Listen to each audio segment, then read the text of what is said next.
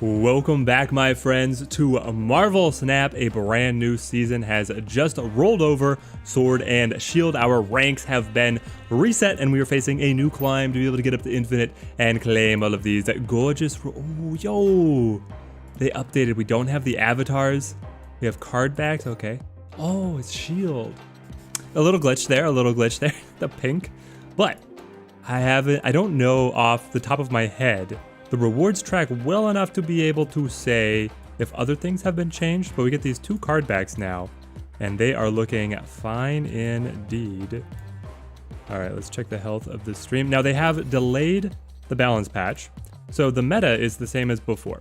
We'll be able to ride what we learned from the meta in the previous season on to victories in this season. And I am looking forward to that.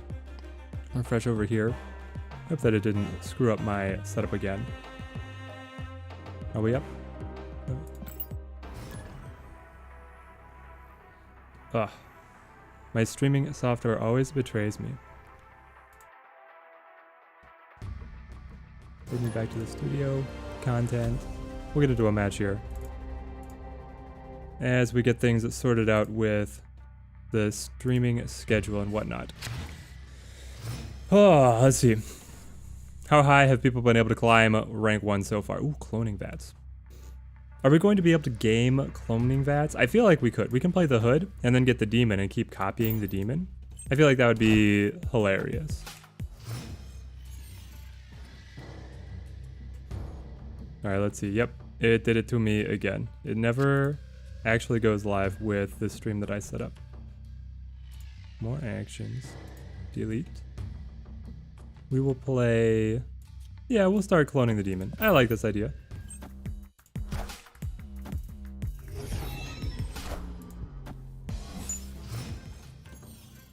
We can keep on playing the demon to get across. Ooh, we also have... Oh, yes. We'll be able to screw up as Invisible Woman. Oh, it's so good. Okay, we'll play this across.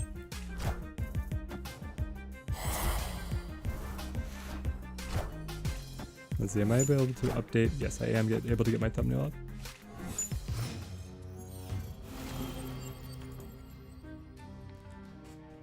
Ooh, do we have anybody that we want to destroy? I feel like, I mean, the copying the demon at cloning vats has done well for us so far. And then, I don't know, we'll go Sunspot. We'll be looking to play Sarah next. Yeah, let's do something like this. There we are.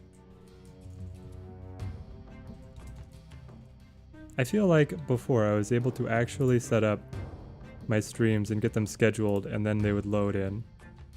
But recently, they've always wanted to overwrite what I have scheduled, which has just been very frustrating.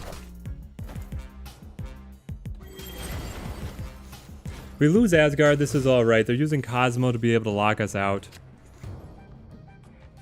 Are we okay with this? I feel like we are still okay. And the opponent retreated. Okay, fantastic. Collect my rewards.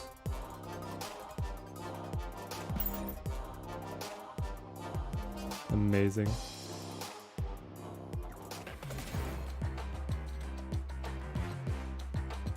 I'm gonna grab these in. Oh, make the opponent retreat. I thought that it was going to be a mission reward. We're full up on our missions as well. Man, we're going to be able to open up so many packs. I love it. All right, and we are into the battle view. Fantastic. Season pass. Hang on. What rewards are here?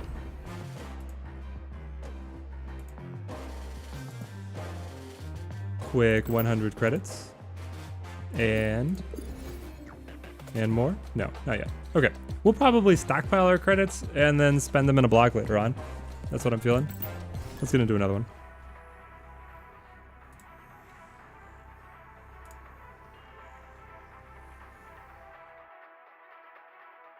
Okay, new season. Sword and Shield.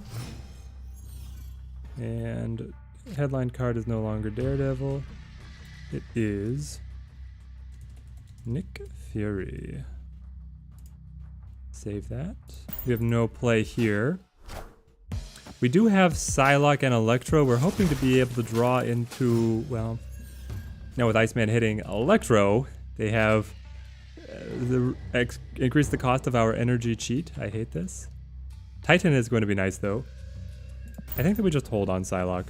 Normally I would want to be able to play him down, but... Ugh. Okay. Losing tempo, but this is alright. It's a deck that's able to make it back.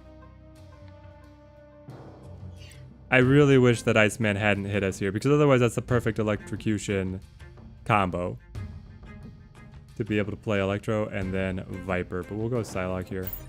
Be able to jump up to 5, we could potentially play Iron Man or Magneto. We'll see what we get.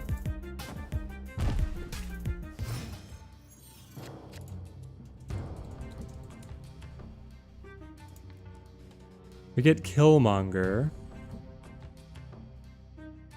I mean, I feel like we just go right into... Magneto would be great to be able to pull somebody away from Mojo World. So maybe we play Iron Man on Mojo World.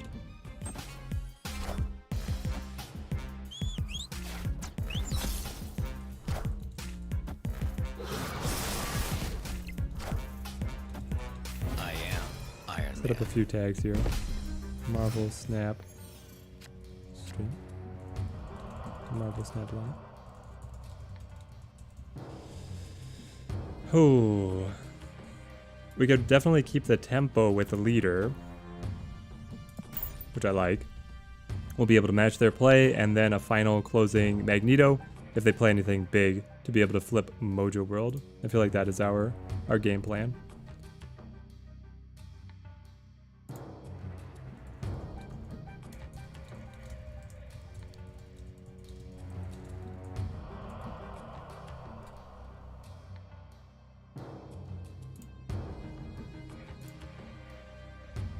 Last stream setup edits.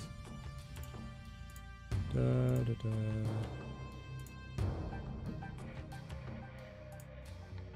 Okay, I think I have it set.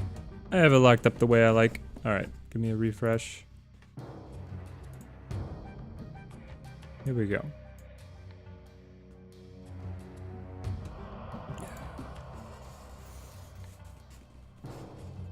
What's the opponent thinking on? What are you wondering? He's already got the shield card back? I guess you only have to play 10 games in the season, right, to be able to get it in. So we get the copied Mr. Sinister and the Sinister clone. Losing out on Titan. Coming into the final turn. It's just Magneto, right? How huge would Killmonger be? I mean, Killmonger would be big because it would kill Yondu and the Sunspot. So that's 10. It's 13-point swing right there. Magneto, on the other hand, is just going to be 12 points and then move a card. Killmonger's actually bigger. And then I can do something like play Viper for, in case of a tie, a little bit of pressure. Does this make any sense? I kind of like it. Oh snap. I think I got him. I think we got him with the Killmonger here. And they play first. So if they play any additional 1 costs, we'll be able to destroy those as well. We don't have any on our side of the board. Lady Sif. Blade. Ooh, another kill. It's so strong.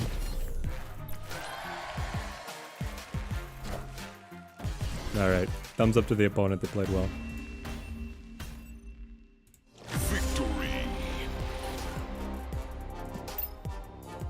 There we go. Alright, the climb is starting off remarkably well for us. Let's get into another.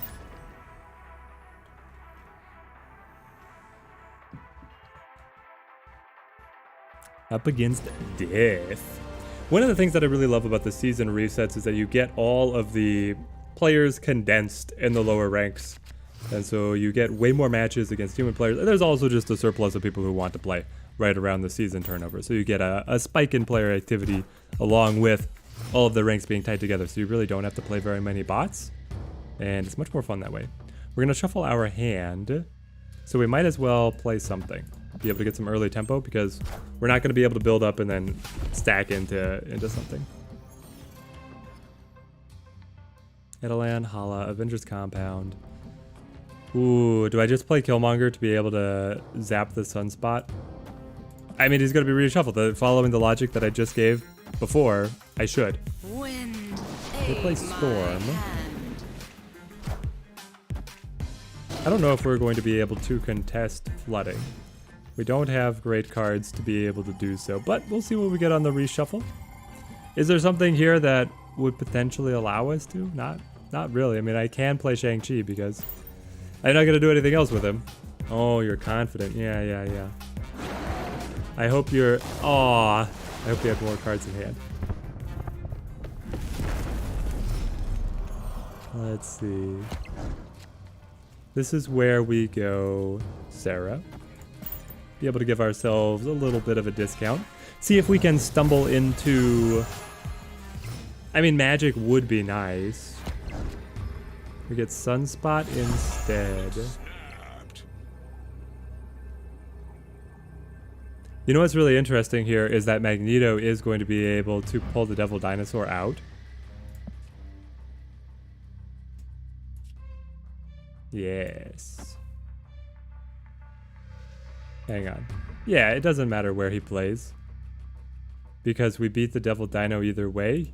He's about to play the Infinite. We're gonna snap. Hit him with the thumbs up. And play the Sunspot. Does he understand what's about to happen? Does he realize? He's gonna flip Infinite. Have the Devil Dinosaur pulled away. Shang-Chi wins Flooded. And then we win Hala as well because we're way bigger than their combo.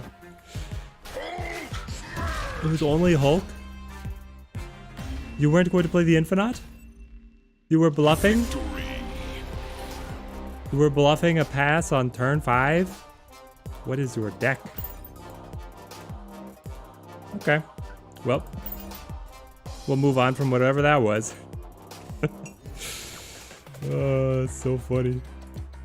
Alright. Grab our mission rewards. We're gonna have just this pile of credits, guys. I love it. We also got the week rollover, and we have a tiny bit of gold. We can buy a mission refill here. Be able to acquire a little more. Alright. I am loving this deck so far. We're going to keep on playing the Electrocution deck. I'm going to keep things moving around a fair bit between what decks we play, and if you guys have suggestions of what you would like to see me play in chat, you can always let me know, and we pick the next deck we can pull in. I've got a collection level about 2,000, so I don't have the complete roster. I can't build every single deck in the game, but I have a fair bit to be able to play around with. Psylocke, Electro, and Sarah. We have drawn all 3 energy cheats that we play. We don't have Wave. And there's the Hood. I'll play the Hood. Be able to give me the Demon. Looking for Viper here. Either to be able to redeem the Hood or electrocute the opponent. We get Shang-Chi instead, hey? Okay. Maybe we do just play Demon for some early tempo. Did the game update Thiago? It did not. The designers put out a statement saying that the patch has been delayed. So we are not going to get the patch for another few weeks. We'll play Psylocke. Though Electro is very interesting to play to Camertage because he would increase our max twice, meaning that we would be able to immediately play Magneto. I just don't want to get locked into only playing one card when we have all these other energy cheats available. But yeah, all the card changes, or all the card values are the same. And the opponent just doesn't want us to have fun with Camertage, I suppose. Fair enough. Fair enough. I think it's just... Well, hang on. I can play Magneto to be able to pull the Cosmo to free up Camertage to then play Leader and get double his cards? I like this idea. Few weeks? Yes, I am serious. You can see the comment if you check the Reddit right now. I think has it on like the front page, the Marvel Snap Reddit. They're still working on trying to fix the black box bug, and it sounded like as they found the fix for that, they created like an additional game-breaking bug. So now they're working on fixing that as well. Let's play Sarah. But we'll see. I mean, hopefully it means that we get a lot of changes and we get them very well thought out. Okay. Hang on. Why?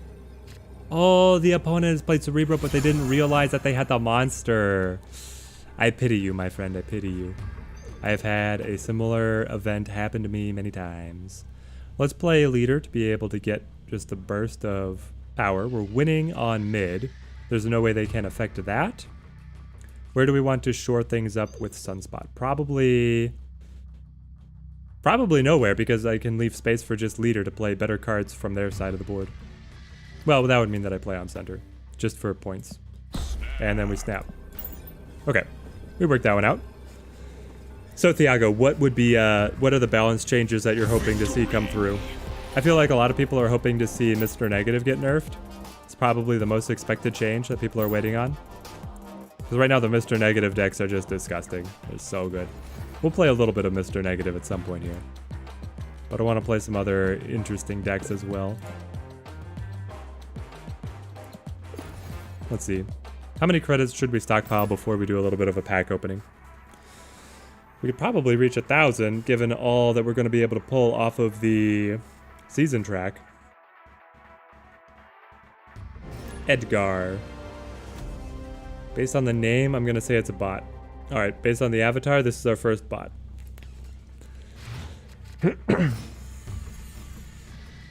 Hood, Electro, Magneto. Onslaught, Citadel. What do we love on Onslaught? We can play Iron Man to great effect, and Sarah. So that is excellent. We'll play the Hood. Get a little bit of early tempo with the Demon. Looking to get Viper. Ooh. Sarah on Onslaught Citadel, guys. All of our cards are going to be free. Let's... Yeah, I'll just go ahead and lean into it. Lean into the plays here. I love having Sunspot early with all the energy cheats that we have, especially with Onslaught Citadel. We're going to be able to funnel so much. And they played their Electro too early. There's no way to be able to stop us. Space Throne. This is good for us? I think it's good for us. I'll just pass. We'll put the energy on the Sunspot here. Should be able to surpass whatever they play as an individual card. They're going to fill up Onslaught Citadel. I mean, I want to take the bot for as many cubes as possible, so we'll snap here. And then, I guess it's just Viper for a little bit of tempo. The early plays here have been kind of slow. We could have played Electro and then used Viper to kick the Electro across, but the way the locations worked out, doing it at Onslaught Citadel feels dangerous for the opponent, filling it up and then blocking our kick. And doing it at any of the other locations give Viper a chance here of kicking the Demon instead. So we were a little bit blocked out there. We'll play Sarah here, Magic to the negative zone, finish off with Magneto. We're in a good spot. Unless they play Killmonger, basically, and kill our enormous Sunspot. That's the one thing that I'm worried about. We'll see if the bot is able to do so. Electra is huge. I wish that I had a way to kill her. But I don't think that we get away. It's -2 on all cards. Okay. So we play Magic. And then... do we just work in Shang-Chi for fun, or do we put more onto Sunspot? I feel like we could just put more onto Sunspot, and I'm fine with this. And then we play Magneto, and we can still put even more onto Sunspot. The Khazar on Onslaught Citadel is actually very strong for them. Very good place. We're ahead now. And we hit Iron Man. Iron Man. Magneto. Yep, we already snapped. Okay, we'll take the bot for all the cubes that they're worth. Add it onto our pile. See how far we were able to climb here on day 1.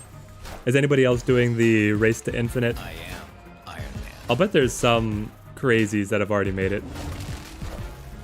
And my Android cards just got black after someone played a card. Waiting for a fix feels bad. Oh yeah, it's like, hey, Marvel Snap is also a memory game, guys. You now have to thumb through your hand and figure out which cards were which. You can only play on BlueStacks. You mean you get the black card bug every time on Android? That's so rough, man. Yeah, I mean, that's unplayable. My Android cards just got black after someone every time after someone plays a card. That's wild. Have you tried, like, I mean, I'm not gonna, I believe you that the bug is really bad and that they do need a fix. Have you tried like uninstalling and reinstalling or clearing the app cache to see if that helped? I feel like that's usually a good soft reset. But then again, I don't need to pretend like I'm a good IT person or I don't have any like miracle fixes. It's just a known issue.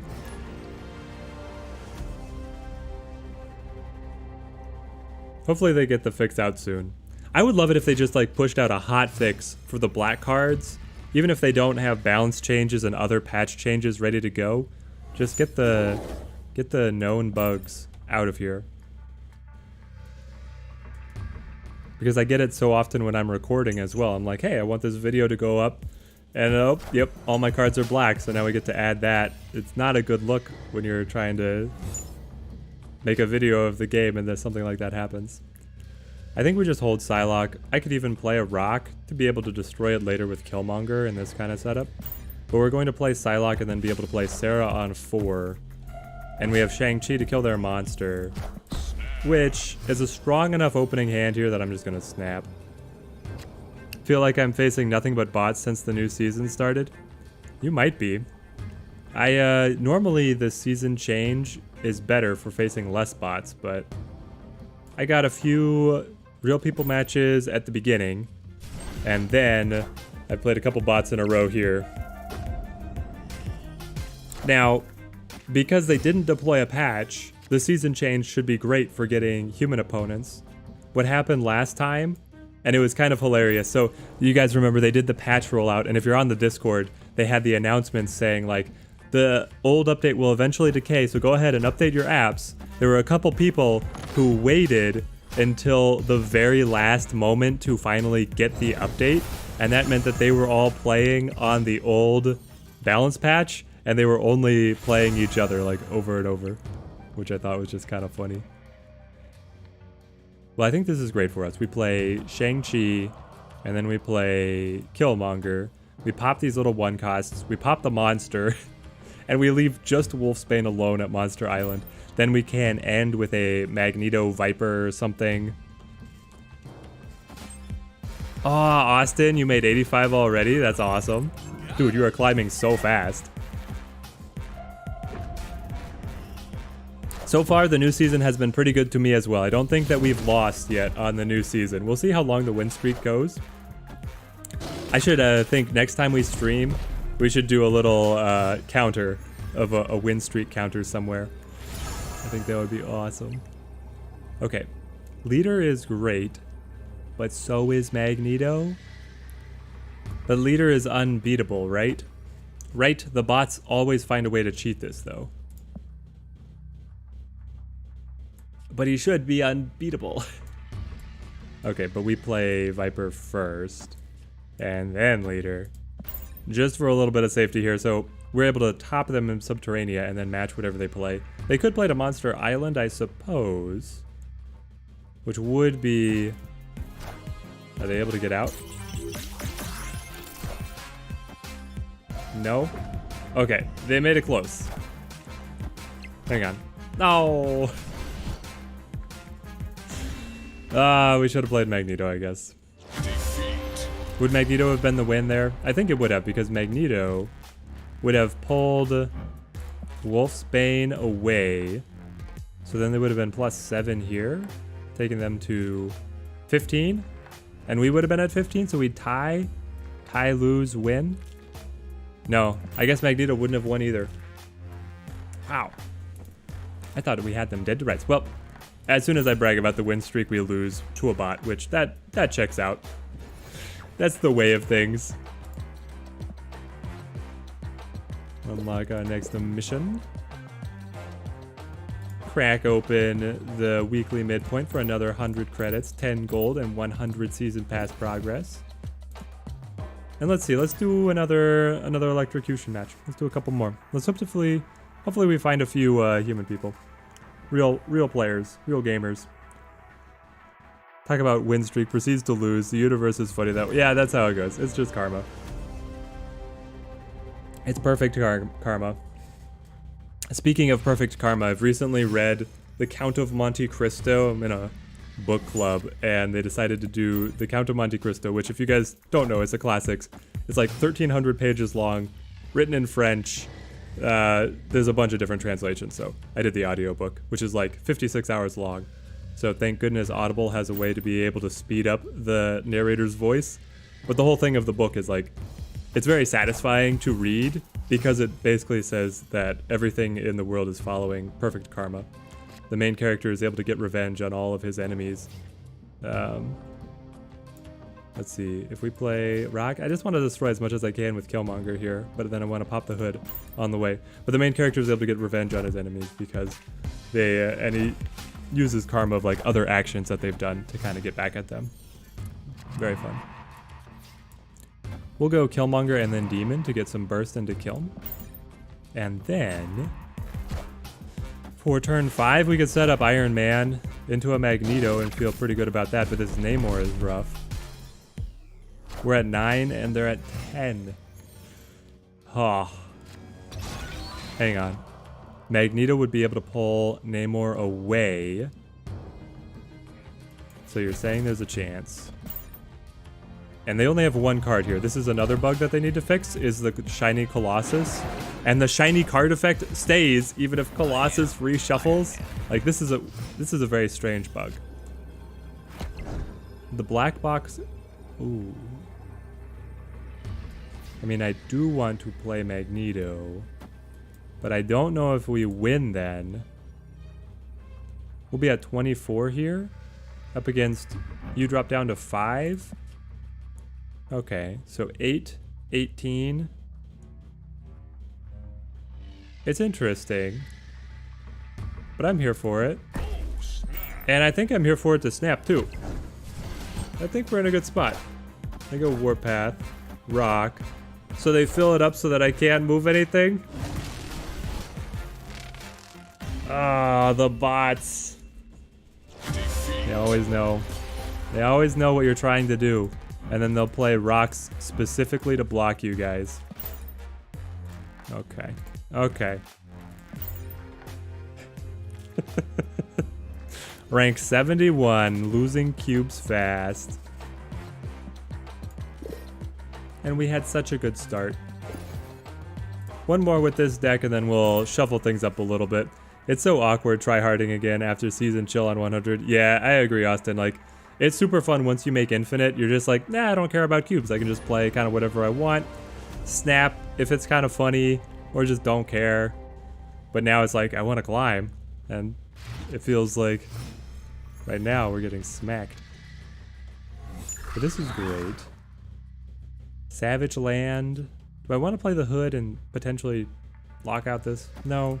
I'm looking for Viper. We're trying to get into Viper here. You like the movie of Monte Cristo? It's funny how he casually drowns the prison wardens on the way. The scene wasn't played out, was so chill. What?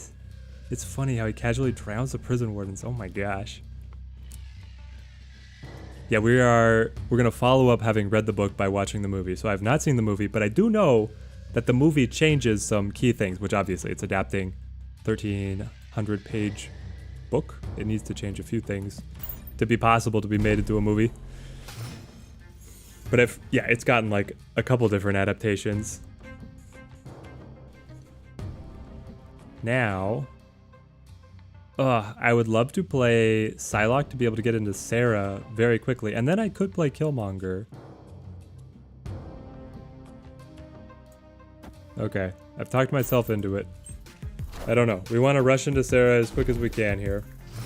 And I love that he's loading up Sunspot because Killmonger is coming out the gate. We'll go to Savage Land. Yeah.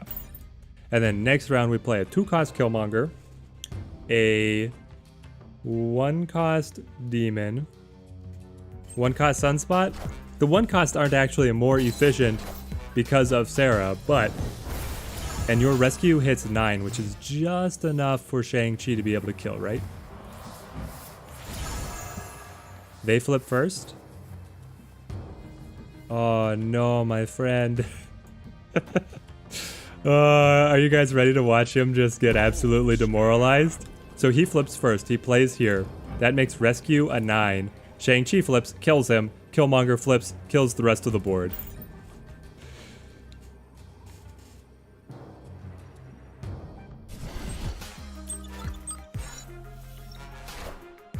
Enchantress shuts down the Sarah. It's okay. I got the value out of Sarah that I wanted. Yellow Jack. No way. That's some kind of insane soul read. Yellow Jacket debuffs the rescue to be just under the Shang-Chi threshold. Are you kidding me?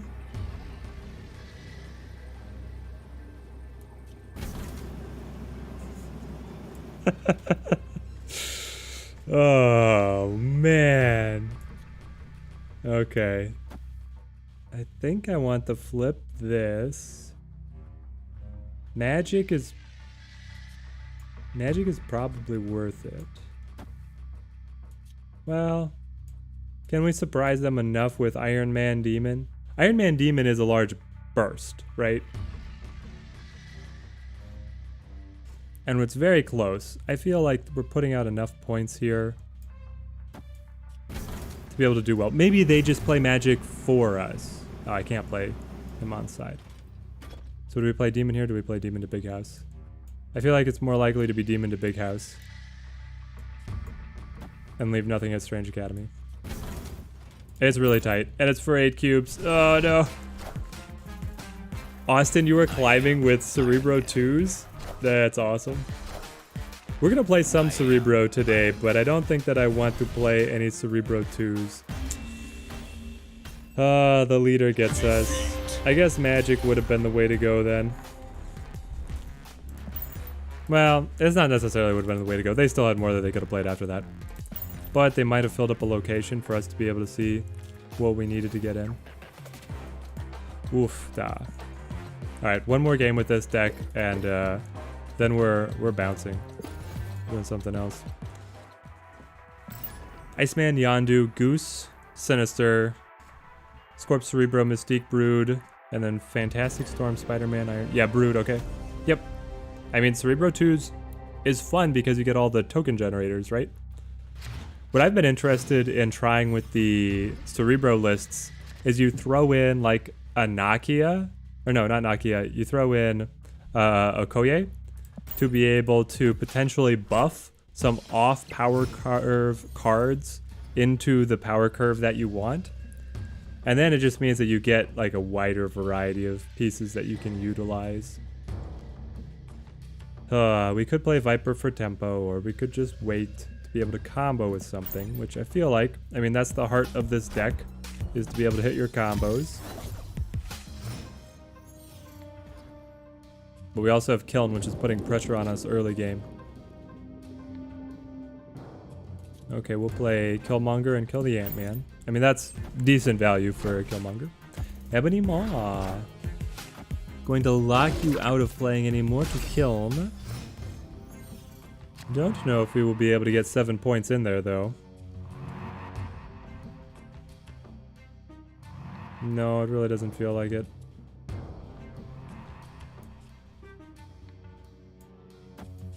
Let's do something like so. Be able to get some energy and some tempo back. I suppose instead of playing the Killmonger, we could have played the... what would it be? I guess it only would have been Psylocke to be able to get into one of these earlier. But now... do we want to go to Leader? Leader would be fun, but if it's a bot, they just won't play, right? I feel like the deck is getting just manhandled by the bots. It's probably Sarah. Get the discount.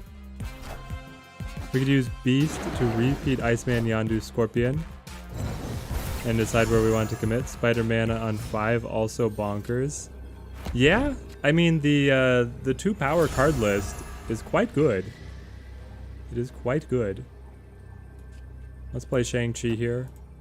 Potentially kill the Devil Dino. If they play something else to the location, we will still... well, they lose the 5 power. Is that too risky? It feels a little risky. Instead... I don't know, we don't have a lot of good options of instead plays.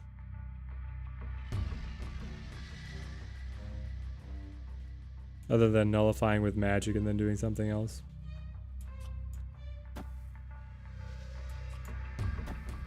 No, that just makes it weaker, doesn't it? We could play Electro over here just for a little bit more. Okay, let's see how it goes. Last game with Electrocution. How does it end up? We got it! Yeah, the bot for some reason didn't play anything. We got 2 gun shy though, guys. We didn't snap. We got burned so many times we didn't snap when we should have. Okay, next deck. I feel like we go into... let's play some Heimdall. Nope, I don't want this. This, there we go.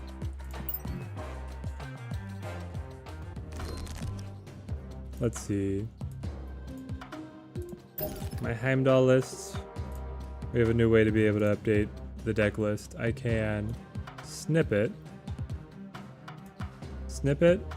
save it, and then automatically overwrite this. And it updates. Hey, sweet. Okay. Do we have so many credits. We can upgrade you. You're in love with decisions to do card backs for rank rewards? Yes, I am in love with the card back rank rewards as well, rather than avatars. Avatars, I could take it or leave it, but the card backs, getting a nice large collection of card backs and having like the right card back for your deck feels a lot more meaningful. It also helps you, yeah, you can just like always label them with the right back that you want. Your opponent gets to see it, so you get to show off some of your bling. It comes together very nicely. I honestly don't want to upgrade Hulkbuster, but I might at some point.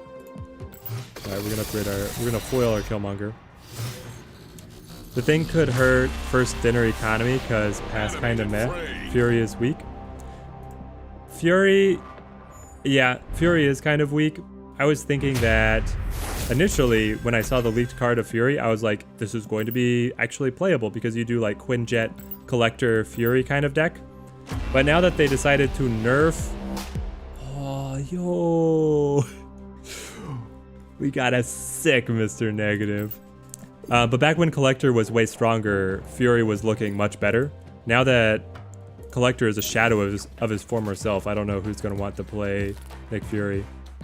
I mean, Quinjet still makes him good, but yeah, I don't know. It's not super hot.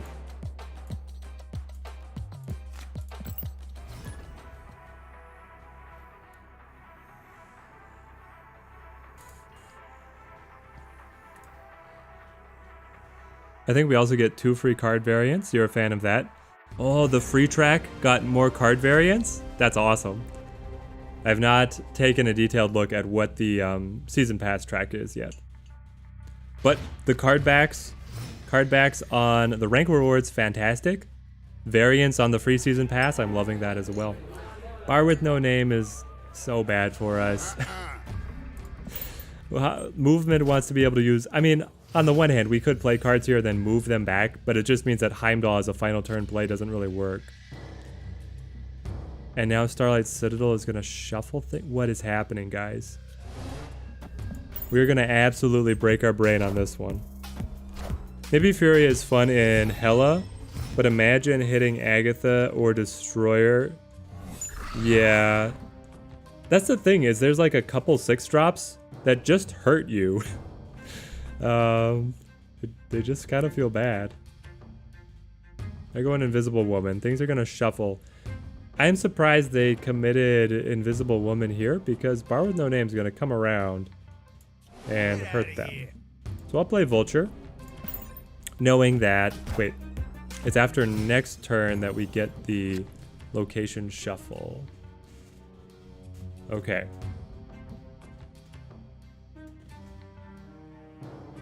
What's the play here? Because Bar with No Name is going to go to one of these random locales. I can reposition Vulture specifically with Doctor Strange. I guess Killmonger is still pretty good. He's going to pop Nova, kill the Raptors, get the Nova buff onto 3 cards. Then we see where Bar with No Name actually ends up. And then, honestly, I could have been playing cards to Bar with No Name. That's what I should have been doing. But I should have played Killmonger to Bar with No Name. That was a bit of a misplay. Mr. Negative plus Invisible Woman? What's the point of Mr. Negative plus Invisible Woman? Is there any rhyme or reason to this? I wouldn't do it. But now I snap because we got saved by Bar with No Name going out here. So saved. And now Heimdall is great because we'll bring them out of Bar with No Name. Unless they have a Cosmo. If they have a Cosmo and then like catch us flat-footed, that'd be kind of funny. But I don't think they will.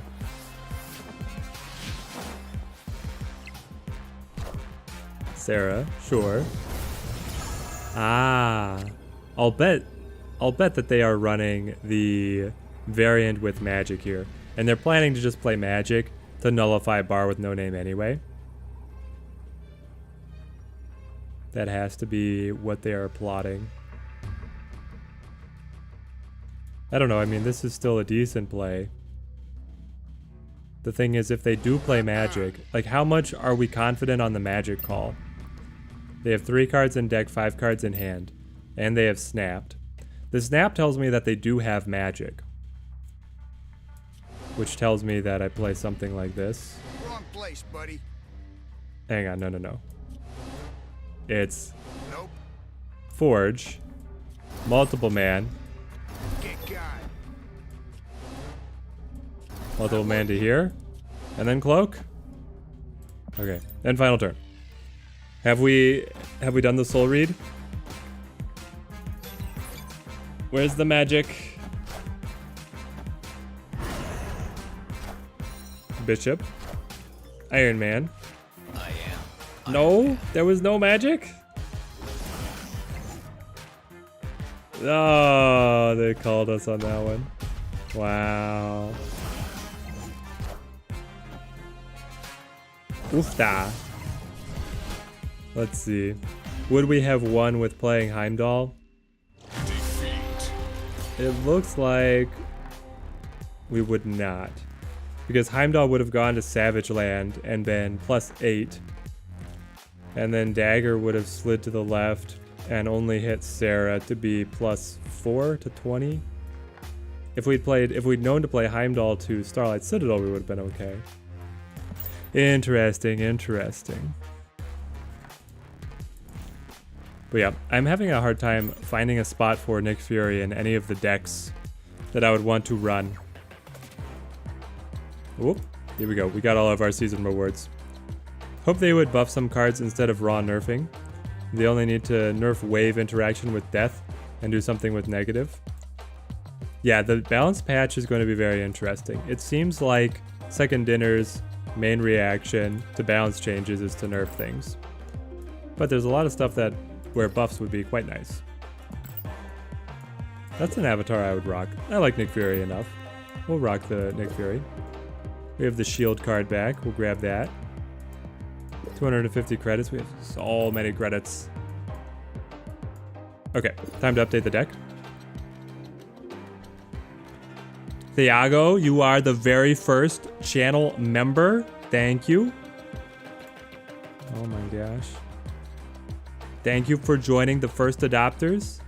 That means a ton to the channel.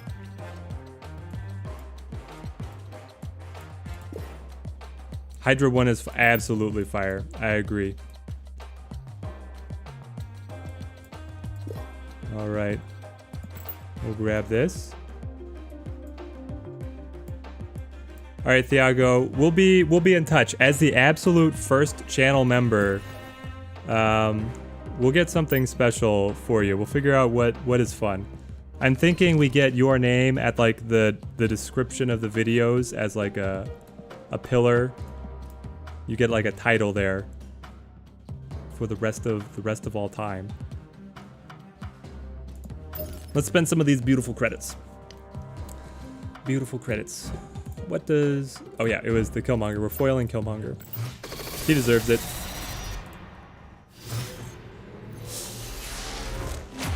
Infinity. We get the Infinity Split. I'm hoping that we get the Smooth Foil. I don't like the Hex Foil nearly as much. Also, we are definitely due for a new card out of this cache. What are we going to be able to pull? Come on! Ooh! Okay. We can spice up a discard list maybe later on in the stream. I like the sound of that. Oh, I got the Hex Foil. Oh well, that's fine, that's fine. Okay, so we'll go Killmonger here. Update him. I just like him better than this variant, guys.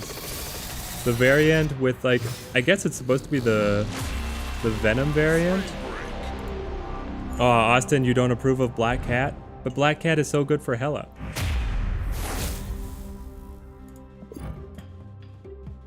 Yeah, swap in the variant.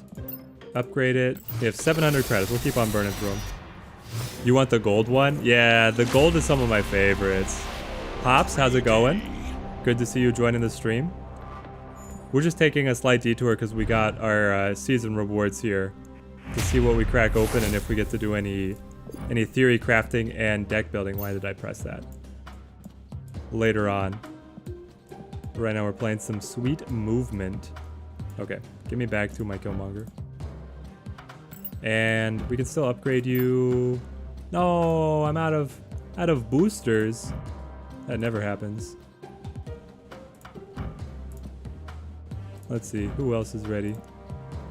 Honestly, the only thing that I need to upgrade is the Hulkbuster. And thoughts on Nick? Well, Pops, I think that Nick is very weak. I initially saw the leaked card of Nick like months ago, right? When they did all the data mining.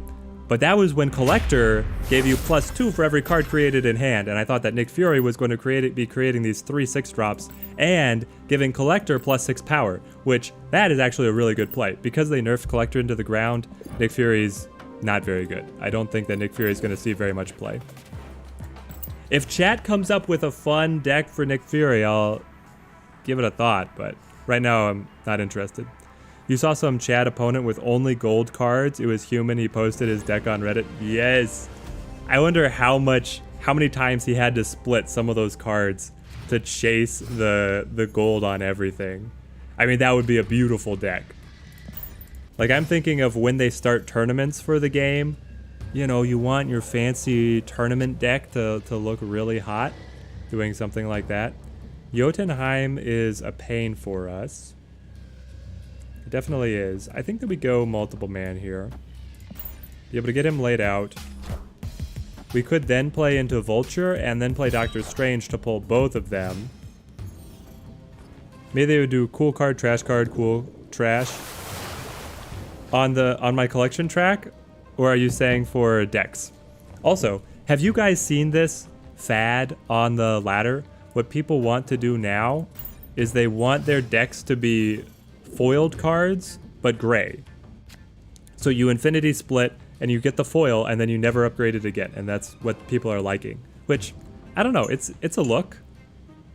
I don't know if it's really what I like, but it's kind of interesting. And then let's play Iron Fist.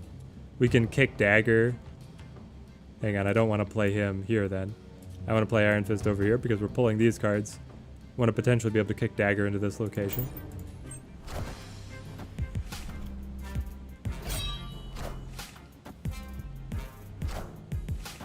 Okay, so time to vacate Lemuria. They got us beat. Man, I'm salty that I don't have Ghost Rider yet. He seems like so much fun.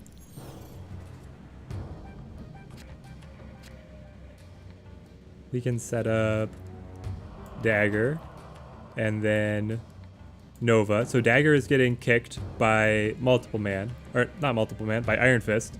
And then I play Nova. We'll play Killmonger to be able to pop the Nova, get the AoE buffs. We'll see how this comes out. You're collecting pixel art variants to do a pixel style disrupt deck? What? You want the pixel art ones, Austin?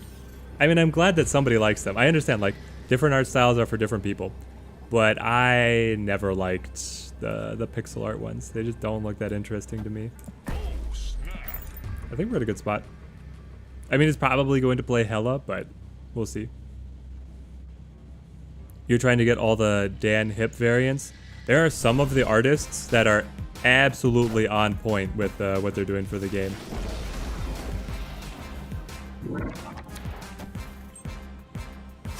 All right, Austin's in on the pixel art. You know, if you could get a complete deck together with the pixel art, I think that it could look pretty good together. But when it's just a one-off, maybe that's why I dislike it, is because I always see it as just a one-off in the decks, like for the bots and stuff, and then it just ends up looking out of place.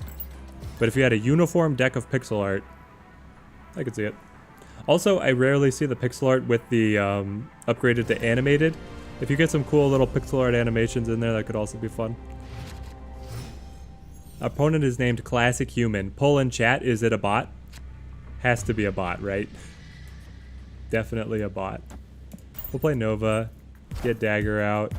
Nidavellir is a little sticky for us because we have Nova that we want to die, Hulkbuster that will then disappear. I'll play Kraven on Mer Island, yes please. Pixel art with foil without upgrading. Okay, so Austin's in on the train. You foil it, you don't upgrade it, and you get the pixel art variants. Alright, I guess it's a thing. We will go... yeah, playing Sentinel. I feel like Classic Human is actually a bot. We'll kick Dagger across.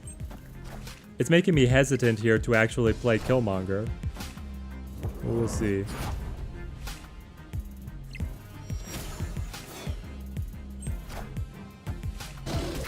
Ah, he's gonna play Killmonger for me. Okay.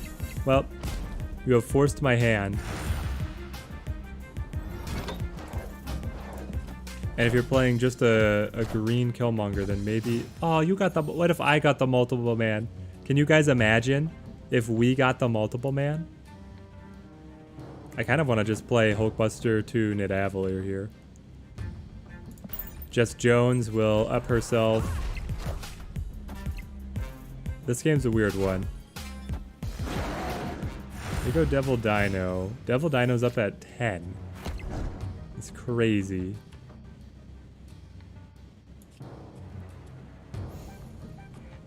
I feel like we play multiple man and then we play Doctor Strange to be able to pull Jess Jones in, just to get more force at Nidavellir. And then I don't know what the finale really is for us because we're losing X-Mansion, and if they top us in Mer Island, it's going to be hard to get around.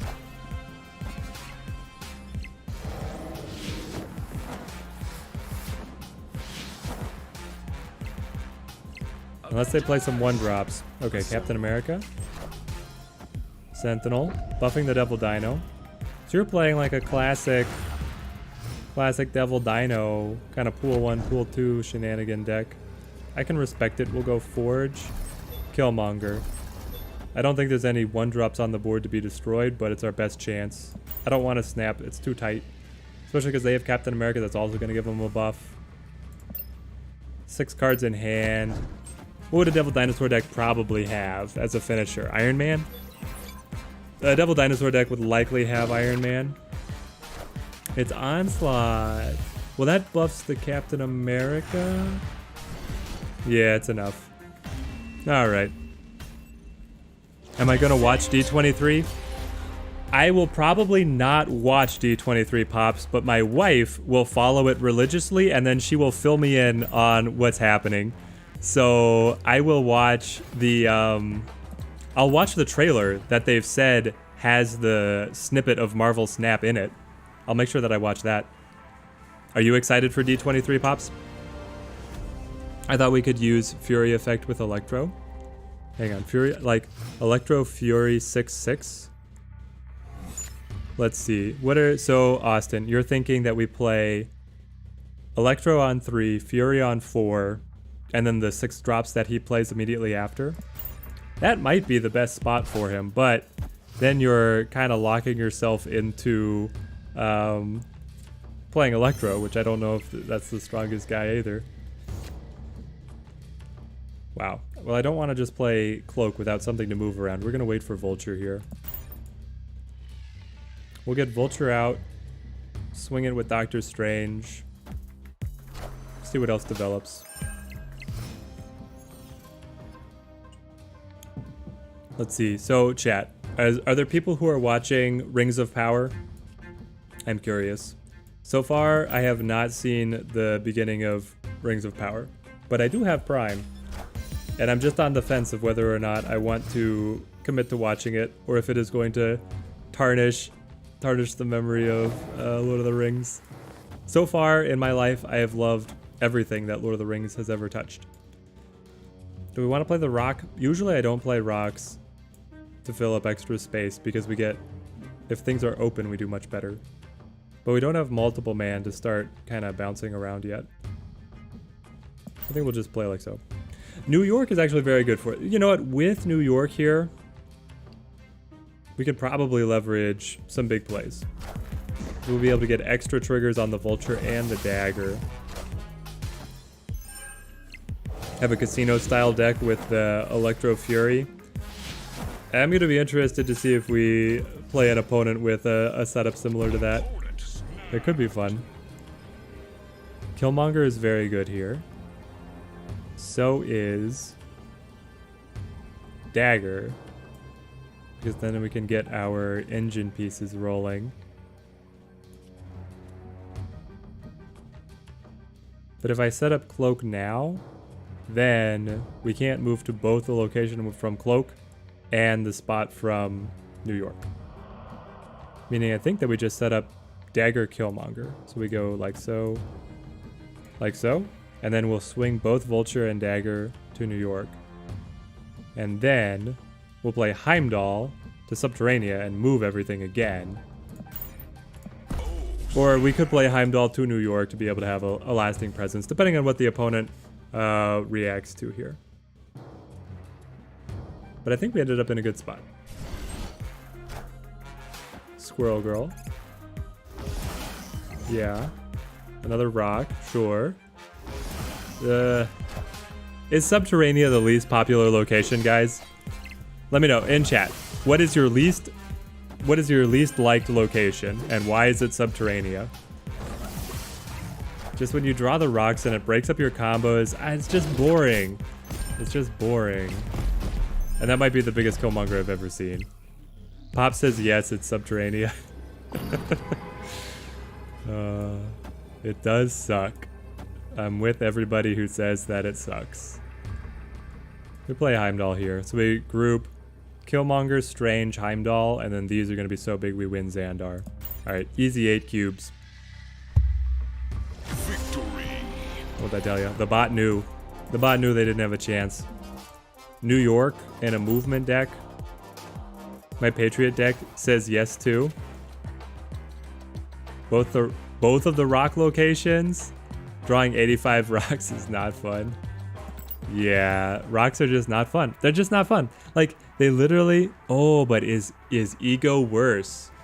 That's interesting. It's hard to say because Ego does appear less often. The rock is so annoying, though. Ego might be worse, but he doesn't appear as often. I love it when Ego commits suicide by like playing the Scarlet Witch to his location and then it turns it off like mid-game. You can get some weird stuff, guys. Okay, we'll set up Forge. Forge into the Multiple Man, into Doctor Strange seems very good for us. A Killmonger to clear the board. Get some space would be fantastic.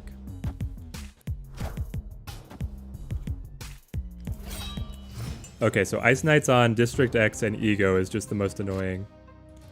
Yeah, Wanda's like, what is Ego? I am a Nexus being.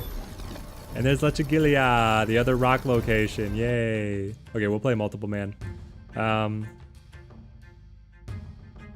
looking at how we combo the rest of stuff, because we'll play Doctor Strange to stretch the Multiple Man, then we want to get into Killmonger to open up board space for our final moves. We'll see how this comes together. Oh, yes! I feel like you play Nova now, because it gives the buff on multiple... Well... Does it really matter? It's more efficient on energy. That's how I'm going to justify it. It's more efficient on energy to pop the Nova now, give the buff, clear the swirls, then we'll go into Doctor Strange and Cloak, probably, and hope to draw Heimdall. Heimdall would be the best draw. Interesting. You were playing an Agatha deck all along. Well, you were able to cheat her out. And there's your beautiful 13 strength Agatha Harkness. Do we have anything that's going to be able to combat Agatha? I don't even know if we do. So let's pull them over to the rock location. 6 strength, multiple men. Get another 12, 16 here.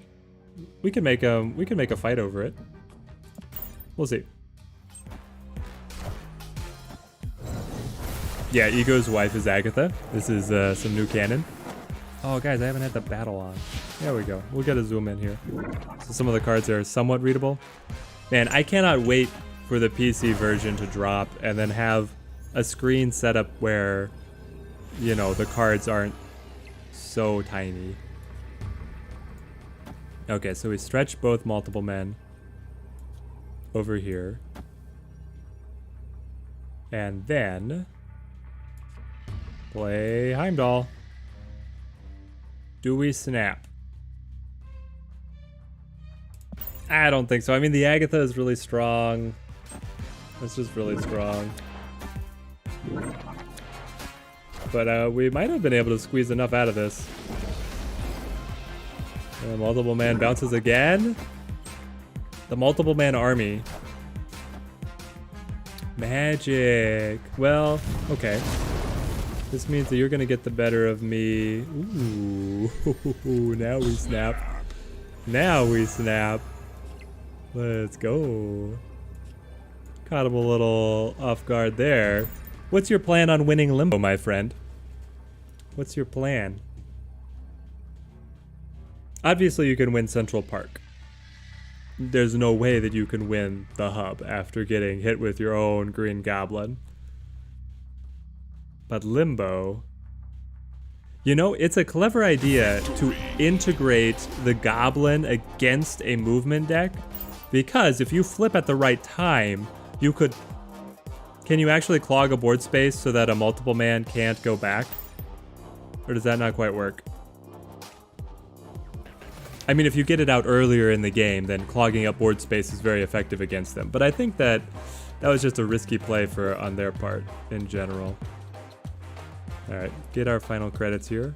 We can't get any more mission refreshes unless we can cash in on the gold. Not yet.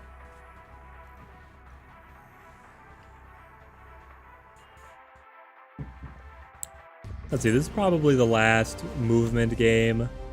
Then I kind of feel like playing my budget bounce deck. I have smashed the bounce archetype together with Zoo, and it's actually really fun and fairly consistent. Like, the deck is better than it deserves to be. We'll see how we do.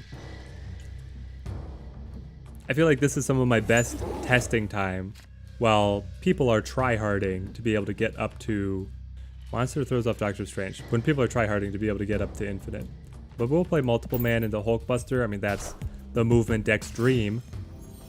Be able to get these guys working together. Why?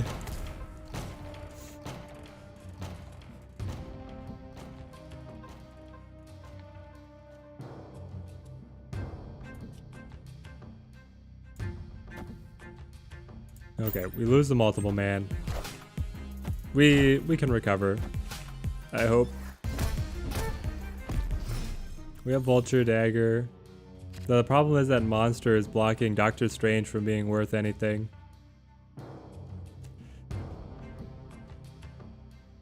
No, Doctor Strange is gonna move Monster. I'll play... Gosh. Okay, we'll do something like...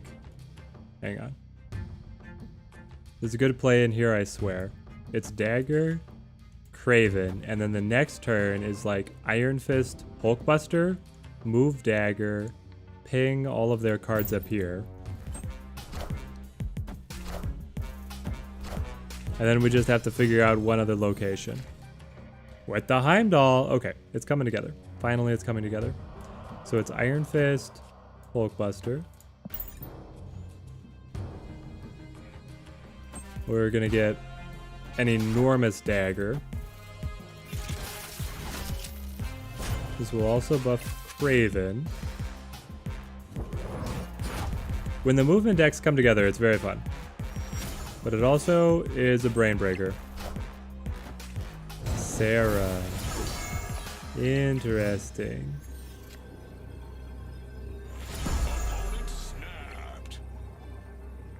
Yeah, I can see why you would snap.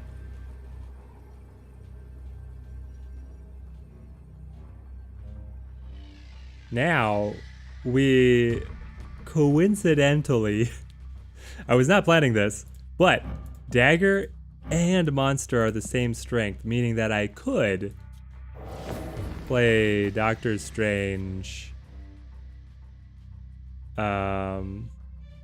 Killmonger. Killmonger will kill the Ant-Man and the Ninja.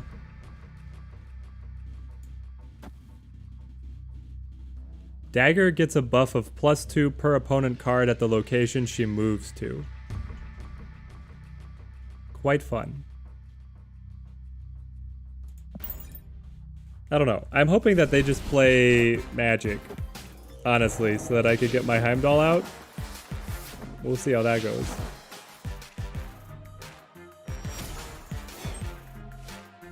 Alright, Dagger's a 13 now. That's a pretty respectable stat line.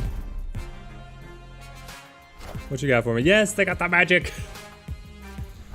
Okay. Magic and Punisher. Sure.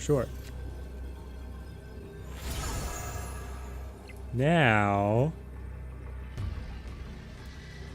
play around this. We'll be able to get all of these to Monster Island. We'll bring Craven in. We consolidate very well, and they want to keep on playing to be able to buff up Angela. Now, they could soul read us. They know that we're playing a movement deck. That's where the mind games, like the layers of mind games, can come in.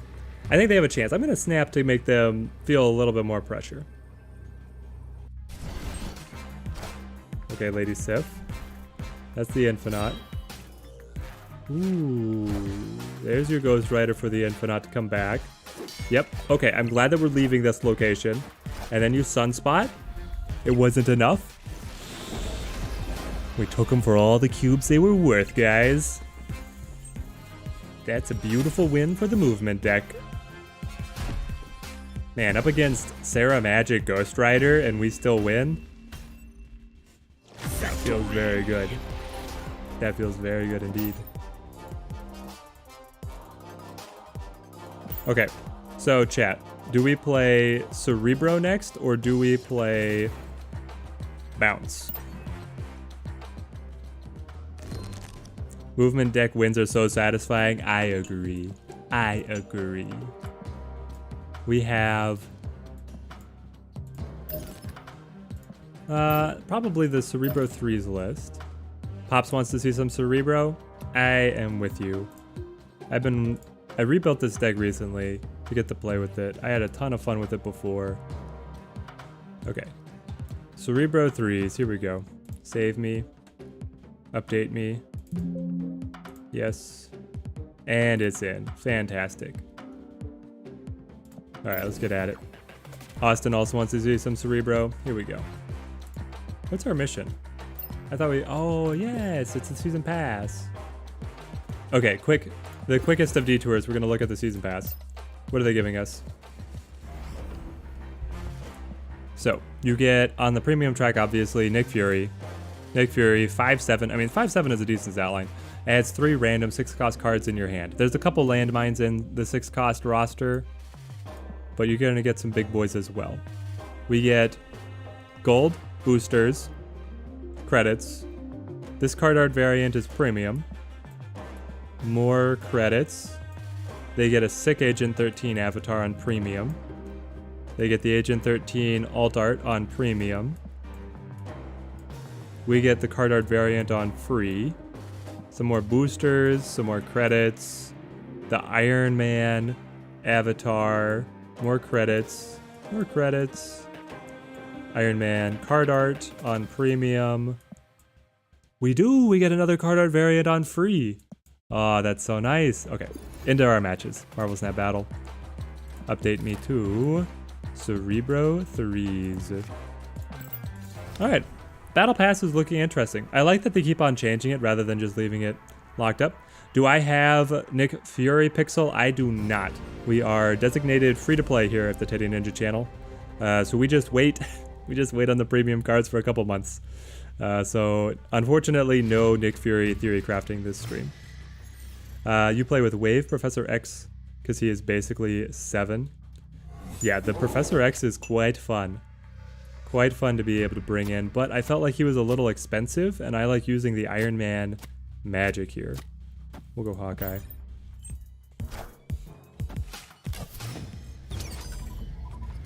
We're seeing so much Monster Island, so it's going to be pretty rotten to play around with the Cerebro list, but we'll do what we can. Let's play Armor to protect the 1-drop, because we do run, hang on, does this list? Yeah, we're running Killmonger. We could run Cosmo here, but I'm liking Killmonger. Monster Island throwing us off immediately is one of the only 2 locations that throws off Cerebro. They've got the Nova. Let's just kill that right now before you buff anything else. Enjoy. Are you gonna play a Venom? Are you like a Venom Zola kind of deck? They might be. They are! Okay, I can respect it. Venom Zola, let me introduce you to Shang-Chi. And a snap. What you got? What you got? I'm quite happy over here with my Shang-Chi counter tech. That's the thing, is like even if Monster Island throws us off, Shang-Chi and Iron Man can play around it. There it is. There it is. And we snapped early enough, we got the 2 cubes. Yes. Okay, so Cerebro still wins even with Monster Island on that first one. Feels pretty good. Now let's see if we get some good actual Cerebro play. You snapped first turn and opponent discarded Hello with Blade and conceded. Oh man. Yep, that's amazing. The Hella deck, very fun. Also, you know, remarkably inconsistent. Subterranea already damaging our opponent. We love to see it. Wakanda. I was going to play Armor to do the exact same thing, but now I don't have to. Let's play Sentinel to repopulate the hand. I would like to get out there with Zero. We can play Zero to Wakanda. And then, I mean, honestly, we could play Armor for no effect. I'd be fine with that because Zero and Hawkeye are only 1-drops. And we'll be able to kill their Rock and their Misty Knight. That's why they're playing the Rock. And we get to clear out these dang squirrels. Okay. So this is our line. Opponent snapped. He's so happy with the Patriot that he's going to be able to get all the Patriot buffs. Little does he know. Guys, he doesn't know. Should we play it now or wait? We probably, like, how many more 1-drops is he gonna play? It's not that many. It can't be that many. I think we play it now, especially with the way our energy curve has worked out. Austin said wait. Alright, I hope we don't regret this. But it does help us with the energy curve side of things. Is the Patriot? Yeah, buff that one squirrel. I hope you feel good about that. Yeah, but we're gonna hold Shang-Chi for sure. Okay, so then... I mean, I do want to get Zero out. I can now play Zero wherever I want. We still have not drawn Cerebro or Iron Man or any of our good cards. I think it's just like knock down the armor. Do you have Mystique? My guess is you're gonna play Mystique here. Yep. Okay. There's our magic, thank goodness. We get to extend things a little. Try and draw into something that's at least moderately useful. Cerebro just chilling in the body. Yeah, Cerebro's... It's like... Because of Subterranea, our deck is diluted. Our chance of drawing what we need is actually pretty low. But, I mean, we'll keep fighting here. Zero has one of the lowest win rates in Snapvat. Really? Zero is that bad? I feel like Zero is fun, though. He's good in specific decks. Okay, Thiago, is Zero the lowest? Do you know what the lowest win ratio is? I haven't actually looked at the stats, so I'm very curious. What does chat think? What does chat think the lowest win ratio card is? 42%? That's so bad. That's so bad. Oh, man. All right, well, we're still playing him.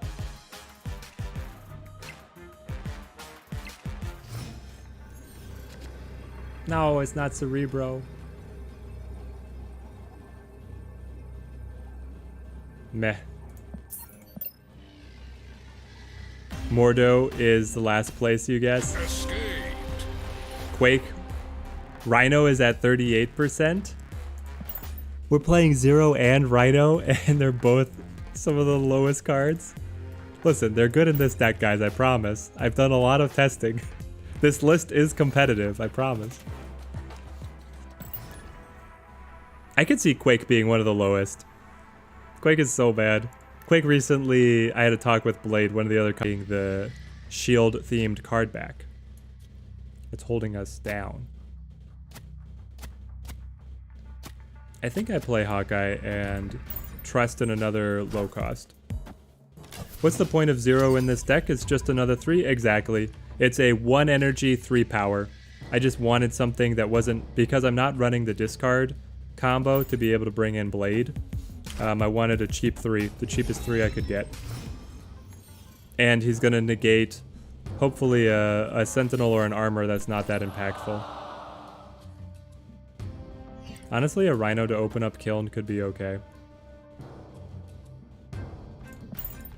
Let's do it.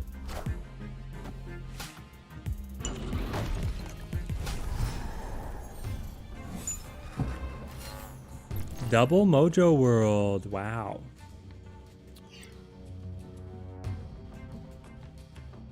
Well, I'd be okay with Zero Killmonger here. Be able to keep our Zero on board. I don't see the Hella deck playing that many 1 costs. But there is something with this tryharding gameplay. When you play on 8 cubes and your heart is freaking out, yeah. This is the game at its best. That's why I can't wait for when they get up to, oh, this is actually quite good for us, being able to play Iron Man Mystique. But do I want to play Magic? I feel like I do. Play Magic here at the Ruins? Or Mojo World?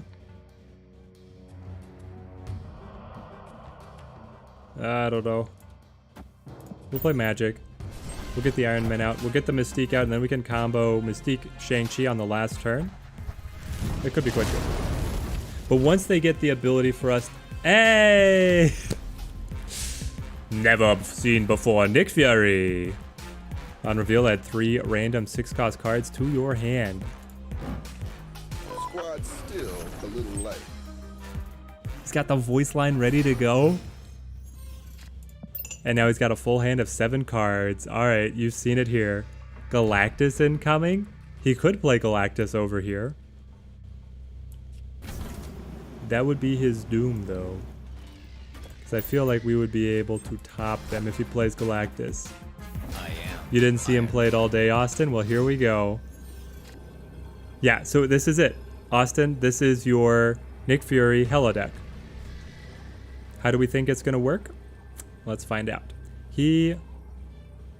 Shang-Chi's not really going to help. But maybe. He's saying Arg. Did he create Agatha or something stupid? What just happened? He created Agatha, guys. I'm sure he created Agatha. We go thumbs up. Thumbs up for Nick Fury. I had a Hela player stay in after he discarded his Hela due to hoping for his Fury. Oh, Fury could create Hela. You're right. You're right. That would be very interesting. They had Thanos. Yo. Yeah, or Destroyer. If Destroyer gets cut and then Hela pulls Destroyer and then wipes the board, that's also hilarious. And you can't control it. There's the Infinite. And there's the Hela. Boo. Well, guys, they got Thanos on the board. Nick Fury for the chance on creating Galactus, and Thanos is actually, that might be his most interesting bit. The big man himself.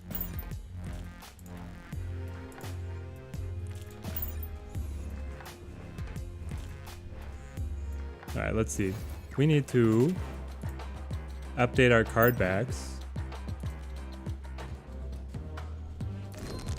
Okay, Cerebro 3s, give me brand new shield card back, thank you. And then, what was it? I've updated you. Hang on, cancel. Bring in the variant. Swap in. Everybody else is good to go. Here we go. This is why we were losing, is we had the wrong card back, guys. That was definitely the situation. And not my own arrogance. 10 wins with 8 cube streak. Ah, it's incredible, Austin. You're gonna hit infinite so fast. Be able to cash out, man.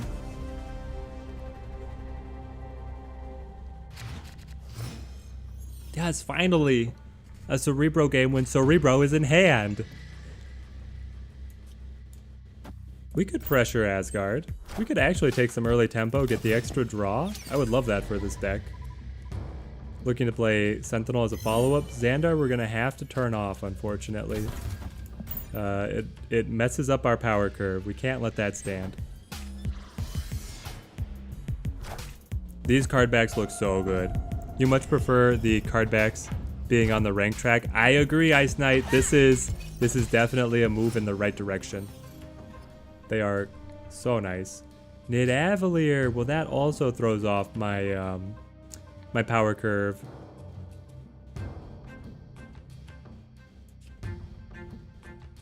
Let's play Cerebro. And then we can get in with a Mystique to be able to copy that. I get this strategy where you push to 80-85 and then it's only bots because there's so many people on the ranks. But because there aren't very many people on the ranks. Interesting. Yeah, I mean, if you want to really rush early, you could probably get away with some crazy stuff. Killmonger feels pretty good here, but we'll set up. Oh, he was able to kill. No, he killed my Hawkeye.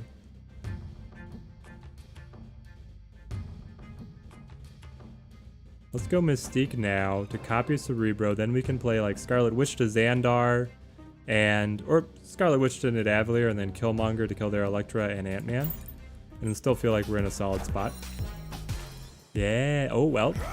Now we're gonna hold Killmonger because they showed Khazar And if Khazar is out, there's going to be a lot more 1-drops incoming. It does give them the draw off of Asgard, but that's fine. I am okay with this. So here is the Scarlet Witch Rhino. Scarlet Witch could burn us, but I hope not. You'd rather play against a real person. Wins feel so much better. I agree, Thiago. If I had an option on the matchmaking to have a longer queue time, but only play real people, I would do it. I would enjoy it way more.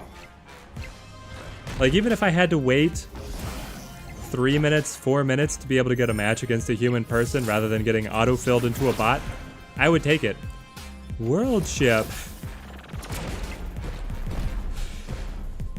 Well, after we saw Nick Fury for the first time, we saw Thanos on the board. Scarlet Witch gave us World Ship. What is happening today, guys? What is happening? World Ship is kind of cool. It's ultra rare. It has like the lowest chance of spawning, I think, of any location. But there we go. We had a World Ship game. And the opponent just retreated because we were ahead. Honestly, I don't know if they should have retreated because we lost our Cerebro. I guess we still had our Mystique, which is kind of funny. I'll play the Rock. I'll play the Rock and probably destroy with Killmonger. I love seeing Cerebro Mystique in hand, though. I see you are a man of culture. You have all 3 drops. Invisible Woman. Is this yet another Hela Nick Fury deck? I would love to play it a couple more times because I feel like it didn't quite get done justice previously. With this hand, I think that we just set up Cerebro Mystique. We magic the Mindscape because I don't want your hand. I need my hand of 3s. Okay, we got yet another rock. Great. Why is Cerebro up at 2? Oh, because all the zeros are 2s. You know what, guys? What if we play a Cerebro Zeros deck? If we draw more rocks and Iron Man, we'll play Cerebro Zeros. We got Iron Man? Do we do it? Do we play Cerebro Zeros if we put down Iron Man and then we get his hand? But then anything I play, I mean, I'd have to play just a rock. I have to basically hope that he has more rocks in hand. I mean, it's so funny. I kind of want to try. Order wrong, but I wanted Mystique on Cerebro. I didn't know I was going to draw Iron Man, guys. I just drew Iron Man. We didn't know that we were going to have him. Do we think that he has collected more rocks in hand to make Cerebro Zeros work? Oh, wait, no. Oh, Mystique pinged the rock. Okay. Then we give up the chase. That does hurt. I guess we were just stupid on that one.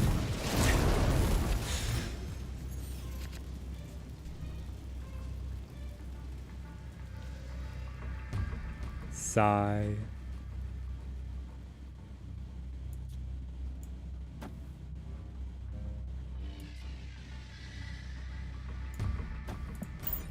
I think he's just gonna play Hela here and win. Okay, if we hadn't have flubbed on the Mystique, it would have been hilarious to try Cerebro Zeros. Austin is taking notes.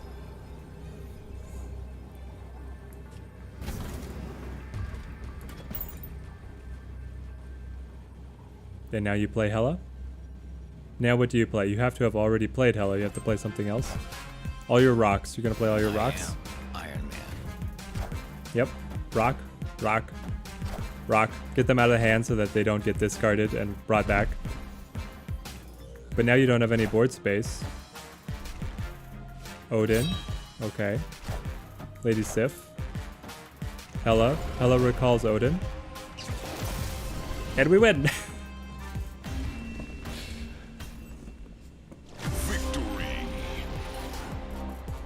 Not sure how that win was possible after we definitely didn't deserve it. We definitely didn't deserve it, but we got it.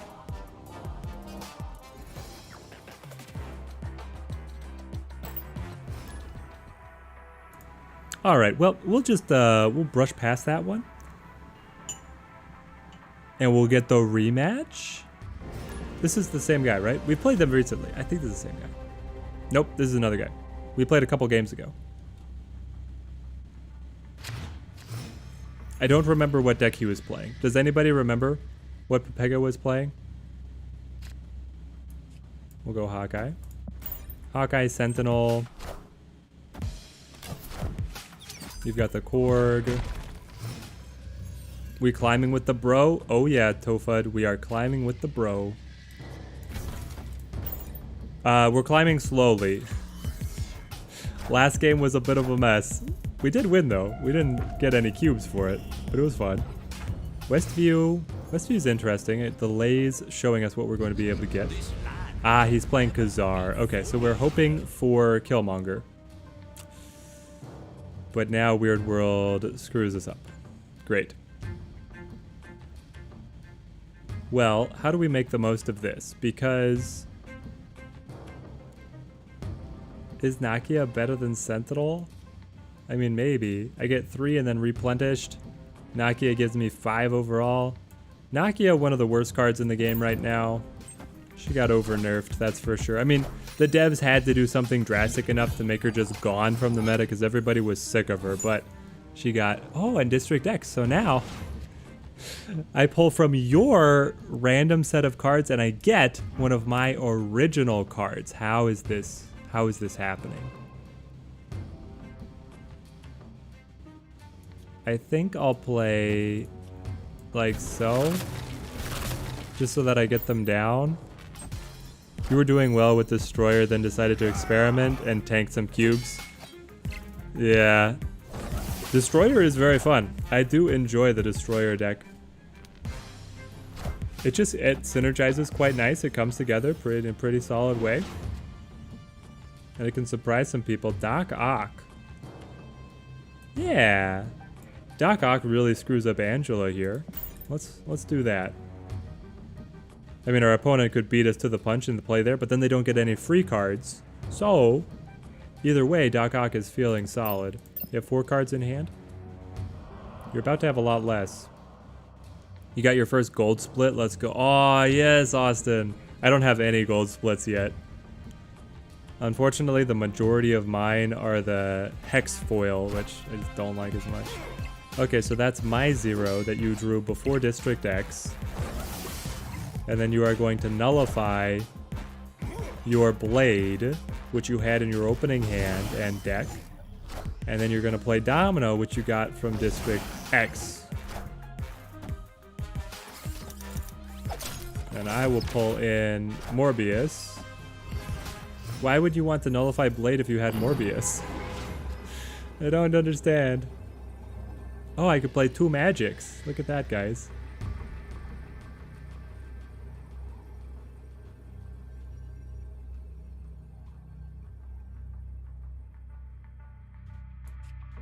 Well, I think it's something like this. Hang on. If they play a magic, I can get Mystique to copy the Iron Man. We tie here. But then we'll hopefully be winning New York by a lot because we're losing Weird World by a lot. I still feel like this is the best power swing that we can get.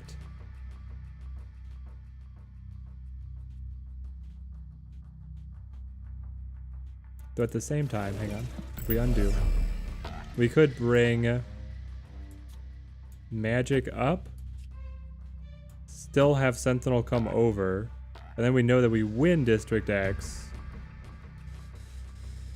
Oh. No, I think we're gonna stick with the burst and try and have more than that. But then they might, with New York, beat us to it. Okay, we're gonna do this and let it. We'll see how things lie. They did bring Bishop over and Blade over. Okay. Ah, the claw. The claw on District X. Oh, man. Give me something useful. Please. No. That wasn't it.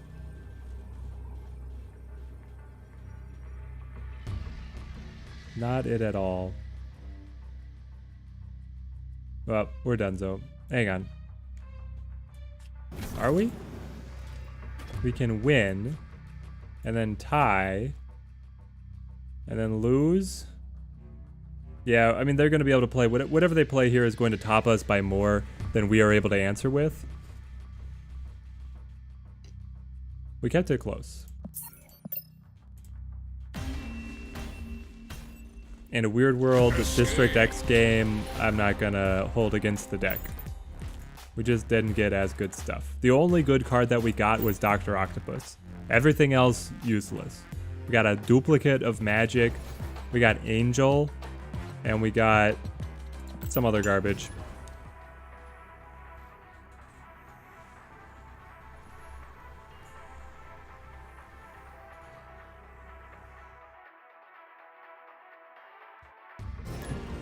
LJB. I play this guy a lot. You always concede on the randoms. Yeah, the randoms just are not as fun to me. When you're not on 100. Yeah. I wish that they were just a little bit more rare. I don't know. At some point they become so rare that then if you're just a casual player, you never see them.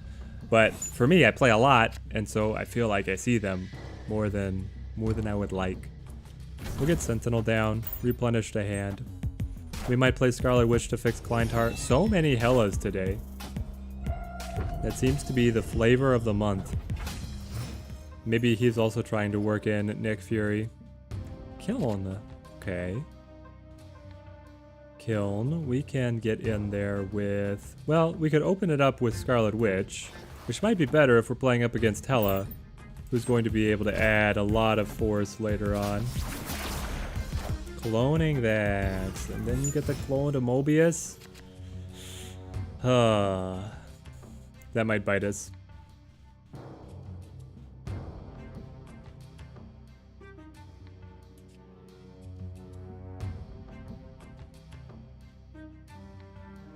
Well, we keep on doing something like this. We're still waiting to be able to get our Cerebro with no Cerebro in hand, no Mystique in hand. We do have Iron Man, but that's kind of it. Ah, they killed the Hela.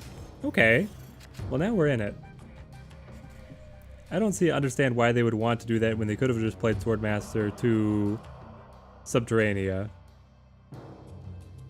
But that's your choice. I'll go Iron Man.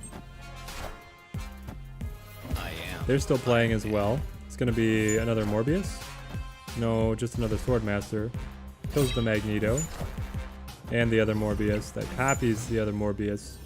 So you've created 3 4-power units at 2 cost price point, which is pretty good. And we created nothing this game.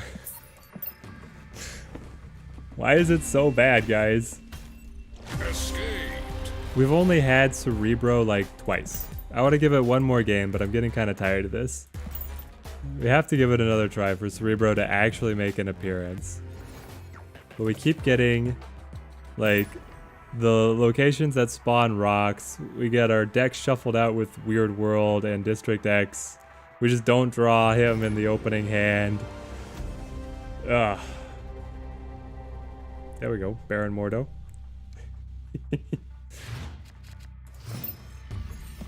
I'll give him the thumbs up.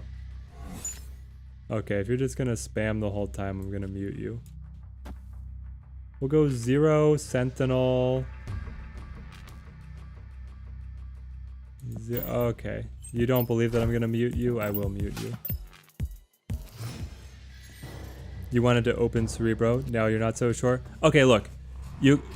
Ice Knight check out my videos on the Cerebro lists. I have Cerebro 3s, 5s, and 6s. They're really good. Just today it is not coming together.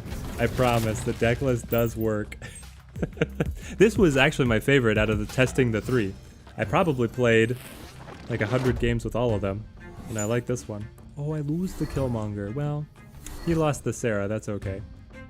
We can get Cerebro in here. Or do we want to hold to be able to see? Nah, I think we play. We'll play and see what comes up.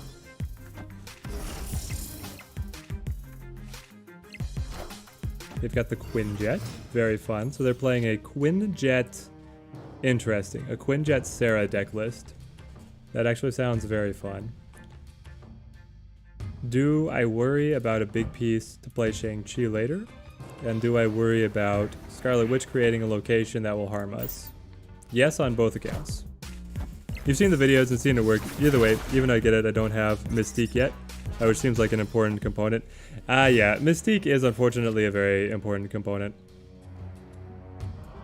She helps things come together. So the opponent played White Queen, which gave them Shang-Chi. I'm gonna play Iron Man. Be able to double our Zero and Squirrel. Wow, that's so impressive, Iron Man. Good job. And then we'll be able to hold Shang-Chi and whatever we draw into for the final play. I am Iron Man. There's the Nick Fury. I still believe in heroes. We'll go Magic. Be able to see what they drop and then hopefully respond with Shang-Chi. I love Nick Fury's got some great animation. The Quinjet Shadow.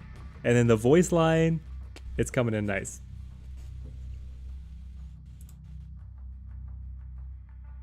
I wonder if their goal is to get voice lines for every single card. Like, guys, do you know, have they said if their goal is to have voice lines for every single card or not? Because every patch, they update a couple cards with new voice lines that were like existing free cards. Okay, you've got Magic. Interesting, interesting. Now, I flipped first, so Shang-Chi is mostly useless. You've got a handful of 6-drops. I guess I'll just show that we got sabotaged by the rocks. Seems kind of weird. Still believe in heroes. Proceeds to pull all villains. I still believe in heroes. Proceeds to blast off into space and not be seen in the MCU for years. You don't know if they get Idris to do Heimdall voice line. Oh, dude, if they can get the real guys to do the voice lines, that'd be amazing. You'd like to see some different voice lines like in Gwent? That would be fun too if they got some... I don't know, would you want a different voice line for a variant card art, or do you just want like them to be on a rotation so that you can hear different stuff? Idris is your man crush? Yeah, I would agree. He's got it going on. The rare Heimdall in a non-movement deck win. Getting some more voice line spice would be quite nice because you play a ton of games with the exact same cards, and so you just get kind of the spam of the same lines over and over, especially on the cards like if you're playing Wolverine in a deck that kills him multiple times, he says the voice line over and over and over. It gets tired. Yeah, I could see Ryan Reynolds being like, yeah, I'll phone in one voice line for a video game.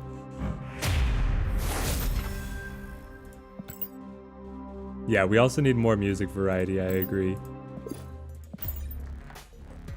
The music, like, burns into your mind. 69 is the only rank, let's be honest here. This was the goal all along, guys. The secret stream goal was to remain at rank 69 for an eternity. Since you try to kill Deadpool, he could also do more than one.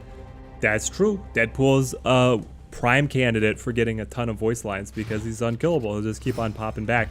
It would actually be awesome if he had, like, what if Ryan Reynolds recorded like 10 voice lines, but they play in sequence, like the same sequence every time, And so like you destroy him once, he says something. On the second time, he says something else. The third time, and then it goes on, and people like keep on crafting decks to try and see how many voice lines he actually made. There's something there, guys. I think there's something there.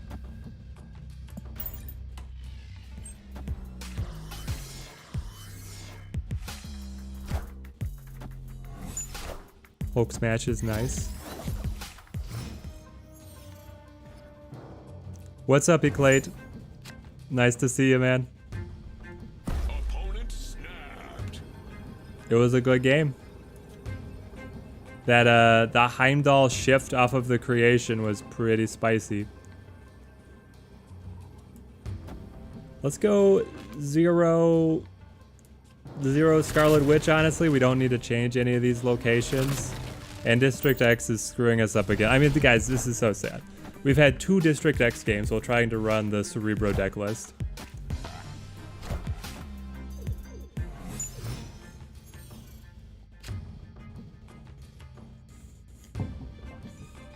Baron Mordo, well, here's the thing. We're not going to be able to draw Cerebro. I'm like, if we get Cerebro, it'd be great because he fits in the 3-cost power line. But I don't have my normal deck anymore. You know what? Here, we'll play him on cloning Vats so that the opponent doesn't get the card. That's the best thing we can do. They need to add location reaction for those District X moments. Yeah. Can I throw up the emoji on District X and it's just sad?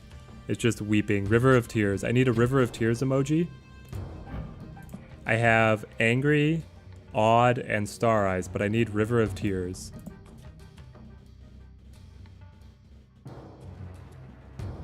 I would just retreat, but we're winning. Why are we winning? And Cosmo's gonna lock us out. I could play the other. Here we go. We'll play the other Baron. You had an idea about boards? We'll try to describe it. What do you mean? Where you get like custom boards? Custom board because what is it? Legends of Runeterra? Legends of Runeterra had great stuff with custom boards. We just play Doctor Doom and pray. I had to make sure to play him on the left because otherwise Cosmo blocks everything. He sure has a lot of 3-power cards too. Yeah. There goes the Taskmaster. Okay. Domino. Yeah, it was just a 3-piece versus a 3-piece list, and neither of us got our Cerebros. Alright, let's see here, Austin. You want every location to have its own art on a 3rd side of the board. Oh. So they would have... effectively, the location art would extend to the lane where you play your cards. That's interesting, because... character emotes would be so cool. Yes, can we please get, instead of just random emojis, they have the license for all of the superheroes. Can we get like Tony Stark's face making some dumb expression? Please, please. Considering how often they pop out locations, that could be hard. That's it, yeah, it would mean that their creation process on locations would be higher. It would mean that. I feel like for boards, they just need to borrow from Legends of Runeterra, where you can purchase a unique board. And so there's like a cutoff here at the midpoint of the board, and then your half looks like Mr. Stark's laboratory. It looks like, you know, locations that aren't necessarily in the game, but would be thematic. And then they get their half, and you just each play to your side. Yeah, I don't care if armor gets zapped, because we don't have Killmonger right now. It would be like in Card Wars series and Adventure Time. It could be something like that. Personally, I prefer them to be working on the cards. Put more time on the cards than the locations. They play Sunspot. What do we want to do? Because Hawkeye cannot play to Hellfire Club, and I would rather not play to Electrocution. So I think we just play to Mirror Dimension, and then we see what we draw. We could play Shang-Chi, sure, but it's not going to be great. Wave.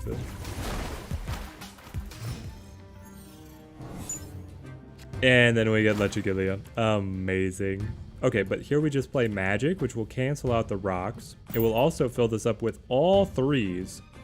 And then they're going to play a big card, hopefully to Hellfire Club or this Electrocution. We'll kill it with Shang-Chi.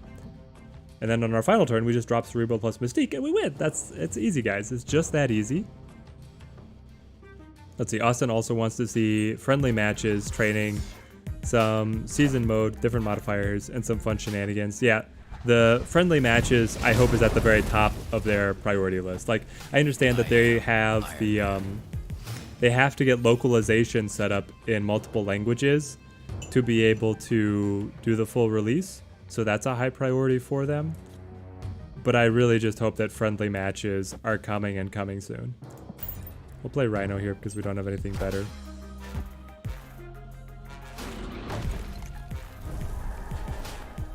Flip Jubilee. And then pull. Okay, here it is, guys. How? Oh, no. We got time. We got time.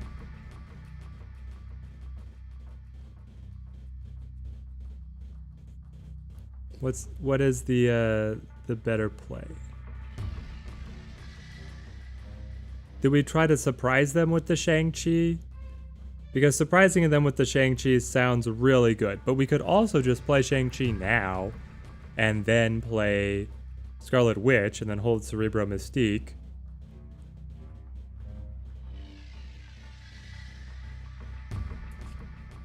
I don't know, surprising them with it just sounds so much fun. I don't even know if they have enough to keep up in Limbo.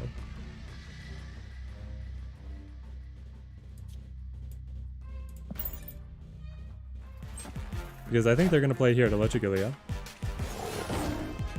They get the Tiger Spirit. Interesting. Surprise with Shang-Chi? Yeah. I think that is the stronger play. And I mean, we're up to 28 here. 28 mid, which is nothing to sneer at. We go Shang-Chi and then Scarlet Witch. So if they do surpass us in Limbo with a big play, the opponent has snapped. You must understand, I am playing Shang-Chi. You stack 0 power and showing not complete on the location. Sorry for the spam emote earlier. You were just so stoked you were facing one of your favorite streamers. You were just watching before playing the game? That's awesome, man. I mean, it's totally fine. That's why the mute is there. I enjoy doing the emote exchange with a human player before the game because we see the bots so often. And it was a great match. Are you having good luck with Nick Fury, Eclate? Where do you think Nick Fury is going to end up in the meta? Do you think that you found like the solid deck for him? Or are there some things that you're still trying to try? Cerebro is definitely top 1 deck to do a +8. Yeah. It surprises so many people that it actually comes together to be competitive.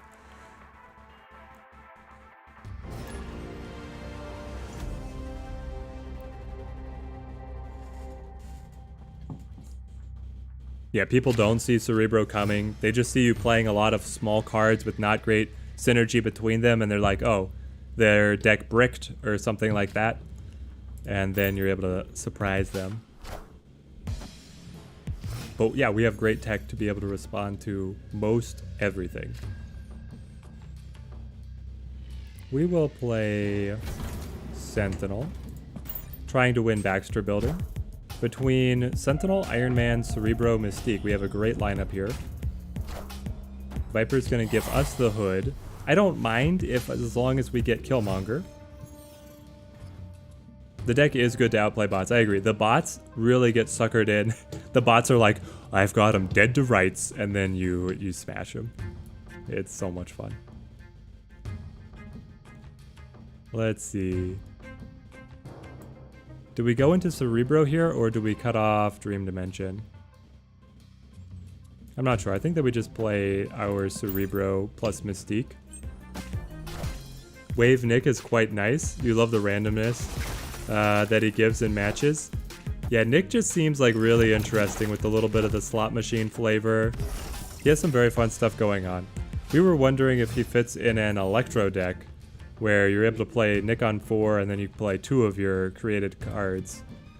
But then it seems like you have plenty of times where the cards that he creates just burn you.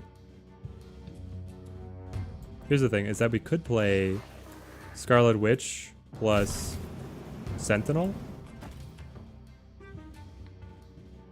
Opponent snapped. And then that lets us play... Oh, Iceman hit Magic, so we're not going to be able to play Magic. Okay, undo this. We're going to go with Mystique then, to be able to copy the Cerebro. Okay.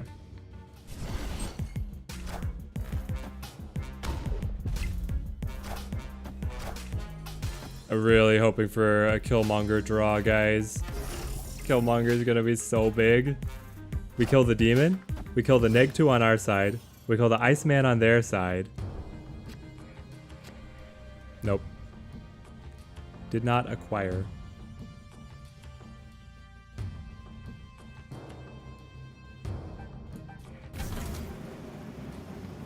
I don't know what the best play is. It might just be turning Baxter Building off. So they're not getting the buff. I don't think we're going to be able to take it away from them.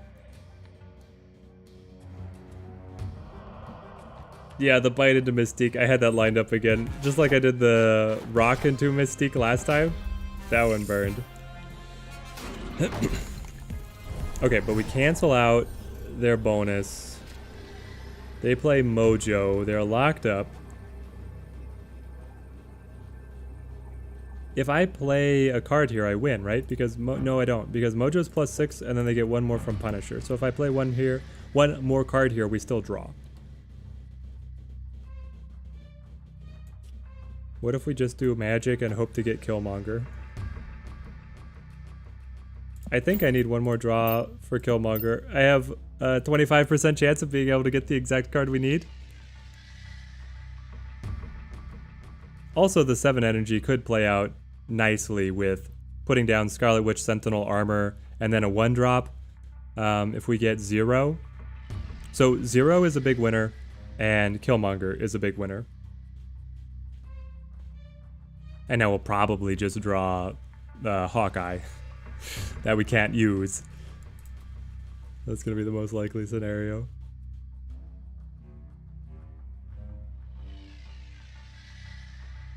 Opponent is thinking. Do we snap? No, we need to see what his play is. Spider-Woman. Alright, so you're going hard on mid here. Giving me neg 3. I want to take things into the turn 7. And I get Shang-Chi. Well, Shang-Chi, you don't kill Mojo. You don't kill Punisher. I don't think you are good enough. So instead...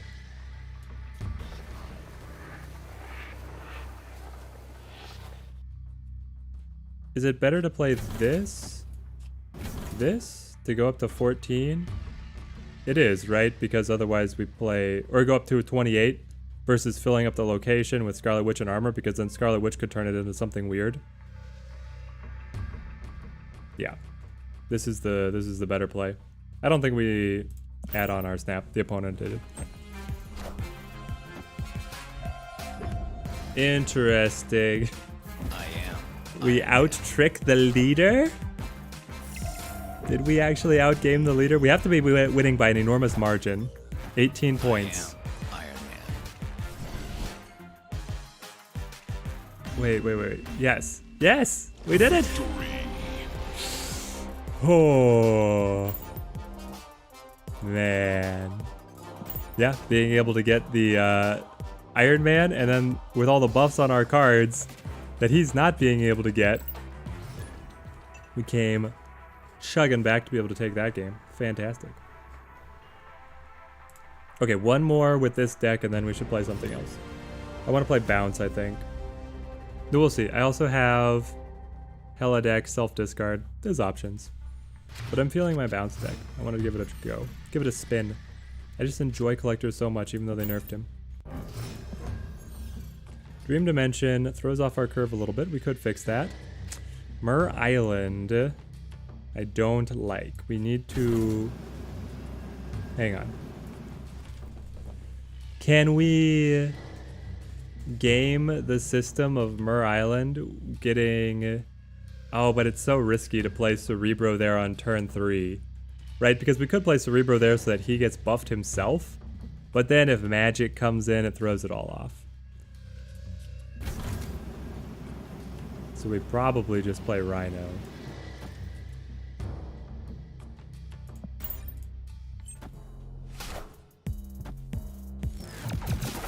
Okay, Widow's Bite. But we could play Rhino to turn it off at the exact right time, which is now, because we get the Widow's Bite and Cerebro stacking, and Monster Island's gonna screw it up anyway. Fair enough. So it's Widow's Bite here. And then... and then I just want to play as many cards as possible to get the buffs, but we don't care about Cerebro, because there's only a +2. And I'll turn off the Sentinel, I don't mind. That's probably one of the least impactful abilities to get cancelled by 0.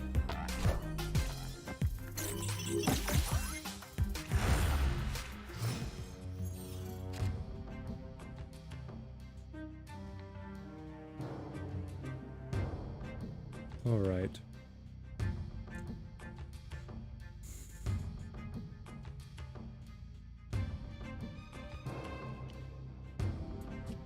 Is it just a...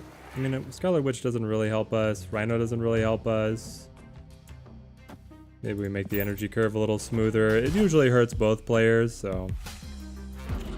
You remember in the trailer they showed Hulk bouncing off the sides of the screen when he was played. Is that effect gained from splitting the card, or am I just having an episode? Yeah, I feel like there's some... So... You are supposed to be able to get more effects. I think it's just something that they're thinking of adding, or maybe they felt like it was too loud and they wanted to tone it down. Because when you hit the infinite split, they had said you were going to get an additional animation, but you don't. So, I don't know. Can anyone else in chat confirm or deny? And do we want to play Magic? We have... If we get Iron Man, if we get Shang-Chi, we're still going to be good on Monster Island. We're able to keep up with them over here. Yeah, let's just play the Magic.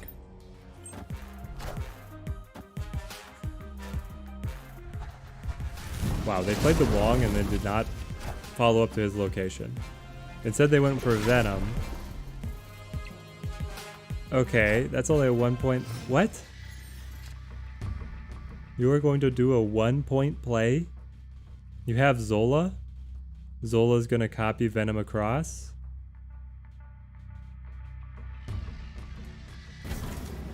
I feel like it has to mean that you have Zola here.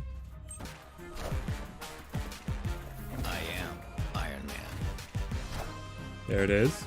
Zola destroys. Copy, copy. Eats Angela. And then he's gonna eat everything at Limbo. If I can draw Shang-Chi. Come on. Let's see him. 4 cards in deck. Oh, he even does it twice because of the Wong. That's amazing. Opponent snapped. Yep. I'll see ya. 1 cube. Okay, well, we'll put Cerebro to rest. It wasn't the best block of Cerebro games because we kept getting hit with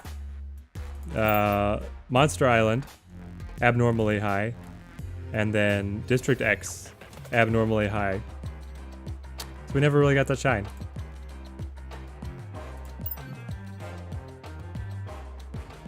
Let's see, let's switch it up. Ooh, do we want to play Miss Negative? Jane Foster, Mr. Negative? That would be great. Or Bouncy. We've got time to do some of both, so we'll keep it going. No, Bouncy.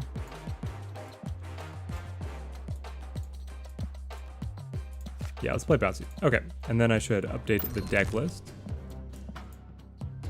So this is one of my recent budget deck exploits. We're comboing Beast, Bounce, Collector with Zoo. And it's better than it deserves to be. I thought it was going to be relatively weak, but it comes together quite nicely and is very consistent.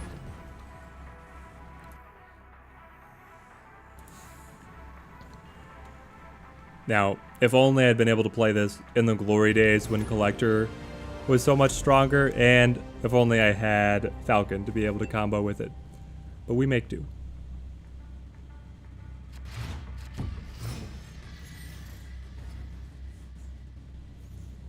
So many rocks. Let's play Hood. Then we'll set up Collector. I could have waited on the Hood because he does empower the Collector. I guess I should have played Korg. Alright, we're just warming up. It's fine. Devil Dino. We'll see if Devil Dino comes out through. Devil Dino is like the one flex slot I'm not sure what to do with in the deck. What do you guys think? Because we could also be playing Shang-Chi. We could also be playing like an Iron Man. The idea with Devil Dino was that because I have the Hood and Agent 13, you can potentially still have a large hand size, but all my cards are so cheap, it doesn't usually happen. It's a little inconsistent. Let's get Agent 13 down to be able to see what she's going to create, and let's get the rock into their deck as early as possible. And then we'll kill their Ant-Man with our Electra. That feels like a very strong swing to me, because it'll still leave an open spot to be able to get to where we need to be. If we draw Beast, we can play it here. Though really we want to be able to combo Beast when we have Bishop or Angela on the field. Like, our main carries are Bishop and Angela, and we don't have either of them yet. But there's Beast. I like it. Crimson Cosmos makes this a little sticky. But I think I want to play Beast now. And I want to be able to get the demon down before the cost increase comes through. Playing Korg in a rock location should have a special effect instead. He plays 2 rocks in the opponent's deck instead. That would be awesome. Some unique location synergies with cards. That would be quite fun. Beast is such a monstrous card. It lets you get repeats on reveal effects. And he's an energy cheat because he discounts the cards.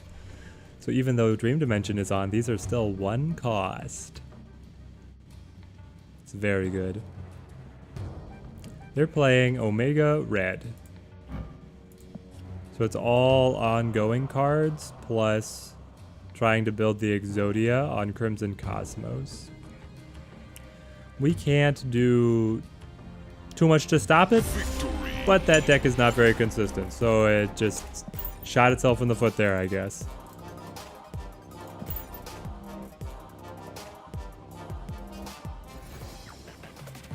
Ooh, win matches. Don't mind if I do. Grab that. Do we get any rewards? We get 2 rewards. Ah, the 100 gold. I love it. We can turn this into credits. 200 more credits. Then we might as well go back to our missions. Purchase a refill. And that will get us to the midweek point, which will fuel us with even more credits. And then, once we have all that, we might be able to open a new card. Wouldn't that be amazing? All this influx of credits, and I don't think... we haven't really been able to get anything out of the caches. It's alright. We'll recover at some point. We'll have a string of good luck eventually. It's what every gambler says before losing their fortune. Guys, the gambling chart is clear. All you stand to lose is all your money, but you stand to gain even more than all your money. It's great. It's a great deal. Washington, D.C. is very good for us. All 1-drops, hey. Iceman opening is nasty. We've got the Quicksilver. I wish that you could get a battle log at the end of a match to be able to see, like, did the opponent actually draw the rock from Korg? what did Iceman hit, because otherwise it's so hidden. It's hard to be able to quantify how useful these guys are. But let's do something like this, and then we'll bounce them nice and early. You missed 16 cards, including Thor, to full pool of 3. Wow, Austin, you are so close to locking it up. That's awesome. I am only at rank, or only at collection level 2000 right now. We could actually fight for Hala with this beast, allowing us to reposition a number of pieces. Let's do it. I'm down to potentially punish them here. But yeah, I feel like in my collection, I've already pulled most of the weaker pool 3 cards, so I'm just really excited about what we're able to get. I guess we got Black Cat today, which for a Hela deck is fine. It's not the most exciting. I'm still waiting to be able to get, like, the deck that I really want to build is Red Skull, Typhoid Mary, Venom. You just play big stuff, and then you cancel out their negative effects with, like, 0 and stuff. That's what I'm looking forward to. Let's get... I don't want to play the neg 2 to Hala when we are scraping over it. We definitely play Electro to get the kill on Angel, because we know that can come through. I want to see what Agent 13 will produce.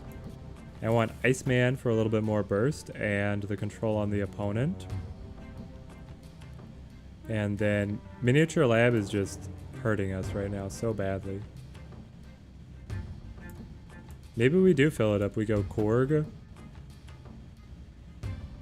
We're gonna be locked out here, guys. This is nuts. Oh, they played 1. Jubilee, what's she gonna pull? Please. White Tiger? White Tiger gets the buff from Washington, D.C.? It's not fair. Alright, looks like we're sacking Washington, D.C.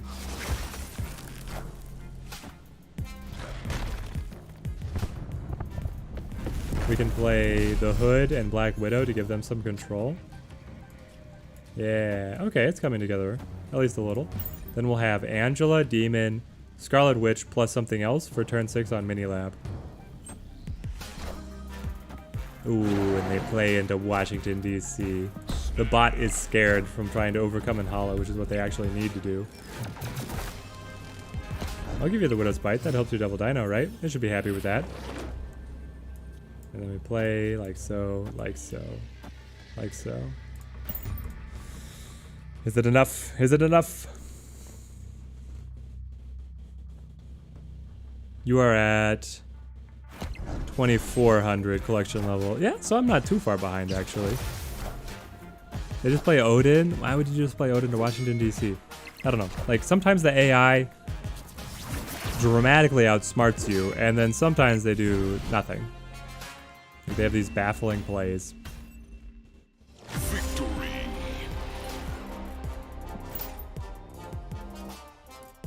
Austin, you're also full free to play. I love to hear it.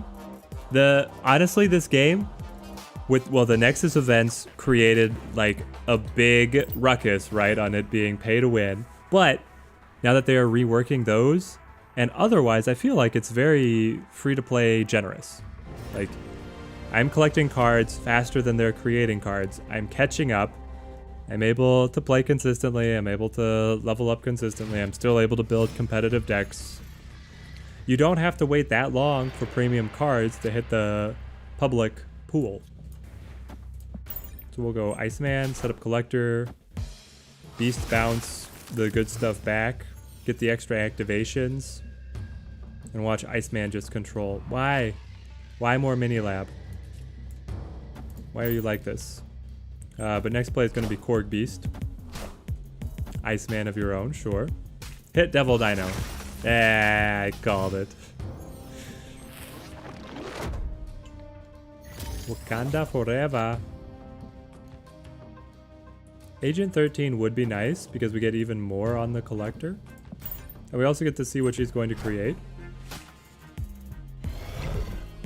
You don't allow yourself to donate in games. If you pay once, you will pay twice, etc., etc. Once the door is opened, it can never be shut. Yeah, I mean, what they want you to do is just set up your battle pass and just consistently purchase the battle pass, right? After turn 4, move all the cards. So I kind of want to hold on to Angela. But then we're really not playing very much this turn. But if I just play Angela over here, I don't get that much out of it. But we are going to go Agent 13 and Iceman, that's for sure. The question is, do I want to go like Korg? Cerebro will just kick it to the mini lab. Might as well play it because we have the energy. We don't have Sunspot to be able to absorb extra energy. So here we go.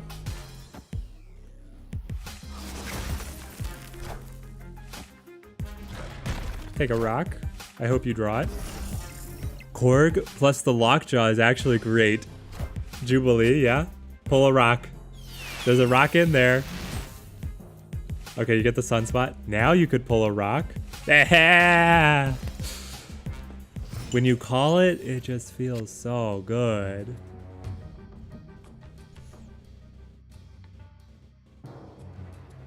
The Bifrost activated, but Mini Lab specifically says added, so Cerebro was not able to move to the side.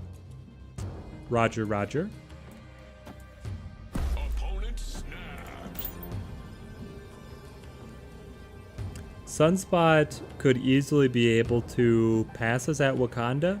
The surprise to him will be if we draw Khazar, because bounce decks do not usually run Khazar. He has Infinite. Yeah, he's got the Infinite. Okay, well, with the Infinite, we just retreat. We'll be a good sport. Give him the thumbs up. Hello? Game? Froze on me. No! What is going on?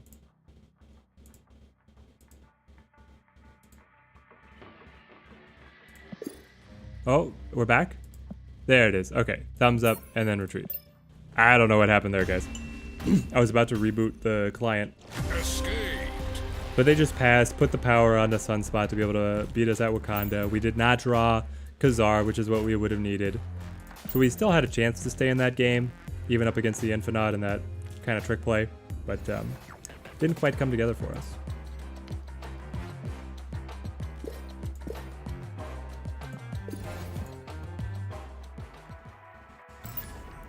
I should add Falcon to not brick yourself like that. Yep. As soon as I open up Falcon Pulp, we're going to bring him in. Because doing the full bounce is going to be so much better. I just don't have the Falcon yet. I want to be able to run Falcon and Human Torch and Iron Fist for like the true bounce list. But those are all pool 3s that I don't have. Austin is like, if you're not paying, you are the product. Indeed. I mean, there's a ring of truth in it. We get Limbo. The game plays Magic for us. We get the turn 7. So we're in it for the long haul. Electra would have loved to flip second there. X-Mansion will give us a rando. We can play Angela, get her going.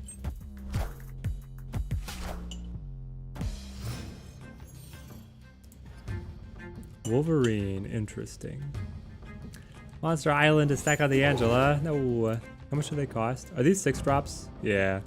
So if we beast this monster back, it's going to be very expensive. Let's play Collector, Agent 13. I don't know what lane I want to necessarily bounce right now. Because we also don't know what X-Mansion is going to spawn. Get a multiple man. Multiple man is not going to help me. I'm not a movement deck anymore. You got Jane Foster. I don't think they got any cards out of it, but we get a Sunspot. That's actually very nice for us. We'll play Black Widow. And the hood. Put the extra energy onto Sunspot. I would like to be able to draw Beast. I was recently watching like some clips of Beast on YouTube from the comics or the cartoon shows, and he is hilarious. Let's get Bishop in here. Hang on, do we want just Bishop? Bishop on Limbo, maybe? Bishop on Limbo sounds pretty good, and then I could play... I want to leave things a little bit ambiguous. Put the demon here.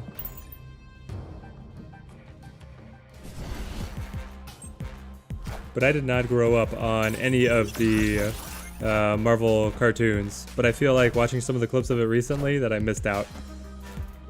They looked like they were fun shows. Come on. Khazar. Is Khazar enough to lift us, elevate us out of the mire? I mean, I feel like it's pretty good here. We'll play Khazar, be able to get even more on the Sunspot.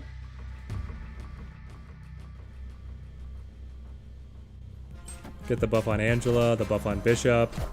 It's just buffs everywhere.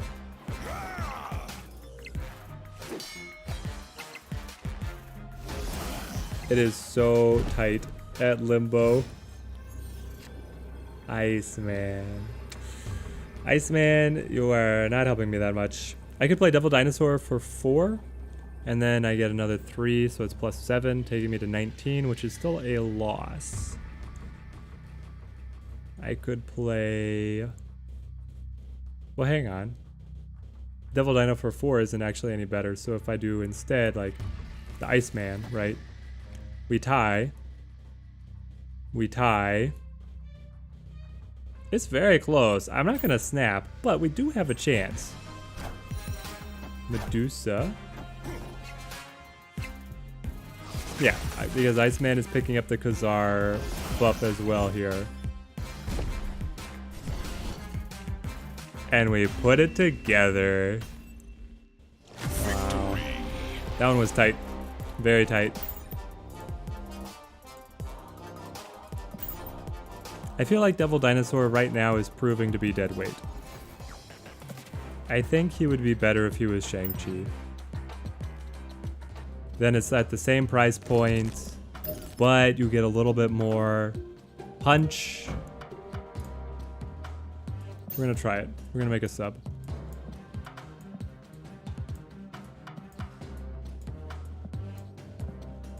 It's an odd thing here in the game because I feel like the 4 cost zone is just very hit and miss as to what's good. Dracula within self-discard, very good. Ronan the Accuser becoming a little more popular with Mr. Negative, but there's like so many 4 costs that are just meh. I don't know. I don't want to do like a full analysis of the cost yet, but when I bring back the tier list by cost, I'm not going to have a lot of good things to say about the 4 costs.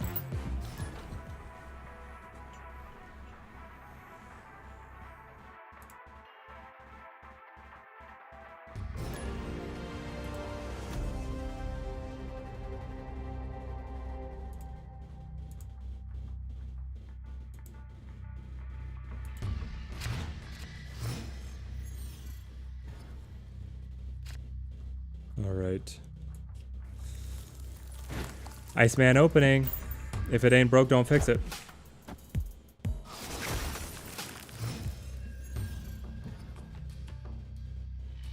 Turn 4, shuffle your hand.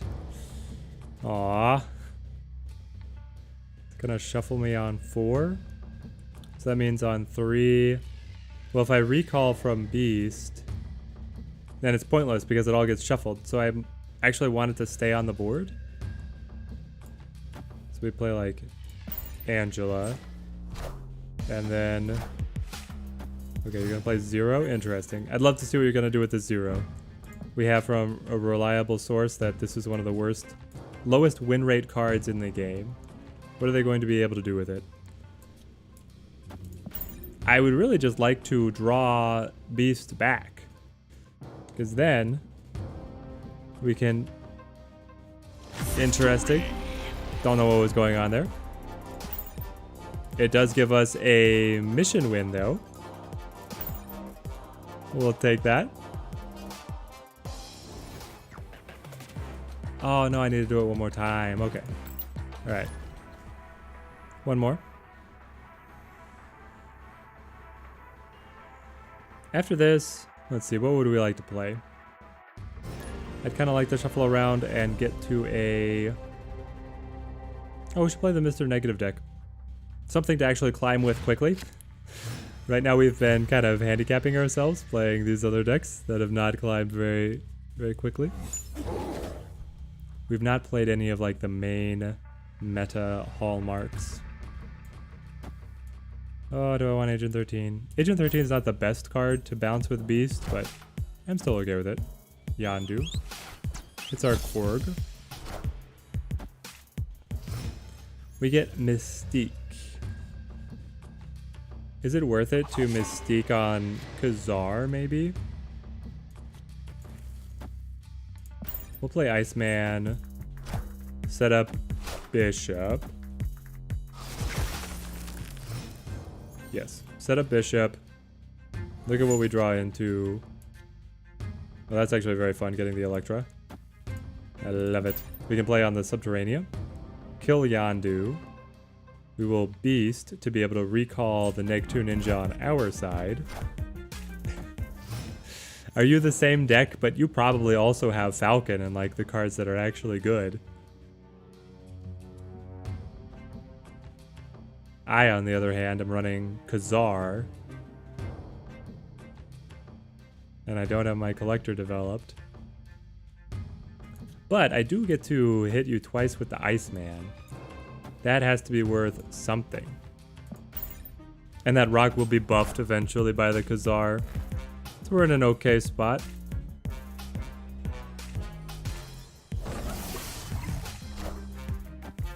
Who knows, we might even end up in a situation with Angela developed on board where playing the ninja is an advantage to us because it's free and it will buff Bishop and it could buff Angela and it could be buffed by Khazar. Maybe.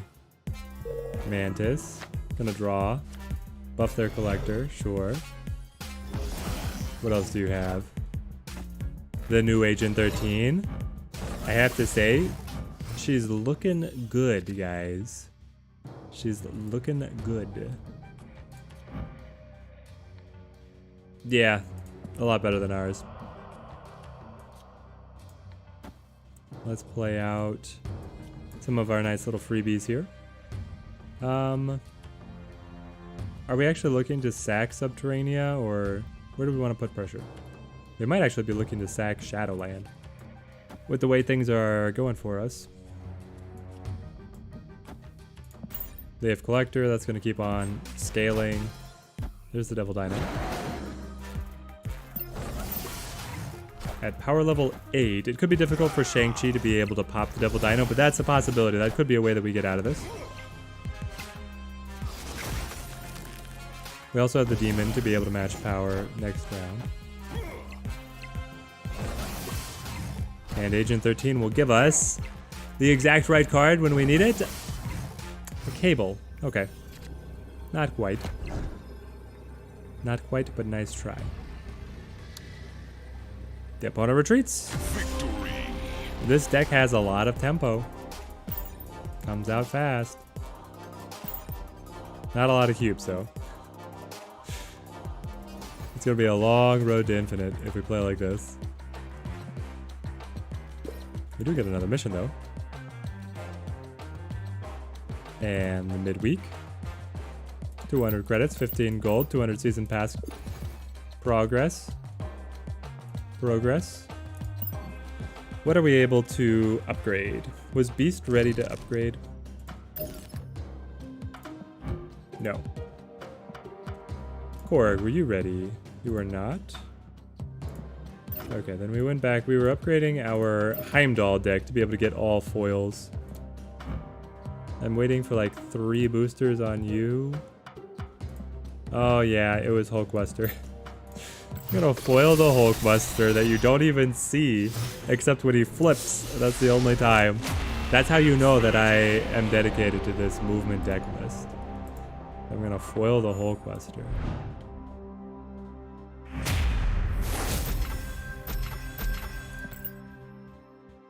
$50 credit rebate. 10 Punisher boosters and 200 gold. So it's not great. It's worse than the 400 credit pull. And we got the Hex foil. Of course we did. Swap in the variant. Upgrade this guy a little bit. How many boosters do we have? We have so many Hulkbuster boosters. I guess he is one of your, basically one of your starter cards. One of the very early cards that you get. Alright, collection level 2,100 reached. 3D. Up to 3D. One more. We got one more in us, I think. For credits and boosters alike. Another 50 credit rebate. Fantastic. It's so random that they give you just like, oh yeah, here's 50 credits back. I guess it's all just ways to make people feel like they're progressing and stretch out the track, right? That's the whole gotcha style. 10 boosters. Nokia boosters, wow. Alright, need some more credits. Back into game. Oh, but I should have upgraded. I could have got the mission refills with our gold. I think that we can purchase at least one, maybe two. Be able to get up to finally get that gold level Hulkbuster. Locked and loaded.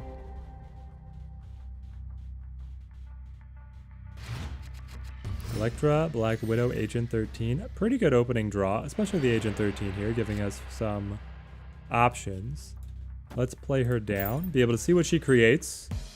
Potentially, you can get a game plan that changes based on what you draw.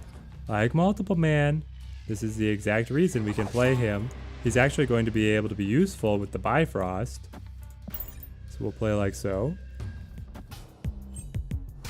Now I want to be able to destroy the Nightcrawler, but if we play Electra here, we have just as good an odds of hitting the Ninja.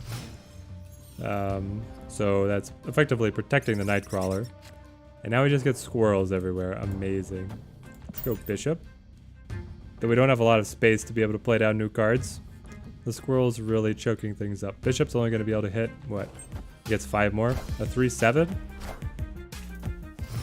3-7's an okay stat line to be able to play around, I guess.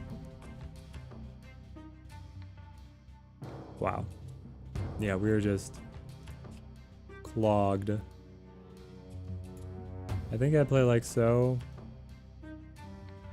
And then Black Widow gives me a 1 point, but you a 0. That's something. Because they're going to be just as limited as we are, but then they have a big apocalypse that they're building up. And we don't have anything to be able to match that, at least not right now. Swordmaster kills the strong guy. And we pop the squirrel. I wish that when locations spawned tokens, they were like infinite split. Rather than just gray cards. But I guess you might want to be able to distinguish what was spawned by the location versus coming from your deck. I don't know.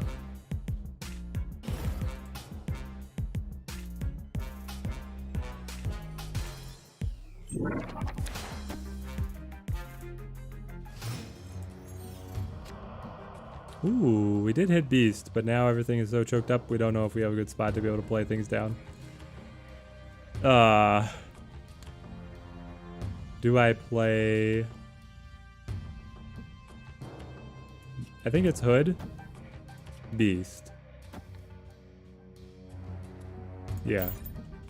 Yeah. So then we get the Demon, we recall the Neg 2.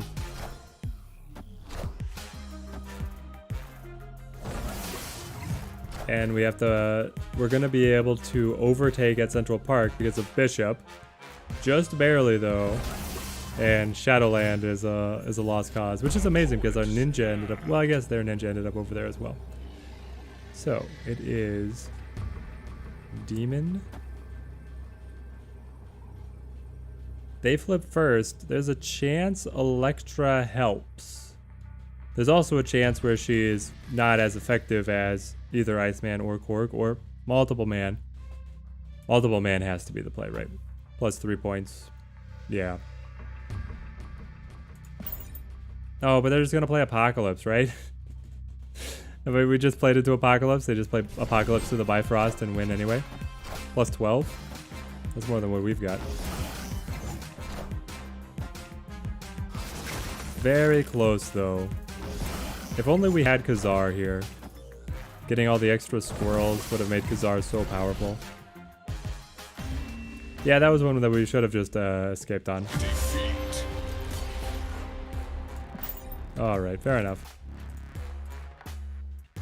Let's see, one more with the bounce deck and then maybe some Mr. Negative.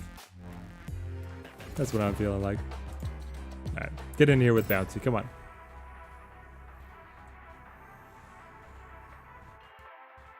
Rad.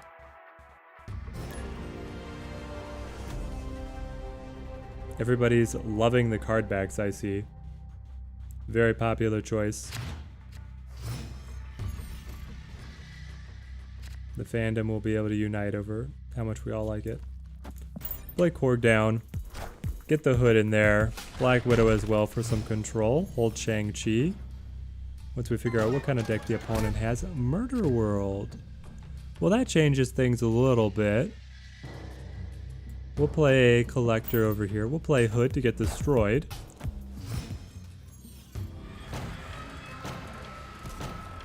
Nowhere. So on reveal effects do not trigger. Interesting. I could actually save the cards with Beast, but then Beast himself is destroyed. Though he does get the extra buffs for the Collector. That's so weird to think about. Like, is this actually better for us? I'm gonna go for it. I think it might be. I think it might be. We give him the extra... We have the chance of getting the extra demon. We give him the extra rock. We buff the Collector to make up for the loss of the Beast. When otherwise we were gonna lose the Hood and Korg. Which would have been pseudo net neutral. Then we go Black Widow. All of my stuff is on reveal, so nowhere is quite the bummer. Honestly, I would like an extra demon. And then give me the agent to see what you produce. And we'll put a demon. We'll tuck a demon away. One of these. Probably here. If I draw Angela, I would like her to be over off on the Dark Dimension. We can just hold the free Korg. Play him whenever. He's free, so he's very flexible. But at the same time, I would like him to get the rock sooner rather than later, so we might just push the Korg onto Murder World. Mr. Negative. Fun. Okay, I will play Korg. Am I actually going to play Sabretooth? I don't think I've ever played Sabretooth before. Sure. We'll get Sabretooth down. And then we'll tuck a demon away. And an Electra. I mean, we don't really need to be energy efficient because all of our cards are so cheap.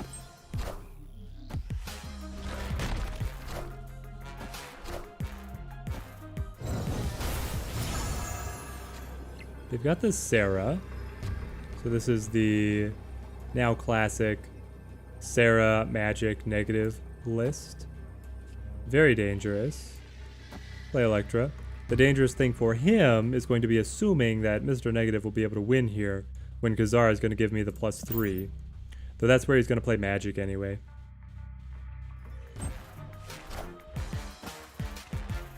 There we go. So Not taking any chances on winning the center lane. Jubilee also going to thin out their deck. Scorpion. Okay. Well, congrats. You debuffed Shang-Chi. And now I get Bishop. Of course, now I get Bishop. Alright. Hit me with your best stuff. Mr. Negative, magic. It's a tale as old as time. A song as old as rhyme. Only the rock? Maybe he just drew rocks? Did you draw any inverted rocks that are 0 cost, 1 strength? That's the amazing thing, is that Mr. Negative almost redeems normal rocks.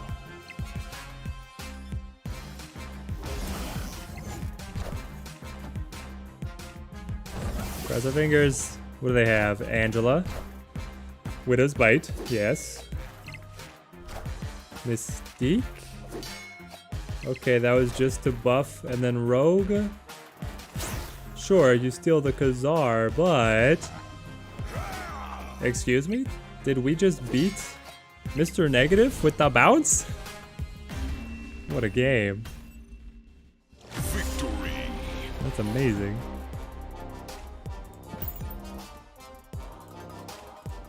Alright, and we can level the beast. No, because we're looking for credits. Okay, take me back. Nope, not the news though. Missions. We can get 2 refills here. Refill 1.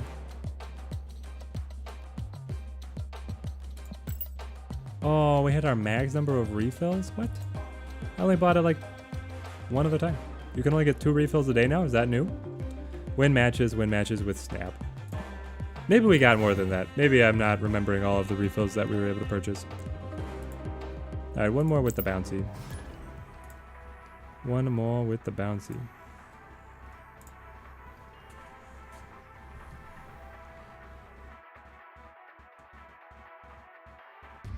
And then probably play some Mr. Negative of our own.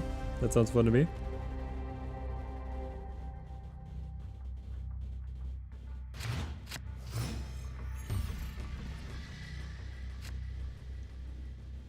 Okay, this is solid. We'll open up...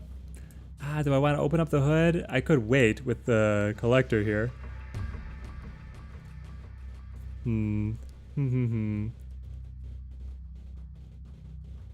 Honestly, I'm gonna wait. It's a little bit lower on tempo, but it's okay.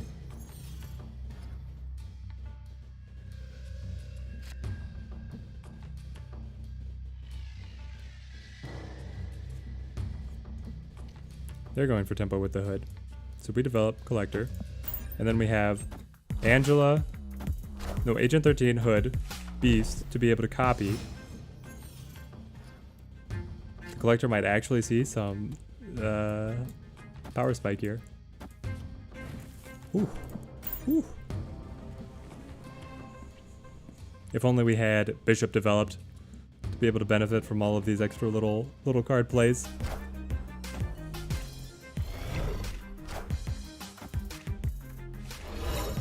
Red Skull. Enemy cards at this location have +2 power. It really is a debilitating ongoing effect.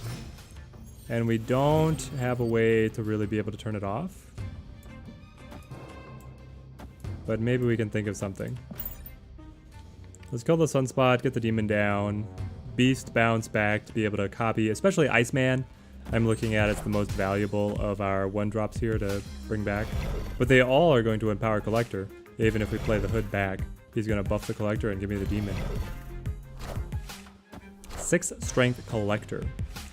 For only 2 cost, it's looking pretty good.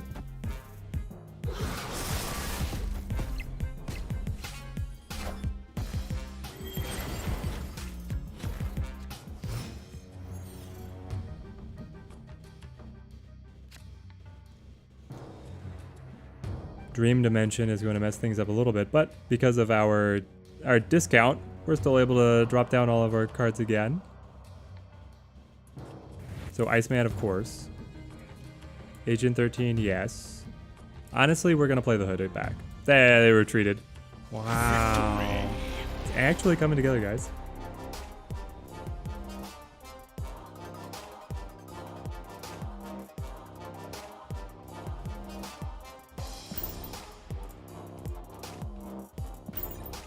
Okay, I feel like we're on a roll now. I said we were gonna change, but I feel like one more. We got one more bounce deck match in us. We should have snapped. It was really great. I mean, they retreated. We didn't know. We were probably gonna snap there. Feeling pretty confident with how things had played out.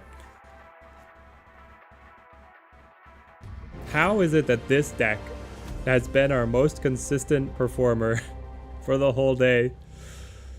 That's nuts. I find it very hard to believe. Okay.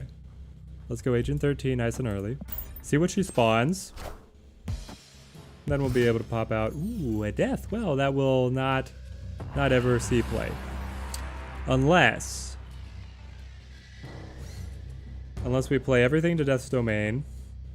And then I get to play Death. It's not worth it, right guys? Let's play Black Widow. If I get the Hood, we definitely kill the Hood at Death's Domain. And then is there anything else that we would actually like try to destroy? Are you gonna play the Hood? You're gonna play Blade. Why? Did you not see that it was Death's Domain? I mean, that is like... I'm gonna just put some pressure on it for that one. Got our opponent sleeping.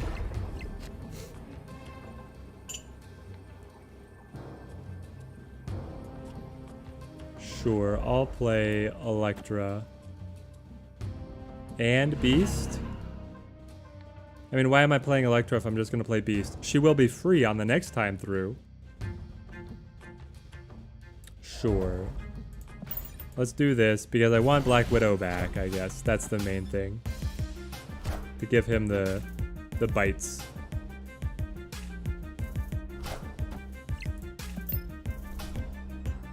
Okay. Hang on.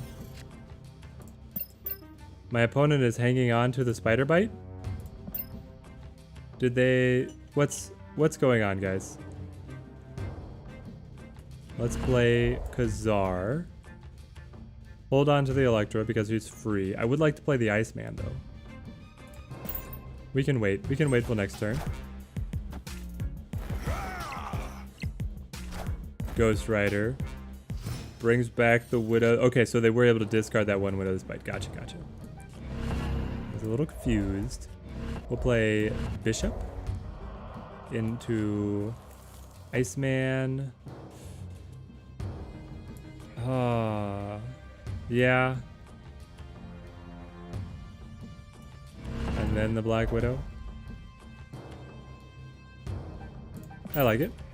We have Electra, who's very flexible. We have Shang-Chi to be able to hit any enormous cards that are going to come out here. Is it a full Hela deck that's also running Ghost Rider, or is it just Ghost Rider splashed into some other pieces? Like Sarah Magic, which everybody loves to run. Okay, it's the full deal. Oh, my Shang-Chi, that was the response. Oh. Tough luck. Well, they're just going to play Hela, right? And then win.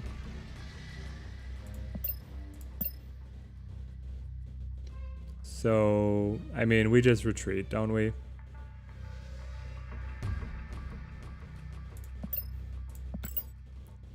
What are the odds that he doesn't have Hela? 3 cards in deck, 2 cards in hand.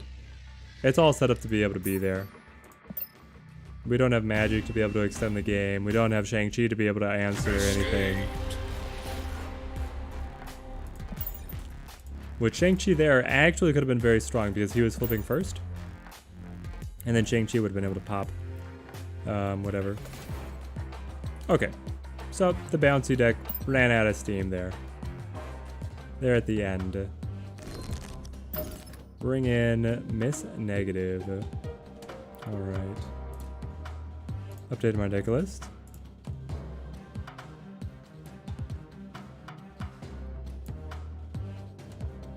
Save me. Overwrite me. And we're updated. Fantastic. Back into battle.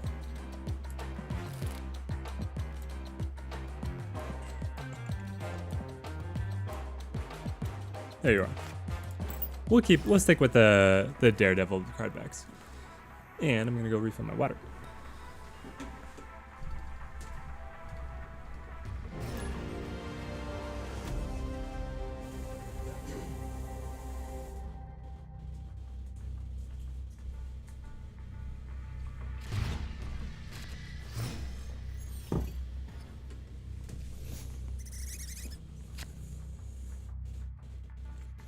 I mean, this is actually the perfect draw for us, right? Jane Foster and Mr. Negative in hand. If only we could get Psylocke here. I think that's the only thing that makes it better. We also have enough tokens on the board for Ironheart to be a viable play. I'll go to the vault, I suppose. Now, we're not going to have a lot of space in hand to be able to draw off of the Jane Foster play, but we'll make the most of it. It's still going to be a big swing.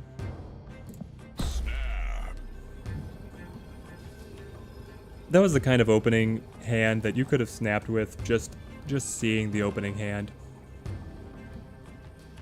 All right, let's see how high we're able to climb with Mr. Negative. Up till now, we've been playing for an hour and a half. A huge spread of decks, a lot of which I think are fairly competitive, and we've gotten nowhere. But now, oh yes, we hit the Iron Man. Okay, so we do... It's actually, hang on, no. Jane Foster, then Iron Man, because then we want to play Mystique to hit the Iron Man, either here or at Central Park. And we'll also be able to combo with whatever we draw into. Adam Warlock, I love it. Morph, great. I am Iron Man. Ah, you've got the Sarah. Are you going to play Magic for me? I would be okay with this. We're gonna set up a Mystique. We'll get the Adam Warlock. I don't even need the Adam Warlock, honestly. I'm gonna be able to draw into that final card anyway. Let's play a Morph and just see what he's going to be running. It looks like it's gonna be something beneficial for us. And then it's the final piece. How many cards do you have in hand? You have the full 7 cards in hand as well. I'm wondering if we want to play Ronin or Devil Dino. We'll see. We only have 2 spaces and I want to make the most of it. Devil Dino would certainly be good, because we're going to have a hand of 5 cards, would be 10, and then Mystique is doubling up to 20, and the squirrel got a buff, so we're up to 26 on the left lane. It would be incredible if Morph could hit an Iron Man in their hand. What are the odds that they're running Iron Man? There. The opponent retreated. Makes sense.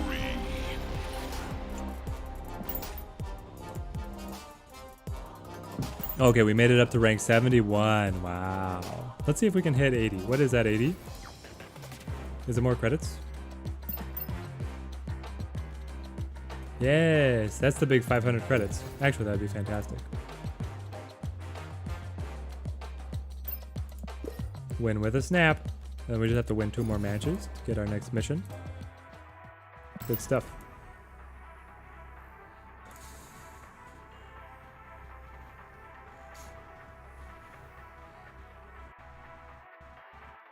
I feel like we've played Harry already today.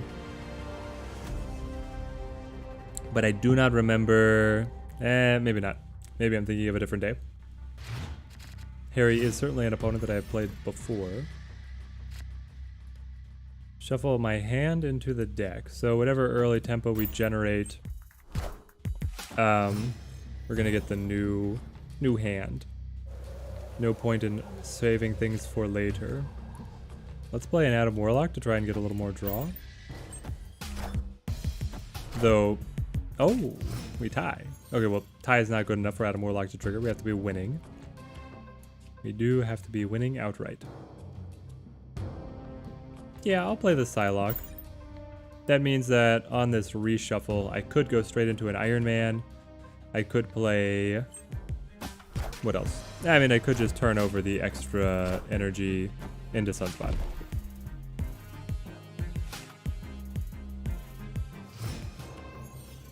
There's the Atalan reshuffle. Gives us a very similar hand. We'll go Mr. Negative. Thank you. And hope to draw Jane. I don't know. We'll see. They've got a perfect location set up here to be destroyed. Deathlock takes it down. Okay, so they must be playing Deathwave. Because they're not... It doesn't look like they're playing like Big Venom plus Zola. It doesn't look like they're playing Destroyer, so it's... process of elimination is Deathwave. Do I want to play Iron Man and then hope to draw Mystique? Or do I wait? 4 cards in hand. I could play Jubilee to thin the deck. What am I going to pull? Anything useful? I mean, the most useful card would have been Jane Foster, but we just drew her, so she's now a brick. I guess let's wait and see if we hit. Ooh, we lost our ones. But they fubbed their order. We get Morph? Sure. So they definitely wanted to play Killmonger and then Demon. As it was, they lost out, and now we get to wait for Morph to process. I don't know why, but Morph is very slow. Craven is going to actually be useful. Carnage is going to be useful. Final turn. Well, I don't know. How many cards do you have? 3? That means that this is... Hang on.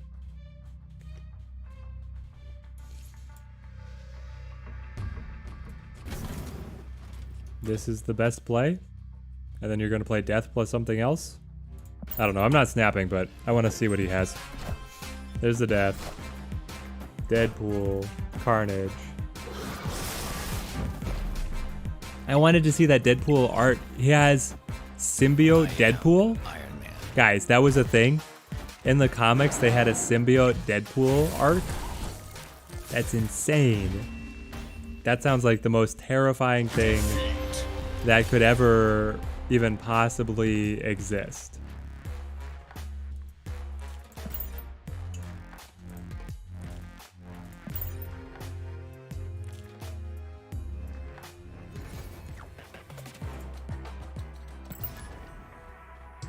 Okay, time to redeem ourselves after the Death Wave loss. We should be able to handle that deck. It shouldn't be a problem for us.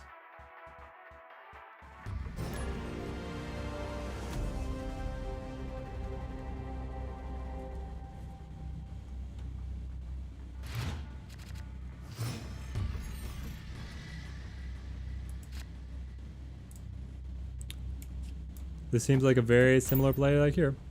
Well, Venom's first host was Deadpool. Really?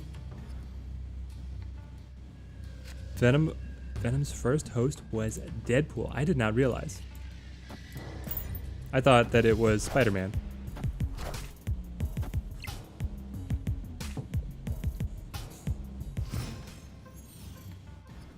We get that Mr. Negative off of the Adam Warlock. It's so good.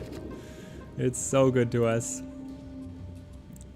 Let's play our Ironheart, get the buffs, go into Mr. Negative, and then play into Jane. Everything's coming together, guys. We get the Mystique. That'll be amazing if we can now get access to the Super Iron Man. Alright, it looks like he got tired of Adam Warlock showing him up and giving me all this card draw.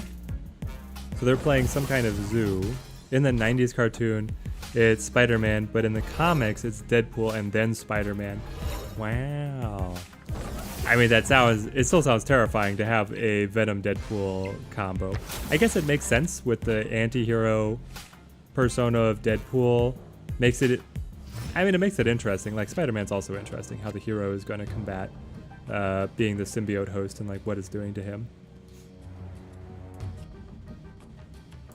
So stop me if you guys have seen this before, but it's Lady Thor, get the full draw, Iron Man, play Mystique to copy the Iron Man, and then play out the rest of the deck.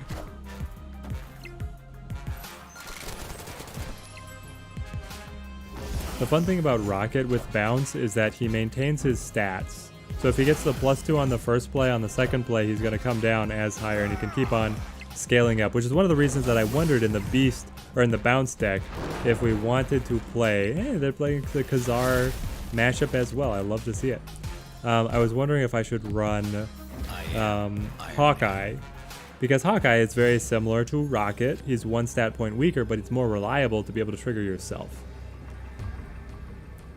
Gives you some fun options.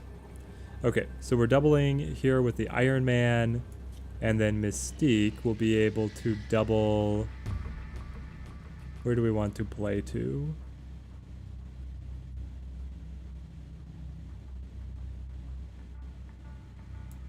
We could play like so. I don't have any cards in deck, so Jubilee will not be thinning anything out.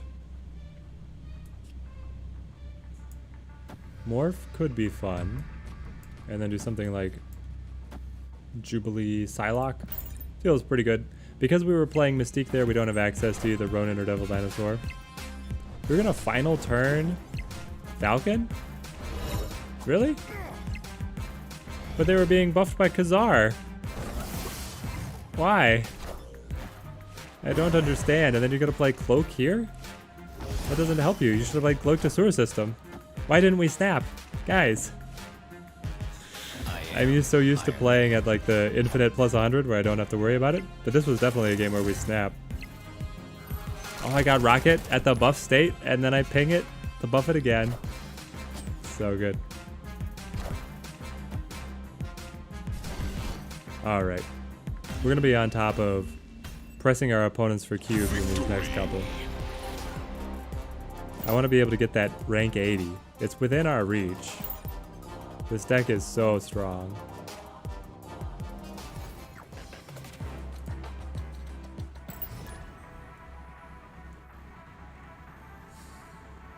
I do think it's hilarious that the Mighty Thor was obviously meant to be married to Thor, and they were supposed to synergize together. And then this deck, where you just throw Jane Foster in with Mr. Negative, is actually better. Not that the Thor Lockjaw deck is weak, but I feel like that's more leveraging Lockjaw and just the power of repeat on reveal effects than how good Thor and the Mighty Thor are.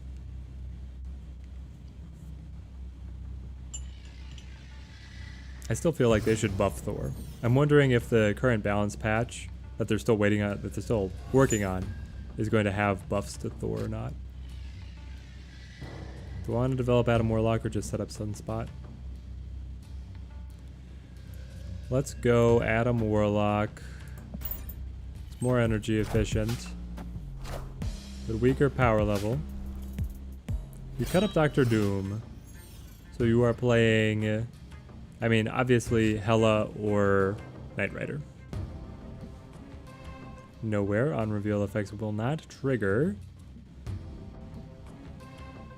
It actually tells me this could be a great opportunity to morph, because his hand is going to be full of treasures for us to be able to copy, especially. Oh no, we won't be able to get the Infinite. What can we get? I get a Sunspot after all that. It hurts. It hurts. Yeah. Snap all you want. We'll be able to make the comeback.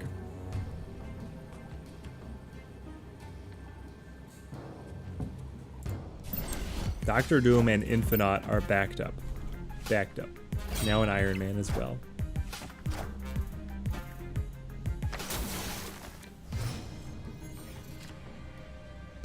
Sweet.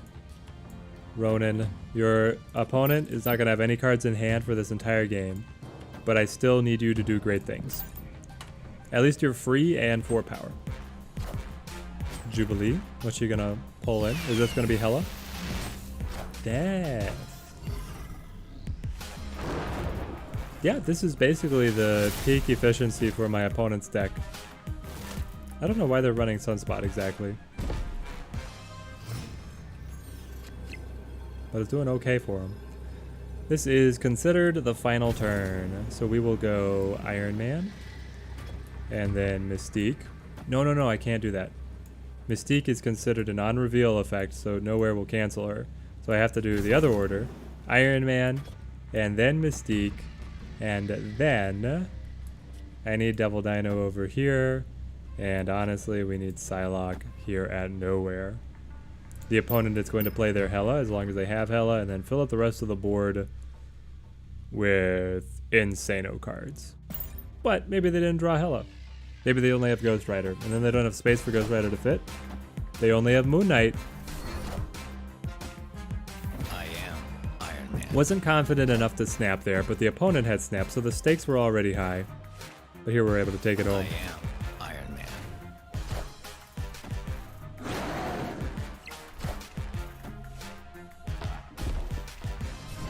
Ooh, that Sunspot at the end. Almost made it in. Almost snuck in. I don't know if we could have played it safer, because the main thing was that if they had Hella, we were going to lose for sure, and if they didn't, then I felt pretty confident that we were going to win no matter what order that we played our cards out, and we were able to hold them to the 4-cube win there. Fantastic. Alright, play me again.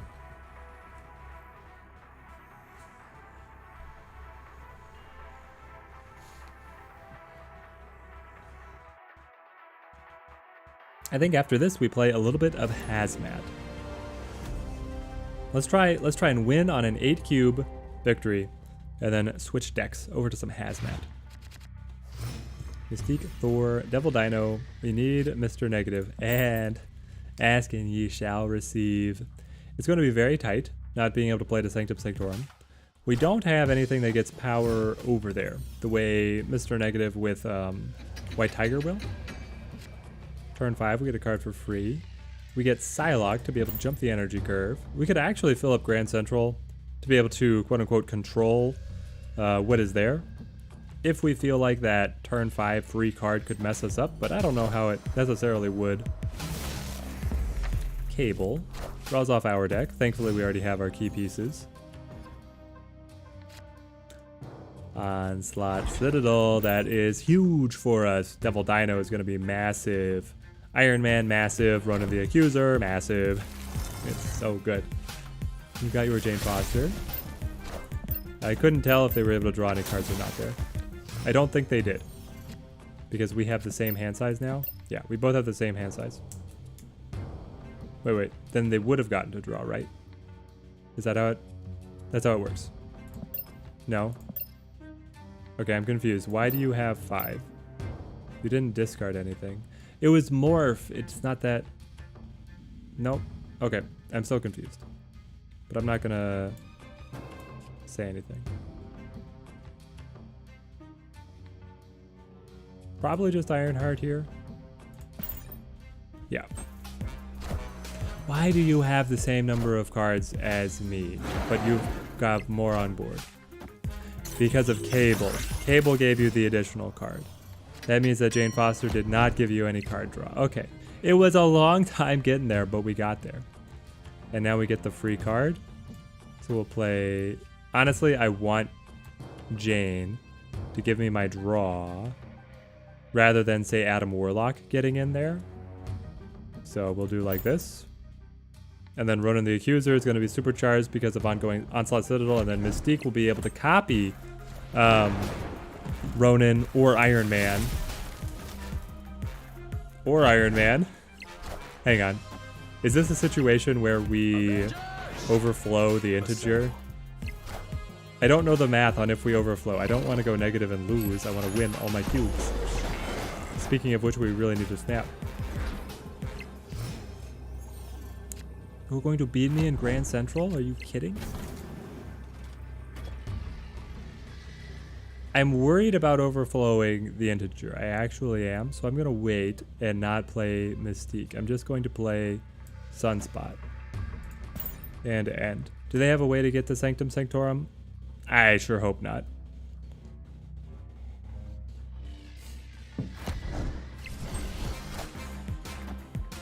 I am Iron Man.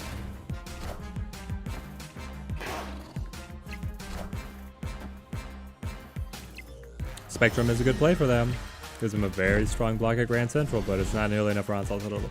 I think that we could have played Mystique, because then it would have only been in like, what, 200, 300 something level? Yeah.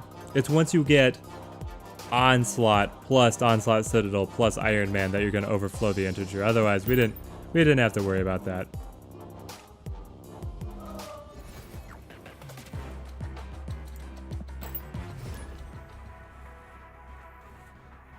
Okay, the Mr. Negative deck still doing great for us. Will it be able to beat Death? I have played Death before. Not one of the most common opponents that I face, but I have seen them around. And I mean, with opening draws like these, we always get handed such great starts to our matches. The only thing that could make this better is if we see Psylocke. If we see Psylocke, we're gonna snap. Subterranea could mess us up a little bit.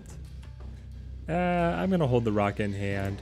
I don't need to push it on board. When we can put the extra energy onto Sunspot. He will be able to mop up that energy, turn it into power. He's the great cleanup crew. And the other great thing about Sunspot, guys, is he naturally comes with this gold background. It's a beautiful card. District X is so awful, but we'll play Angela here. At least it got rid of the rocks, right? I have this one in hand, but I guess it's just gonna stay there. Now I can't play Mr. Negative, though. Weird. That's so unfortunate. I guess I played Jubilee. Killmonger's gonna kill the Sunspot, sure. Oh, but we were given Angel. That's... And another Mr. Negative? Wow. Wow, wow, wow, wow, wow. Wow. So District X really wants us to be able to play Mr. Negative, but I don't trust it. I don't think it's built a deck that's going to be any good with Mr. Negative. Now watch, we're going to actually draw into cards. That would have been okay. No, Deathlock's going to kill everything. Yeah. Sure, why not? Why not, District X? Why not do this to me? Shocker. Okay, I mean, I'm getting tired of playing this match. We're probably going to retreat. Are we gonna draw anything? No. No, of course not. Why would there be any synergy whatsoever with the cards that you wanted to play? What's your final play? What do you have? What's bigger than 7 strength here at Strange Academy? He has to try to play the Strange Academy, right? I suppose if they had the capacity to win Subterranea, they do so. Devil Dino. Sentinel. Sure.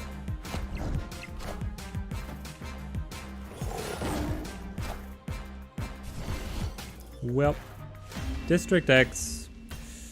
I asked earlier which is the more annoying location, Subterranea or District X. That time we got both. So you can imagine my disappointment and aggravation with that match. We should have just retreated, I mean. It was not looking good for us. But then at the end, I was like, maybe he just has garbage. Like, absolute garbage. I know that we've gotten garbage the whole game, but maybe at the end, he had garbage.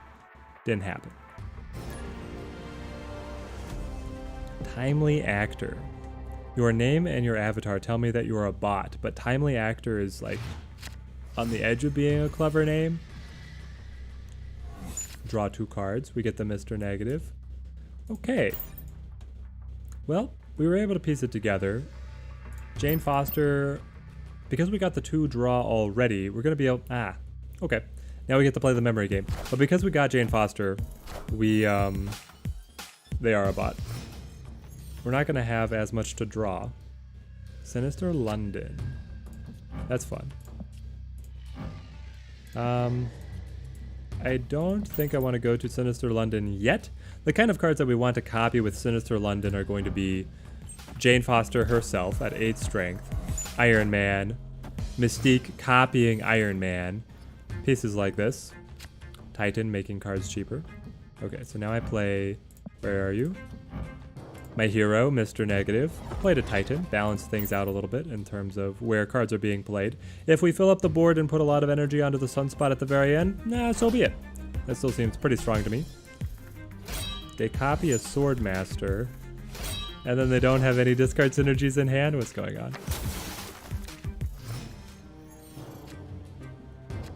Here is Adam Warlock. Okay, so I don't want to Jubilee. I don't want to clog up the board with the little Jubilee body, especially when we're getting through our deck anyway. Devil Dino has some merit. He actually has some merit getting copied, because it can be Devil Dinosaur, Jane, Iron Man, Mystique. That's basically what I'm seeing as the final plays for us. It'll also, with 3 and then 4 spaces, there's the Mystique, like exactly as we predicted. We could skip Jane and go right to Iron Man.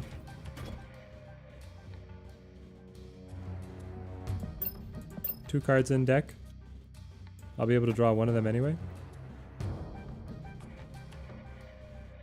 Let's just see where the cards lie, and then this gives us our final turn to try and optimize where cards are placed. Because we got the draw out of Olympia, we don't really need Jane to fill up our hand, which is fun. It's great to see. But it also means that, like, part of the uniqueness of the deck is taken away. Okay, so we have 4 Iron Man effects on board. I am Iron Man. We snap, of course. Too bad the bot did not choose to snap earlier on. I am Iron Man. It's so strong. Okay. And now we play the Jane Foster for 8. And then she'll copy somewhere. And then I'll play the Ironheart here to give the buffs. It looks like we're losing out on Olympia. Let's go for the unanimous victory. I wish that they gave you some kind of bonus for the unanimous victory. Like, even if it was just boosters, or like, hey, here's 5 credits, or something, you know? It's pretty cool. And it does not happen that often.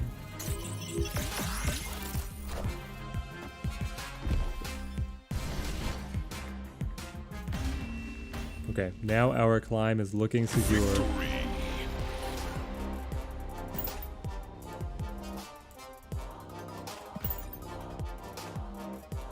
Time for some Hazmat.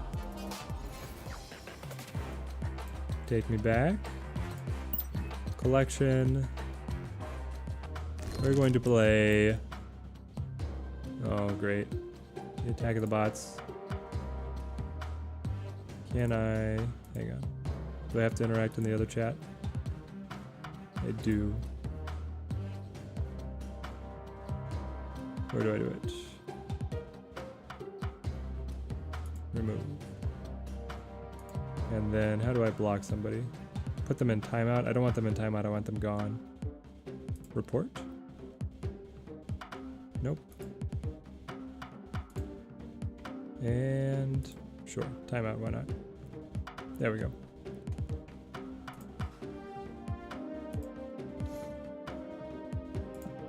Wong Hazmat.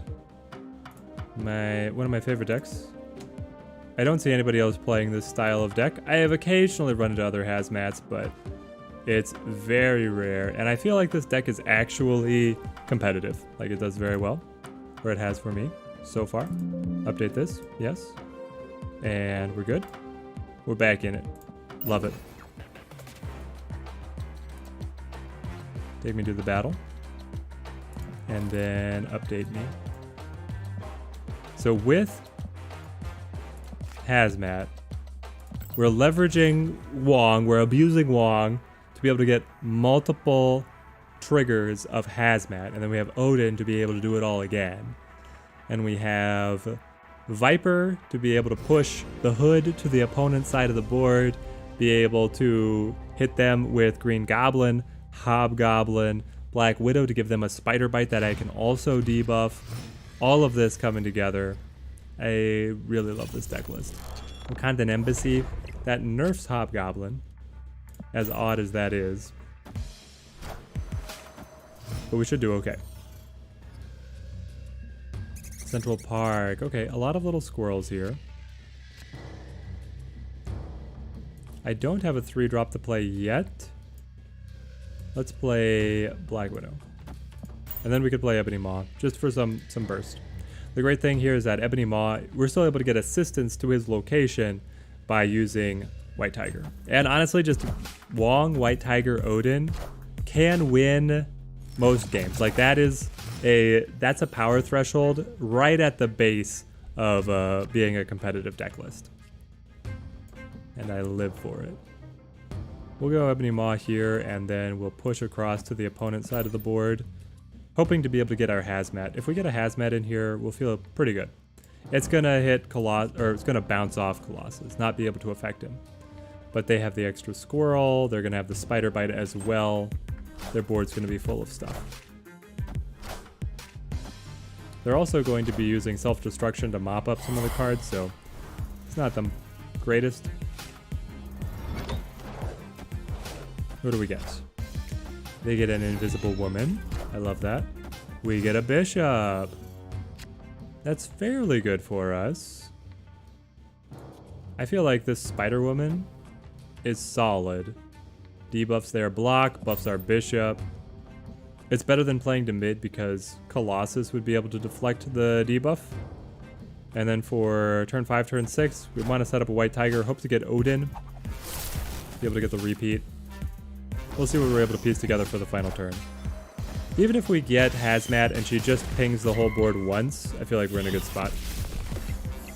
They get the buffs to negate what Spider-Woman accomplished.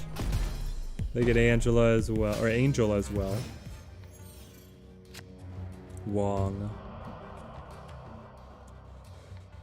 Well, do I want to play Wong into White Tiger because that's going to guarantee the Tiger Spirit bouncing over here to the Wakandan Embassy and over here to X Mansion? Do I think that's the win? Or is it just that I play White Tiger? If I get Odin, that's much better. Ooh, you're gonna turn off the Ebony Maw so I can come back to the location? Well, I don't mind if I do.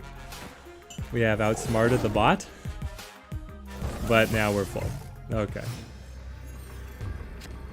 No Odin.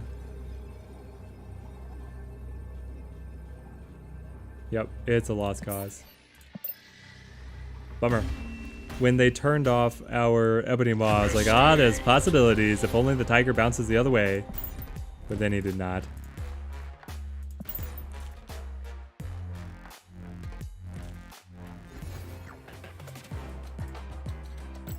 Alright, put me in again.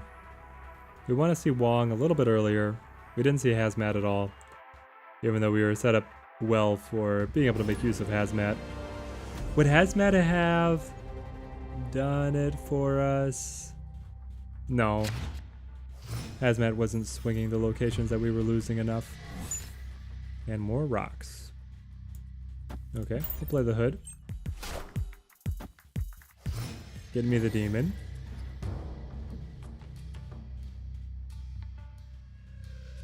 Baxter Building. Yes. I would play the demon to Baxter Building and then play Hobgoblin. Hobgoblin on 3, Wong on 4, Hazmat. Discard. Oh, no. We lost. That was the whole point. It's okay. We have White Tiger. Wong White Tiger is going to carry us. That's the goal.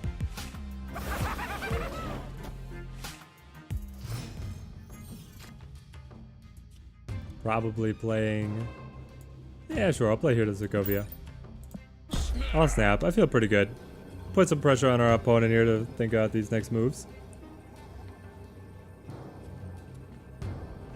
We lost the Hazmat. That seems to just be the way of things, right? You're playing an interesting deck with a card that nobody else plays, and then Sokovia appears and takes it out. We're gonna bring Captain Marvel back with the Ghost Rider.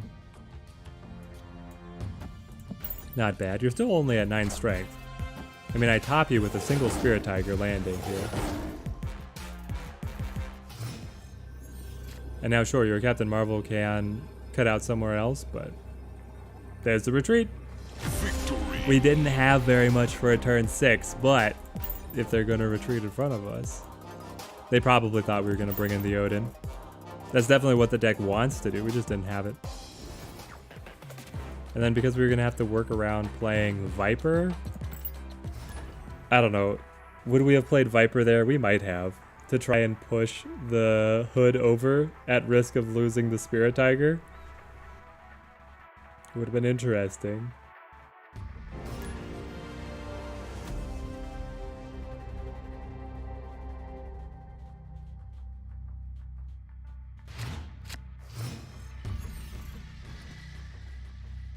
Okay, we finally have the Hazmat and Viper ready to go, but no Hood to push across.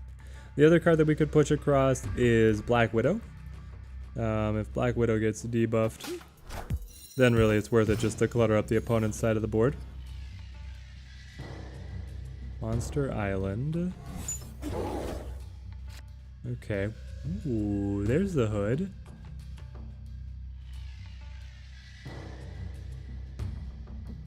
I don't think you're going to fill up Asgard in time. That's my gamble. That you're just not going to do it. So here we set up the Hood. Now we get to play Viper. And I feel like we should play Demon for tempo. Even though it's going to be an extra card to get hit with the debuffs from Hazmat. Do I want to wait? I think it's worth it. Push the Hood across.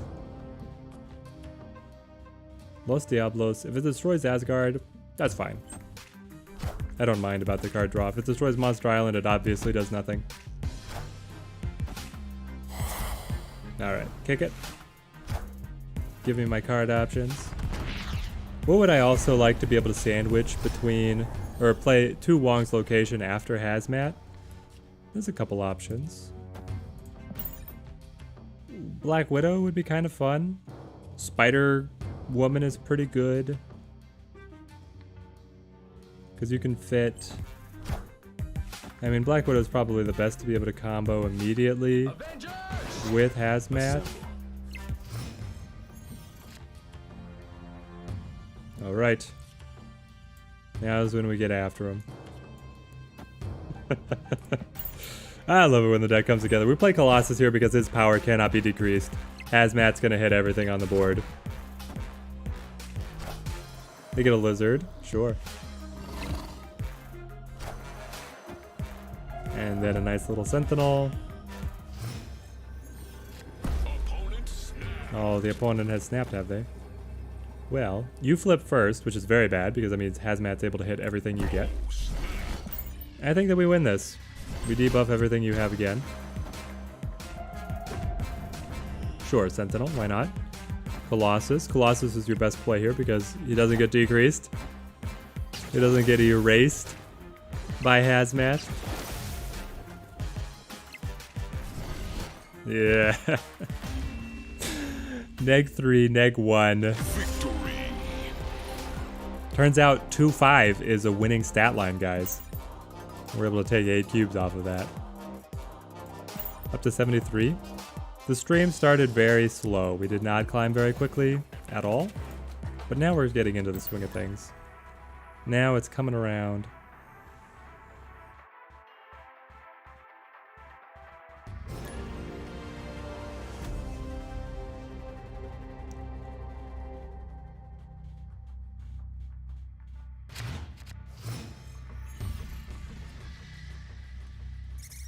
Man, we get Central Park so often. I think I still want to play the Hood. The Hood just creating the demon is good enough to play, even if you don't have other synergies with it. And we do have other synergies to be able to play with, so let's throw in Colossus now.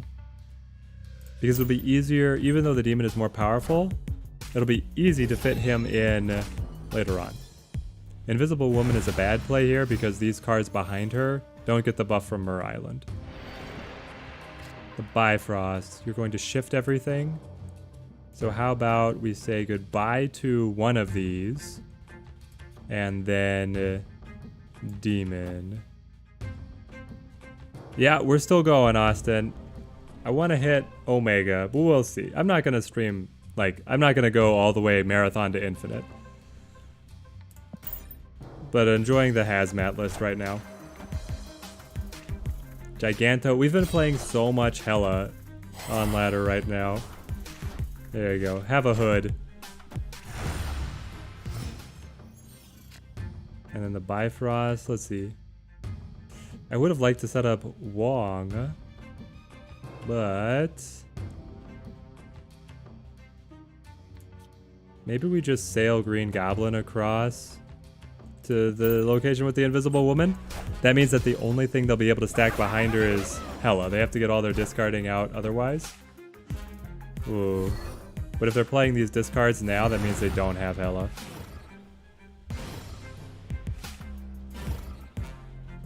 This will open up a slot for us to play. I don't know what we necessarily want to play. All the squirrels stack up. Okay, Invisible Woman is out of it. So as long as we can win this location, we win the game. Spider-Woman plus Odin should be able to do it, right? Because she is an 8-point swing, taking us up to 13, and then Odin will be even more. Whatever the opponent does in Central Park, we don't care. Because they're not going to have any... Hela doesn't run any area of effect buffs. Gambit. Well, never mind. This could get interesting. They kill the magic, and then they didn't take out enough.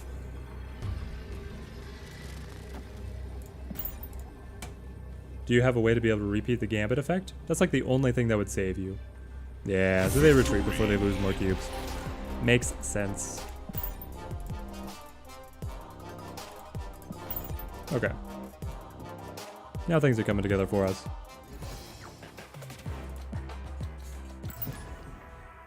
Let's get some 8-cube wins. Snap things up. Oh, we get the rematch. Up against Wyrick. I always, whenever I see his name, I think Yorick from years of League of Legends. My brain autofills the champion names. I am embarrassed to admit. Sewer System. Ebony Maw, you're fine there. Though, Sewer System does well with like Viper and the Goblins, so maybe I play Ebony Maw on right.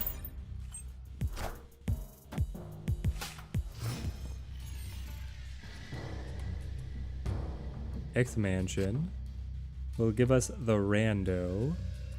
They all have just a higher energy curve here. I think I'll play Viper for the 3 points without anything visible in hand to combo with.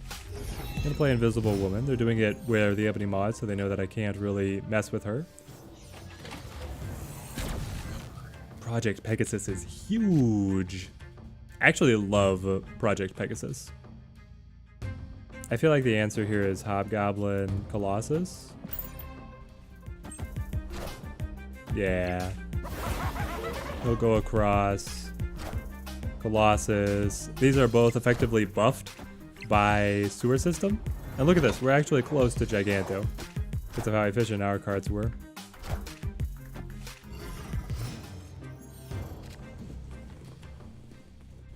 Interesting.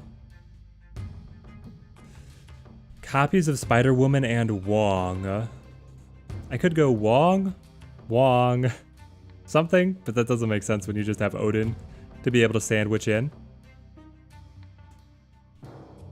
What's the play? Spider-Woman would do okay.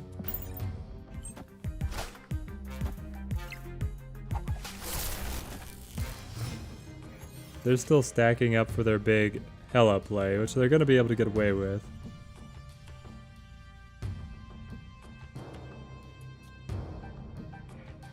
I don't know, I feel like I spread the love a little bit and then play Odin probably to sewer system, depending on how things work out.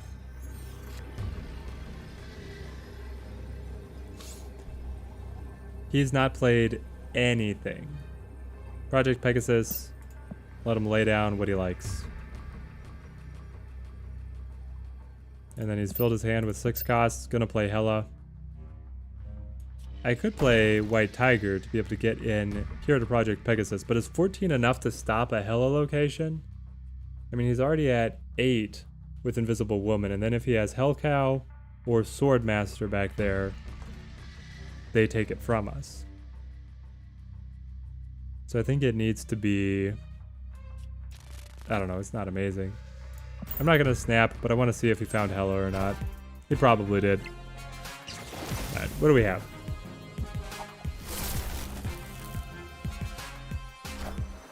Lady Sif. There's the Infinite. Swordmaster. There goes Gambit. Here's Hela. Oh, they got that sick Hela.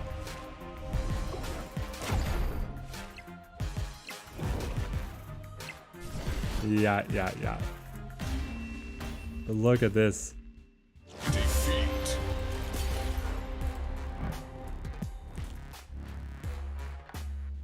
The Venom Hela. Oh, it's so good. It's so good.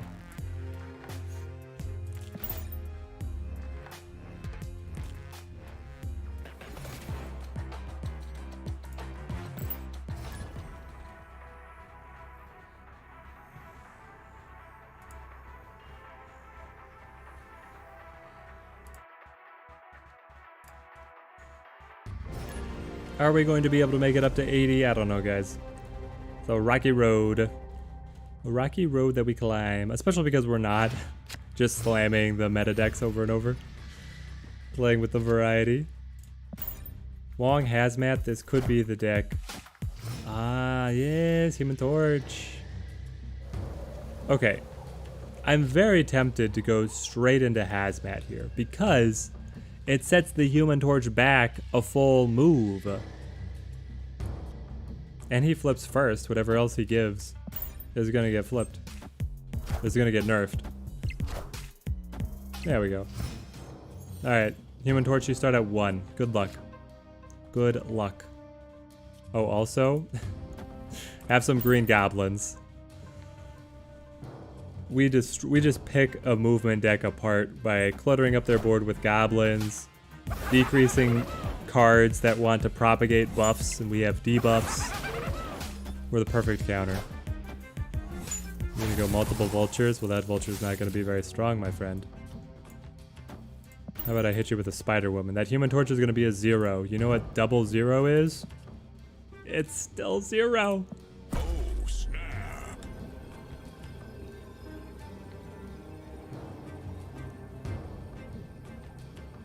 The opponent is probably wondering. I feel like Sinister London, the Green Goblin, is one of the most powerful turn 3 plays, period. Just possible. Out of everything out there. And we got it.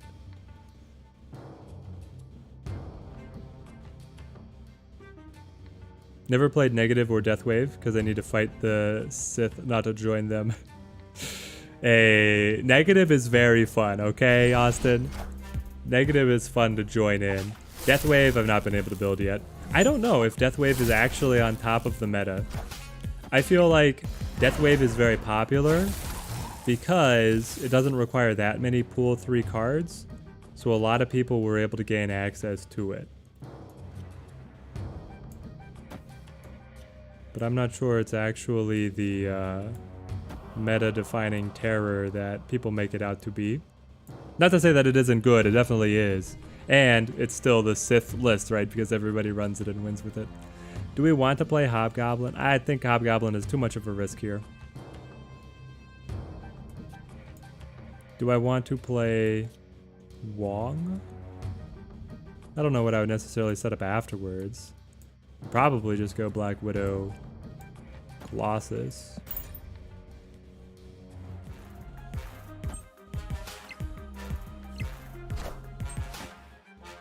Give you a bunch of spider bites so you don't get a final draw.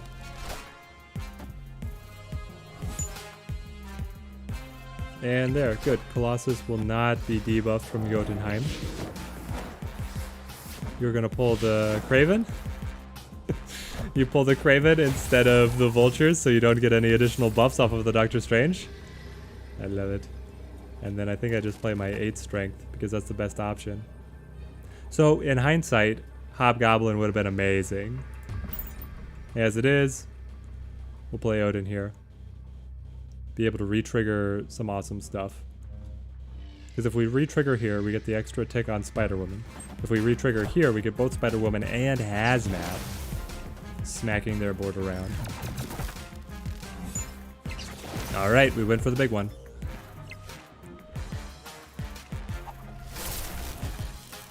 Neg 3, neg 5. Oh man. Yeah, sure, Forge. Now here's the thing. Do we actually... Oh, okay, they brought it up to 1. And it even hit the Human Torch. I would have loved it if the Human... There could actually be a world where you flip Human Torch to negative, and then he gets moved and doubles to go deeper negative.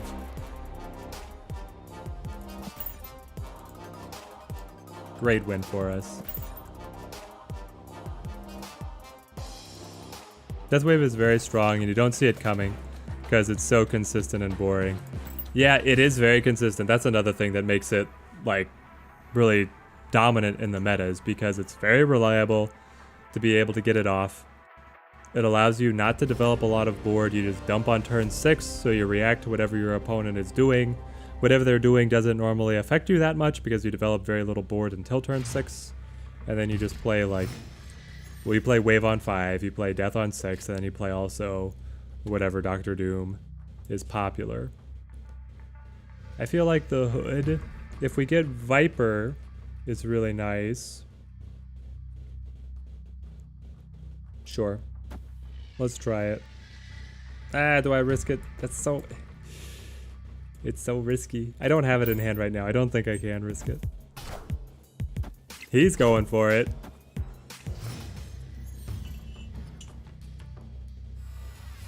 Tinkerer's Workshop. Why, thank you. So I can get Colossus here. And then probably Demon. Do you have Viper? Retsu. I just played you, didn't I? I feel like I've played Retsu very recently. But I think he's playing more self-destruction than some kind of control with Viper. That's a deck we haven't seen at all, is there? Yeah. You're playing Deathwave. Oh, my Green Goblin. I guess that's okay. Losing the Green Goblin is fine. You're making yourself, by playing your Demon early, vulnerable to your own...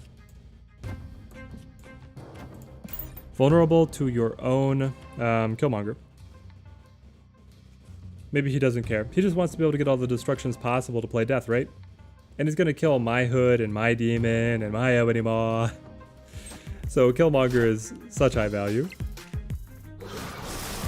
Now a little less so. And you get the Angel. Yeah, Angel 0 here at Kleintar. Okay. We give out the Spider Bite. You get it. No. No. Yeah. Is there a world where we recover from this, or do we just... I feel like that's such bad luck, you just retreat. I mean, we were still ahead by more in terms of what we developed on that side of the board, but he was going to still have the Death final turn, big swing. We don't play Shang-Chi to be able to take care of that. So that one was just, the RNG said you lose a cube. Do not pass go, do not collect $200 or login rewards.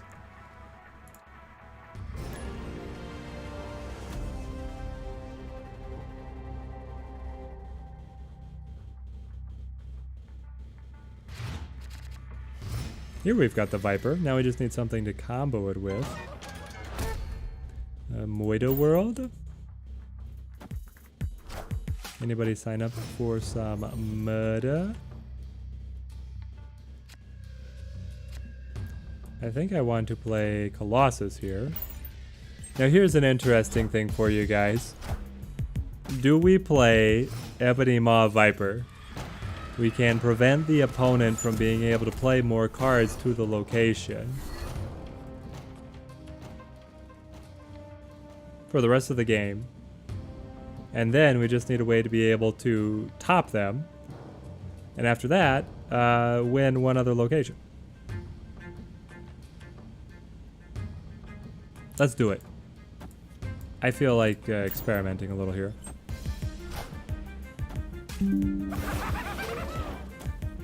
Hang on. It could be even better if Viper kicks Green Goblin. Ah! The soul read, my friend. The soul read. It's hilarious. Okay, we go Green Goblin. Our own Green Goblin agent coming across. You're playing Destroyer, right? Viper is so much fun. Only one cube though. We probably could have snapped on the return of the Green Goblin. That was a pretty big swing for us. Next time we'll snap on that. If we get it again. Oh, we get the rematch. Will our opponent learn from his mistakes? We know that we can hold Viper potentially to be able to hit his Green Goblins.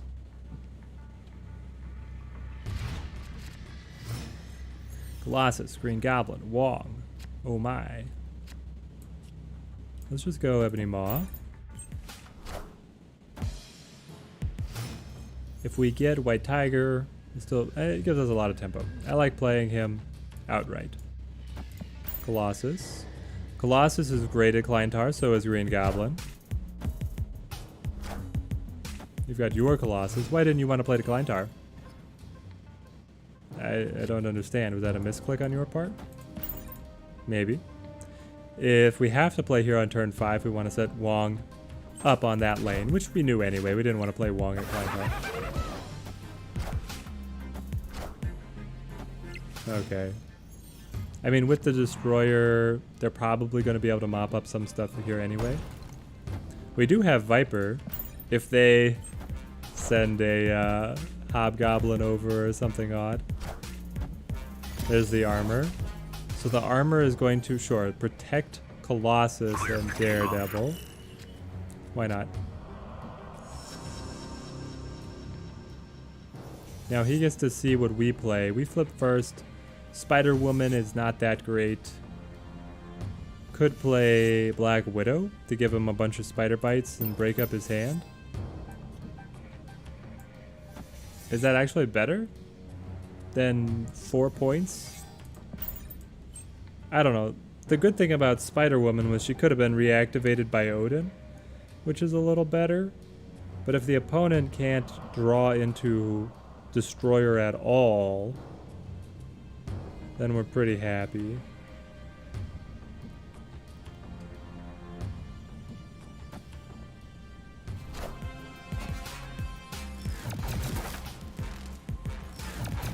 What is it? Is it a Hobgoblin? Scorpion. Okay.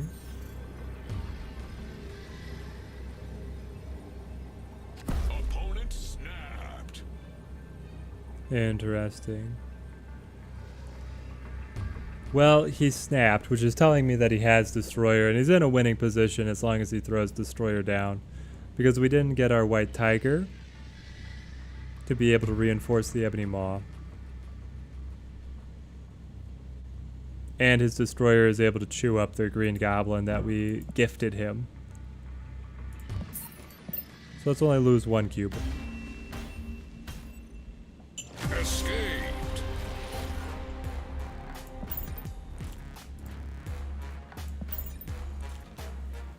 Man, all this tryharding is making me hungry. I don't know how much longer we're gonna keep this stream up. We're gonna play a little bit longer though. I wanna see this deck sing. One more time for me, baby.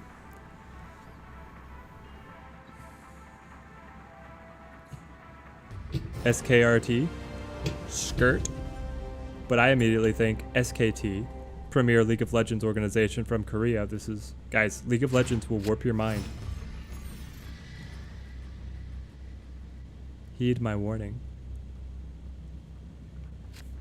Oh, yes. We got that Viper. So we'll go Hood, Viper.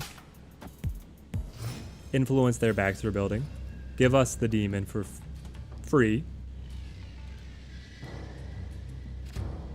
For no consequences. We could play Colossus to Strange Academy. Unless I'm playing if I'm playing the movement deck, I obviously love Strange Academy. If I'm not, then I don't normally like my cards being shuffled around. So we'll do something like so. Who would be a good candidate to be able to win Atlantis solo? I know you have to be bigger than a Swordmaster. Yeah, I don't know who you're gonna be. Oh, they're giving up on the +5. Jubilee. Pulls who? Blade. Cuts Morbius. Odd. Very odd. What is strong?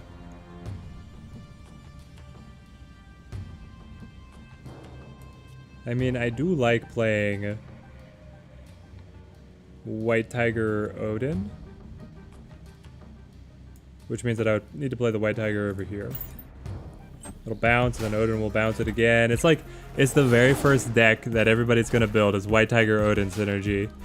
And then it turns out that if you just keep playing White Tiger Odin forever, you can do okay. Crazy. They lose Dr. Doom.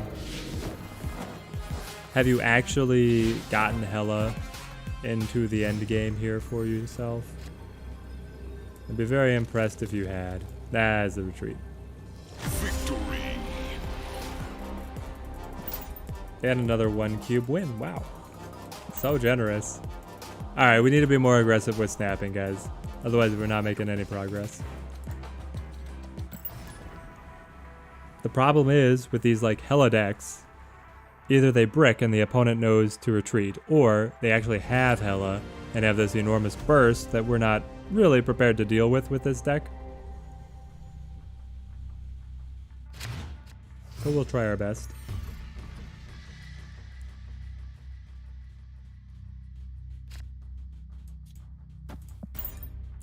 We have all the negative cards. The Hood, Green Goblin, and Hobgoblin. All 3 negative cards in the game in hand at once. You don't see that every day. Let's go Black Wood. Yeah. I mean, they get the Spider Bite at Nidavellir, which means it redeems the Spider Bite a lot, making it a 0-5, but sometimes you're bluffing, like I draw Hela. Yep. So we're just here calling the bluff. But yeah, Hela is one of those cards that people see you bluffing and they're like, I don't really want to stick around long enough to know if you are bluffing or not. Which is part of what makes her so interesting. Like, I feel like when they bring in friendly matches, playing a Hela deck could be quite compelling. A lot of mind game potential on what you were doing there. Okay. Are we set up for a good Hazmat? It feels like we are, because we can play Colossus and Demon. We can debuff a lot of what they have. We can stack up our side of the board. They're still flipping first, even after this. Yes, fantastic. So that gives us more debuffs. We'll go for it. It's not always a great play, but right now I like the way that it's looking. You snapped, even though you saw that I developed Wong. Usually, I mean, Wong is so powerful. If you get Wong on curve, people have a little bit of trepidation. Death. They must have Hela in hand, or they're thinking that they're gonna bluff me. We're not gonna back down, though.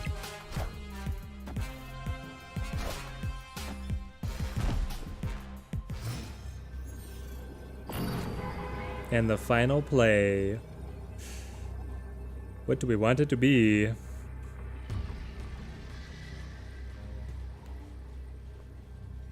I think it's just Spider-Woman.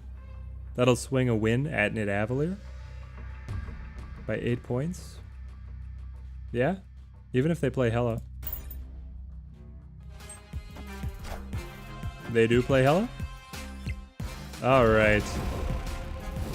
Oh, they overload the Hellfire Club. The one thing that would allow me to beat them.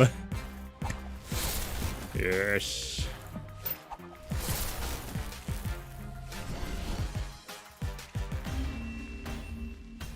There we go. Picking up the 4 cubes.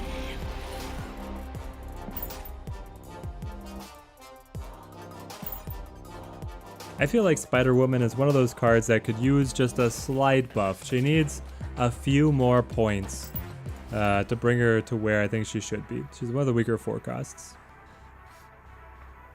Because really, at max, she's a 4/8, which is not impressive at all. The only way that she gets better is if you have on-reveal synergies that empower her. So either you could like really lean into her power swings based on reveal synergies and take away some power but make her ability stronger, or you just give her like, make her a 4/5.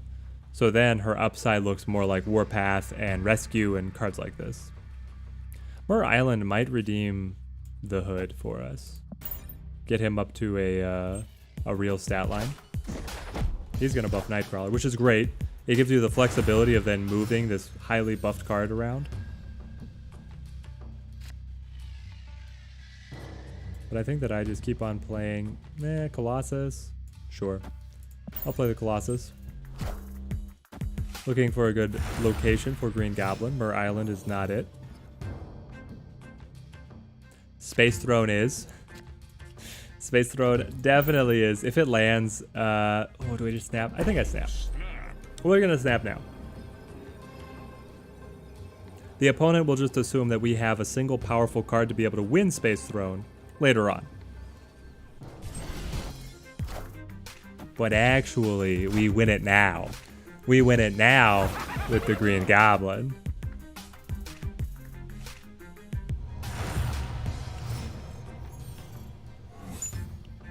Westview turns into Superflow. He's blocked his own Superflow. It's all coming up our way, guys. What's good?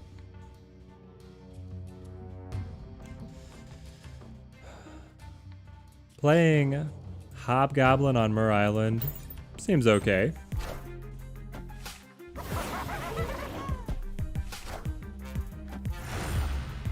Dracula, sure.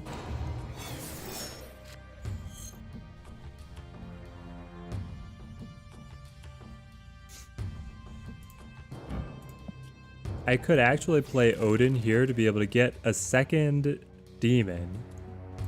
I kind of love that idea. Yeah. I'll take the extra 1/6, please. Colleen Wing cuts up the little guy. I don't understand what our opponent's deck is supposed to be. Do you guys recognize what he's trying to do? I am clueless. But that's okay, because we're winning this handily. Does it matter?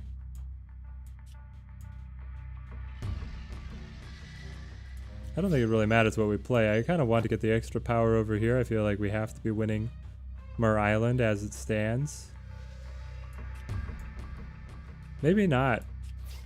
Maybe I throw Spider-Woman over here and try and secure this. Because he could bring Nightcrawler over. I feel like we're at a great spot. I feel like we're in an unshakable position. What could possibly dethrone us?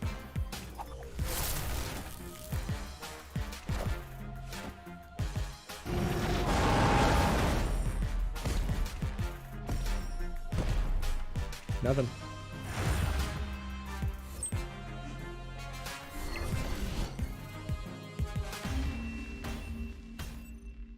Victory. Admittedly, we probably should have played something on our own side to Space Throne, anticipating a play like that to be able to nullify it.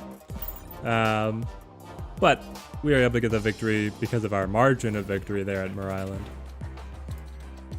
Alright, we're up to 74. It's good stuff. And I need another water refill.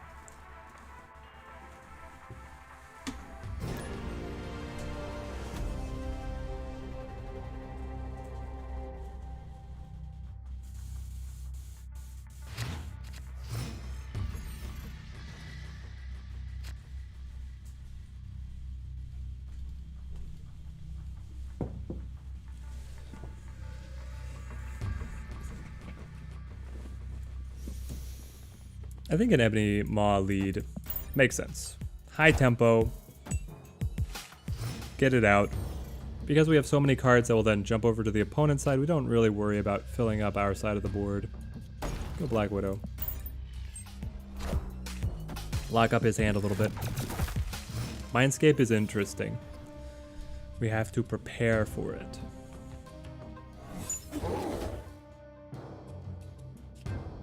I guess it's just Colossus.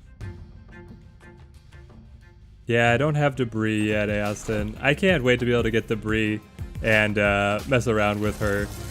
The give your opponent crap archetype just sounds like so much fun. And here, I'm heartbroken because if you play Odin to Monster Island, you could kick the Hobgoblin back, but Mindscape is going to just give the opponent our hand, so we're not going to be able to play Odin ourselves. Unless they have an Odin, but what are the odds they have an Odin? Also, they're just going to fill up the location here anyway, probably. Wow. Our power curve here has absolutely screwed us over. If I play Spider-Woman, it's a 7-point swing. It's not very good. It gets us kind of close. I mean, that might be still the best option. Oh, they're back. They're back out of the timeout. Austin, you are a mod. You can fight him for me, right? Or here we go. I think I got him.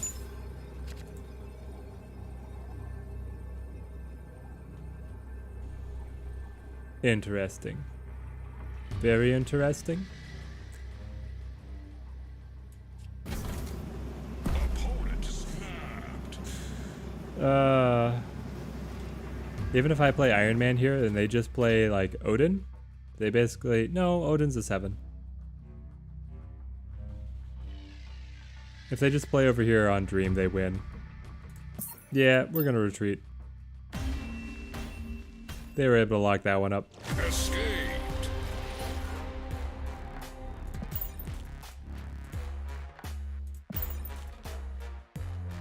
Yeah, being able to run Debris, Viper, Patriot, Odin, stuff like this. Maybe I run Beast with Debris because then you could get 2 casts really early. That's probably the quickest way to fill up the board with rocks for your opponent. And then probably Green Goblin, but I doubt there's ever going to be space for Hobgoblin. And the opponent is just looking at a sea of nothing on their side of the board with no space to be able to play into it. Of course, if they are playing a self-destruction deck, they can fight through it, but otherwise they're in deep trouble. And then if we play a little bit of self-destruction, we can make use of the rocks, or if we play Patriot, we can buff the rocks. Debris is one of the coolest card designs that's out there.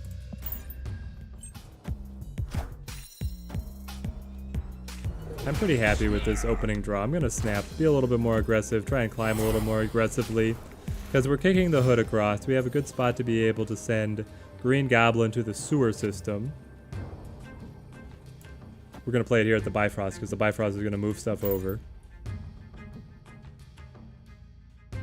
We've been able to create the Demon. We have Colossus, White Tiger, Hobgoblin. A lot of powerful plays. We'll have the open location after turn 4, which is ripe for Hobgoblin to come across. Ooh. We also can just play Wong, White Tiger Abuse.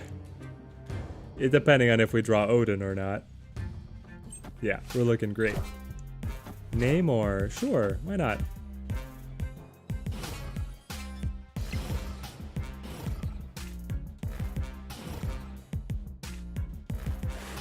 Effectively, we want to sack this right lane with Wong up against their block of cards. We're winning through a system by dragging them all into the neg 1. And then we've got the open Bifrost lane to be able to figure out. So if I play White Tiger, we have the chance of drawing Odin and then just reactivating White Tiger for another 14 point swing. If we don't draw Odin, well, now they're gonna fill up the Bifrost.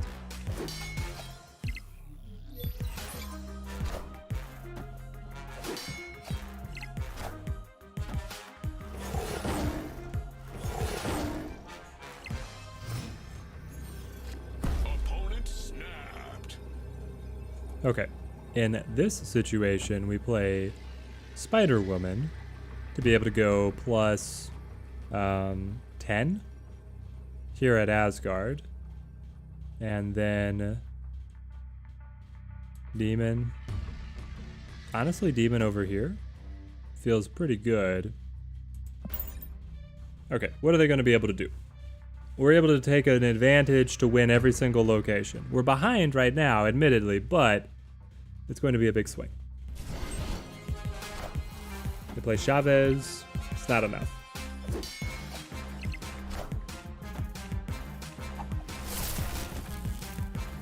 It takes them to actual 0 at Asgard.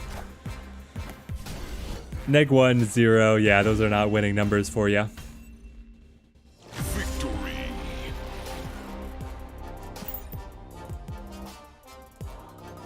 I'm surprised that they went so hard, like all in on Chavez there on the left lane. They already had the advantage there.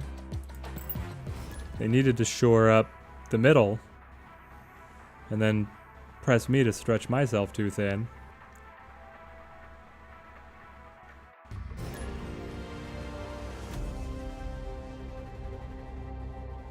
Zest Whisper. Rocking some beautiful card art as the avatar. We'll come in with the hood. Hope to draw Viper. Yandu, what you gonna kill? Wong. Ah. At least I know that he's gone. Don't need to plan around being able to play him. This is going to swap locations. Okay. Let's play Colossus. Turn 3 Green Goblin is pretty good for us. They've got Angel, so it's some kind of Death Wave. The Death Wave variant. Mini Lab. Hey, but there's Viper. I would like to push the hood across after they destroy stuff on this side of the board.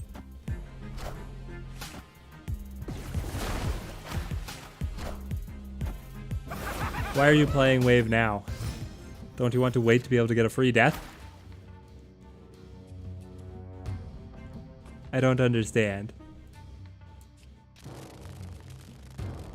I think I play Odin on the hood then to be able to get 2 demons. I did this once before and it felt great. You still got death.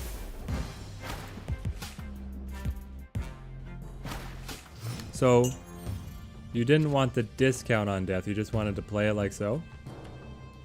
That puzzles me as to why you thought that was the optimum kind of play. But no complaints because I'm sitting pretty. Hazmat feels really good here because we tie up Mini Lab and we take them down a little bit at Kunlun. And then we just drop. Looks like Viper's not really going to be useful for anything, so we just play our demons out. Spread the board. Full court press. Give them some pressure. We got rescue, hey?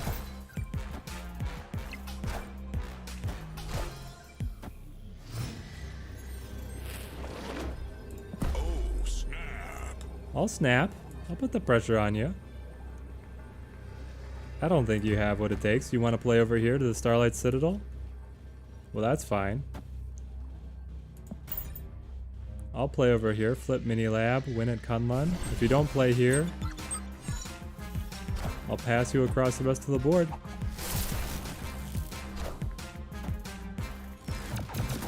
Is it Killmonger? Oh, it was leader. Interesting. Interesting. Defeat. And because they flipped second, that was actually enough. Wow. If they had flipped first, we win that. But because they flipped second, they were able to get us. I don't like that. It's so close. We should have won. I felt robbed.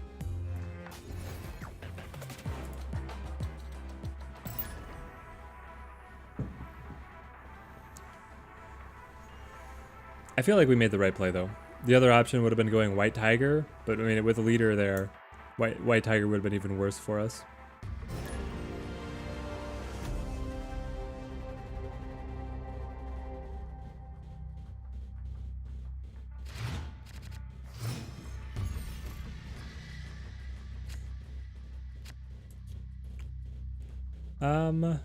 If I play Ebony Maw, I'm potentially very much crimping my board. Because Crimson Cosmos means we can only play our higher end cards out there. Xandar. Okay.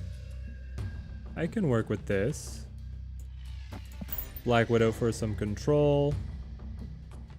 Then Colossus. Then hopefully we're looking at some new options to squeeze over to the Crimson Cosmos. They have the Domino. Quicksilver into Domino, sure, why not? Axe they're building. Odin, seeing Odin is very nice. It means that if we get the Wong, White Tiger, Spider-Woman kind of setup could work out for us. We're gonna kill the Quicksilver. No cares. No cares for the little one drop that could. Let's play Green Goblin here. It'll be Green Goblin, Hobgoblin, and then Odin for 8 points. That doesn't feel right, but it might be the best play. Also, Green Goblin is really not very good. It's only -2. Going -2 for 3 energy. You want at least a 6-point swing on that.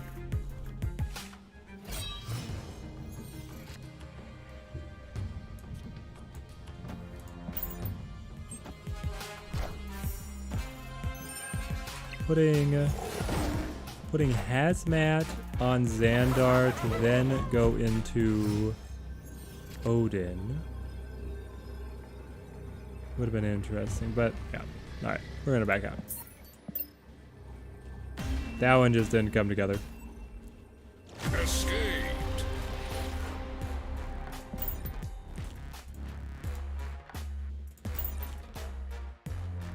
Alright, we're closing in on the 3-hour mark. Close to when I want to end the stream here. But I want to end on bringing back my favorite, the Move deck. So we'll get in a game or two of Heimdall, and then we'll call things. Alright, update me.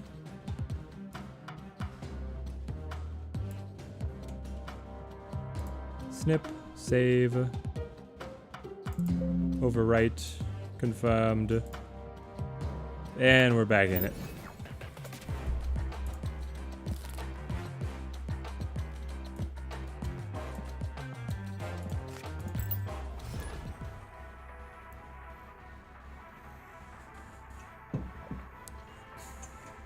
Can Heimdall give us some final climbing victories? Will we be able to see the 80 rank achieved? It's going to require like 8 win after 8 win to be able to pull that off, but we'll see. Give the opponent the thumbs up. Recognize that we were all human. I'll play Nova. Nova for some tempo. Confuse them as the deck list that we are running. Then we play Dagger. I could play Dagger, Hulkbuster, Doctor Strange, because then Doctor Strange would be able to pull Dagger. Drag her around. Oh, Fisk Tower. Why? I'm just not allowed to have fun today, guys.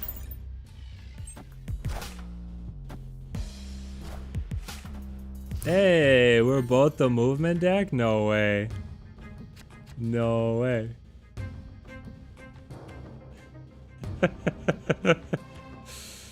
Oh, when two movement decks are playing around Fisk Tower, things get weird. Let's play Vulture. You're gonna play Dagger, sure. Bounces out, buffs these. I would very much like Killmonger. I get my Iron Fist. Okay, so we Iron Fist, Hulkbuster, bounce somebody out, Doctor Strange, pull somebody back here to Avengers Compound. It's coming together. A little better than theirs, maybe. They've got Hulkbuster. Please be on the ninja. Yes. If we get Killmonger, Killmonger can pop that ninja and take away all that free energy investment.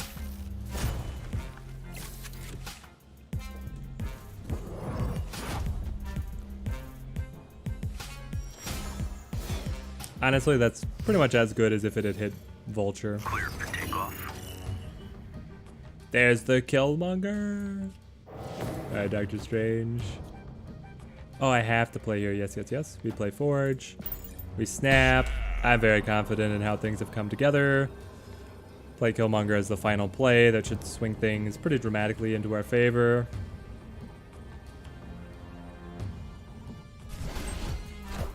What's your combo here? Unfortunately, that move actually doesn't buff Dagger at all because we're flipping first. She can't trigger off of the unrevealed cards. You've got a Kraven and a Doctor Strange, which then pulls your Dagger, and then you get all the buffs to be able to go plus. Ouch. Man, that sucks. Anyway. I think I do something like this, It's pretty strong. We pop the ninja and the Iron Fist and we get the buff, and then he's going to be a 6 strength because of Nova buffing everything, and then we're within 1 point of the opponent here. What are you going to be able to do? Play Heimdall. Forget about Fisk Tower, play Heimdall. That's the answer. Captain Marvel, Human Torch.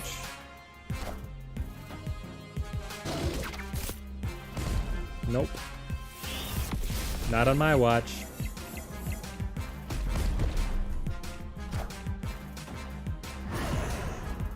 And we win that one for 8 cubes.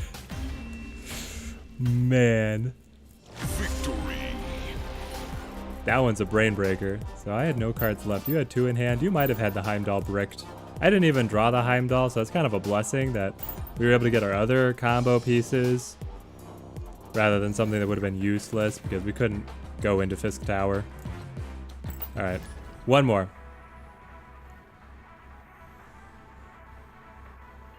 We'll see how many times I say just one more. I always say it too many times. I'm supposed to only say it once. Chivalry King. This has to be a real person, right? Right, guys? What are we thinking, chat? Bot or not? Let's play the game. Bot or not? Kraven, Iron Fist, Dagger. Get us the extra draw. Multiple man. And Nova. Let's go. Let's start stretching the multiple men. Okay, the fact that they're playing Quicksilver is not great for them being a real person. It's not looking great. But then we had Hulkbuster. Might have been better to wait. Hello, opponent put invisible on Hala. Sad moment. Oh no, and then they all pop. Or at least cheap hops and then they reveal out of order, yada yada. Yep, it happens to the best of us, Austin. At least you were there to capitalize. Monster Metropolis, I like that. We get to shuffle away, so let's go ahead and buff this multiple man as large as possible. And then on the redraw, see how we were able to stretch him around the board. I kind of want to wait for the redraw before we snap though. But I feel pretty confident. Like, we've set up a very strong piece. We were able to stretch multiple man with Iron Fist. We got the Hulkbuster onto the multiple man. Things are looking good. And the opponent has played Quicksilver Domino again. Is this a trend? It was popular at one point and then it stopped being popular. I can't tell if it's still a good play or not. Well, let's play Doctor Strange. Bounce the multiple man. We can set up Vulture and Forge for Heimdall at the end to then spam the board with all of our powerful pieces. Movement, when it comes together, just has amazing tempo. The combos are so high value. Opponent snapped. Is Killmonger actually a good play? I feel like it's not the play that we are looking for. These are not the plays you are looking for. Vulture here actually doesn't get to move because these 3 cards move first. Vulture here does get to move. And then it's Forge. Yep. The opponent's playing Devil Dinosaur and Death Wave. I don't get it. Is it like, is the idea that you're playing Deadpool? No, the idea is that you're a bot and you don't understand what's going on. Okay. That's fine.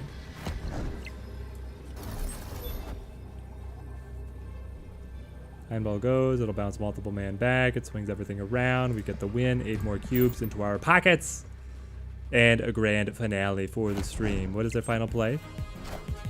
America Chavez to Monster Metropolis, canceling out the Jess Jones play. Heimdall gets the buff from Forge, is able to steal the high card buff.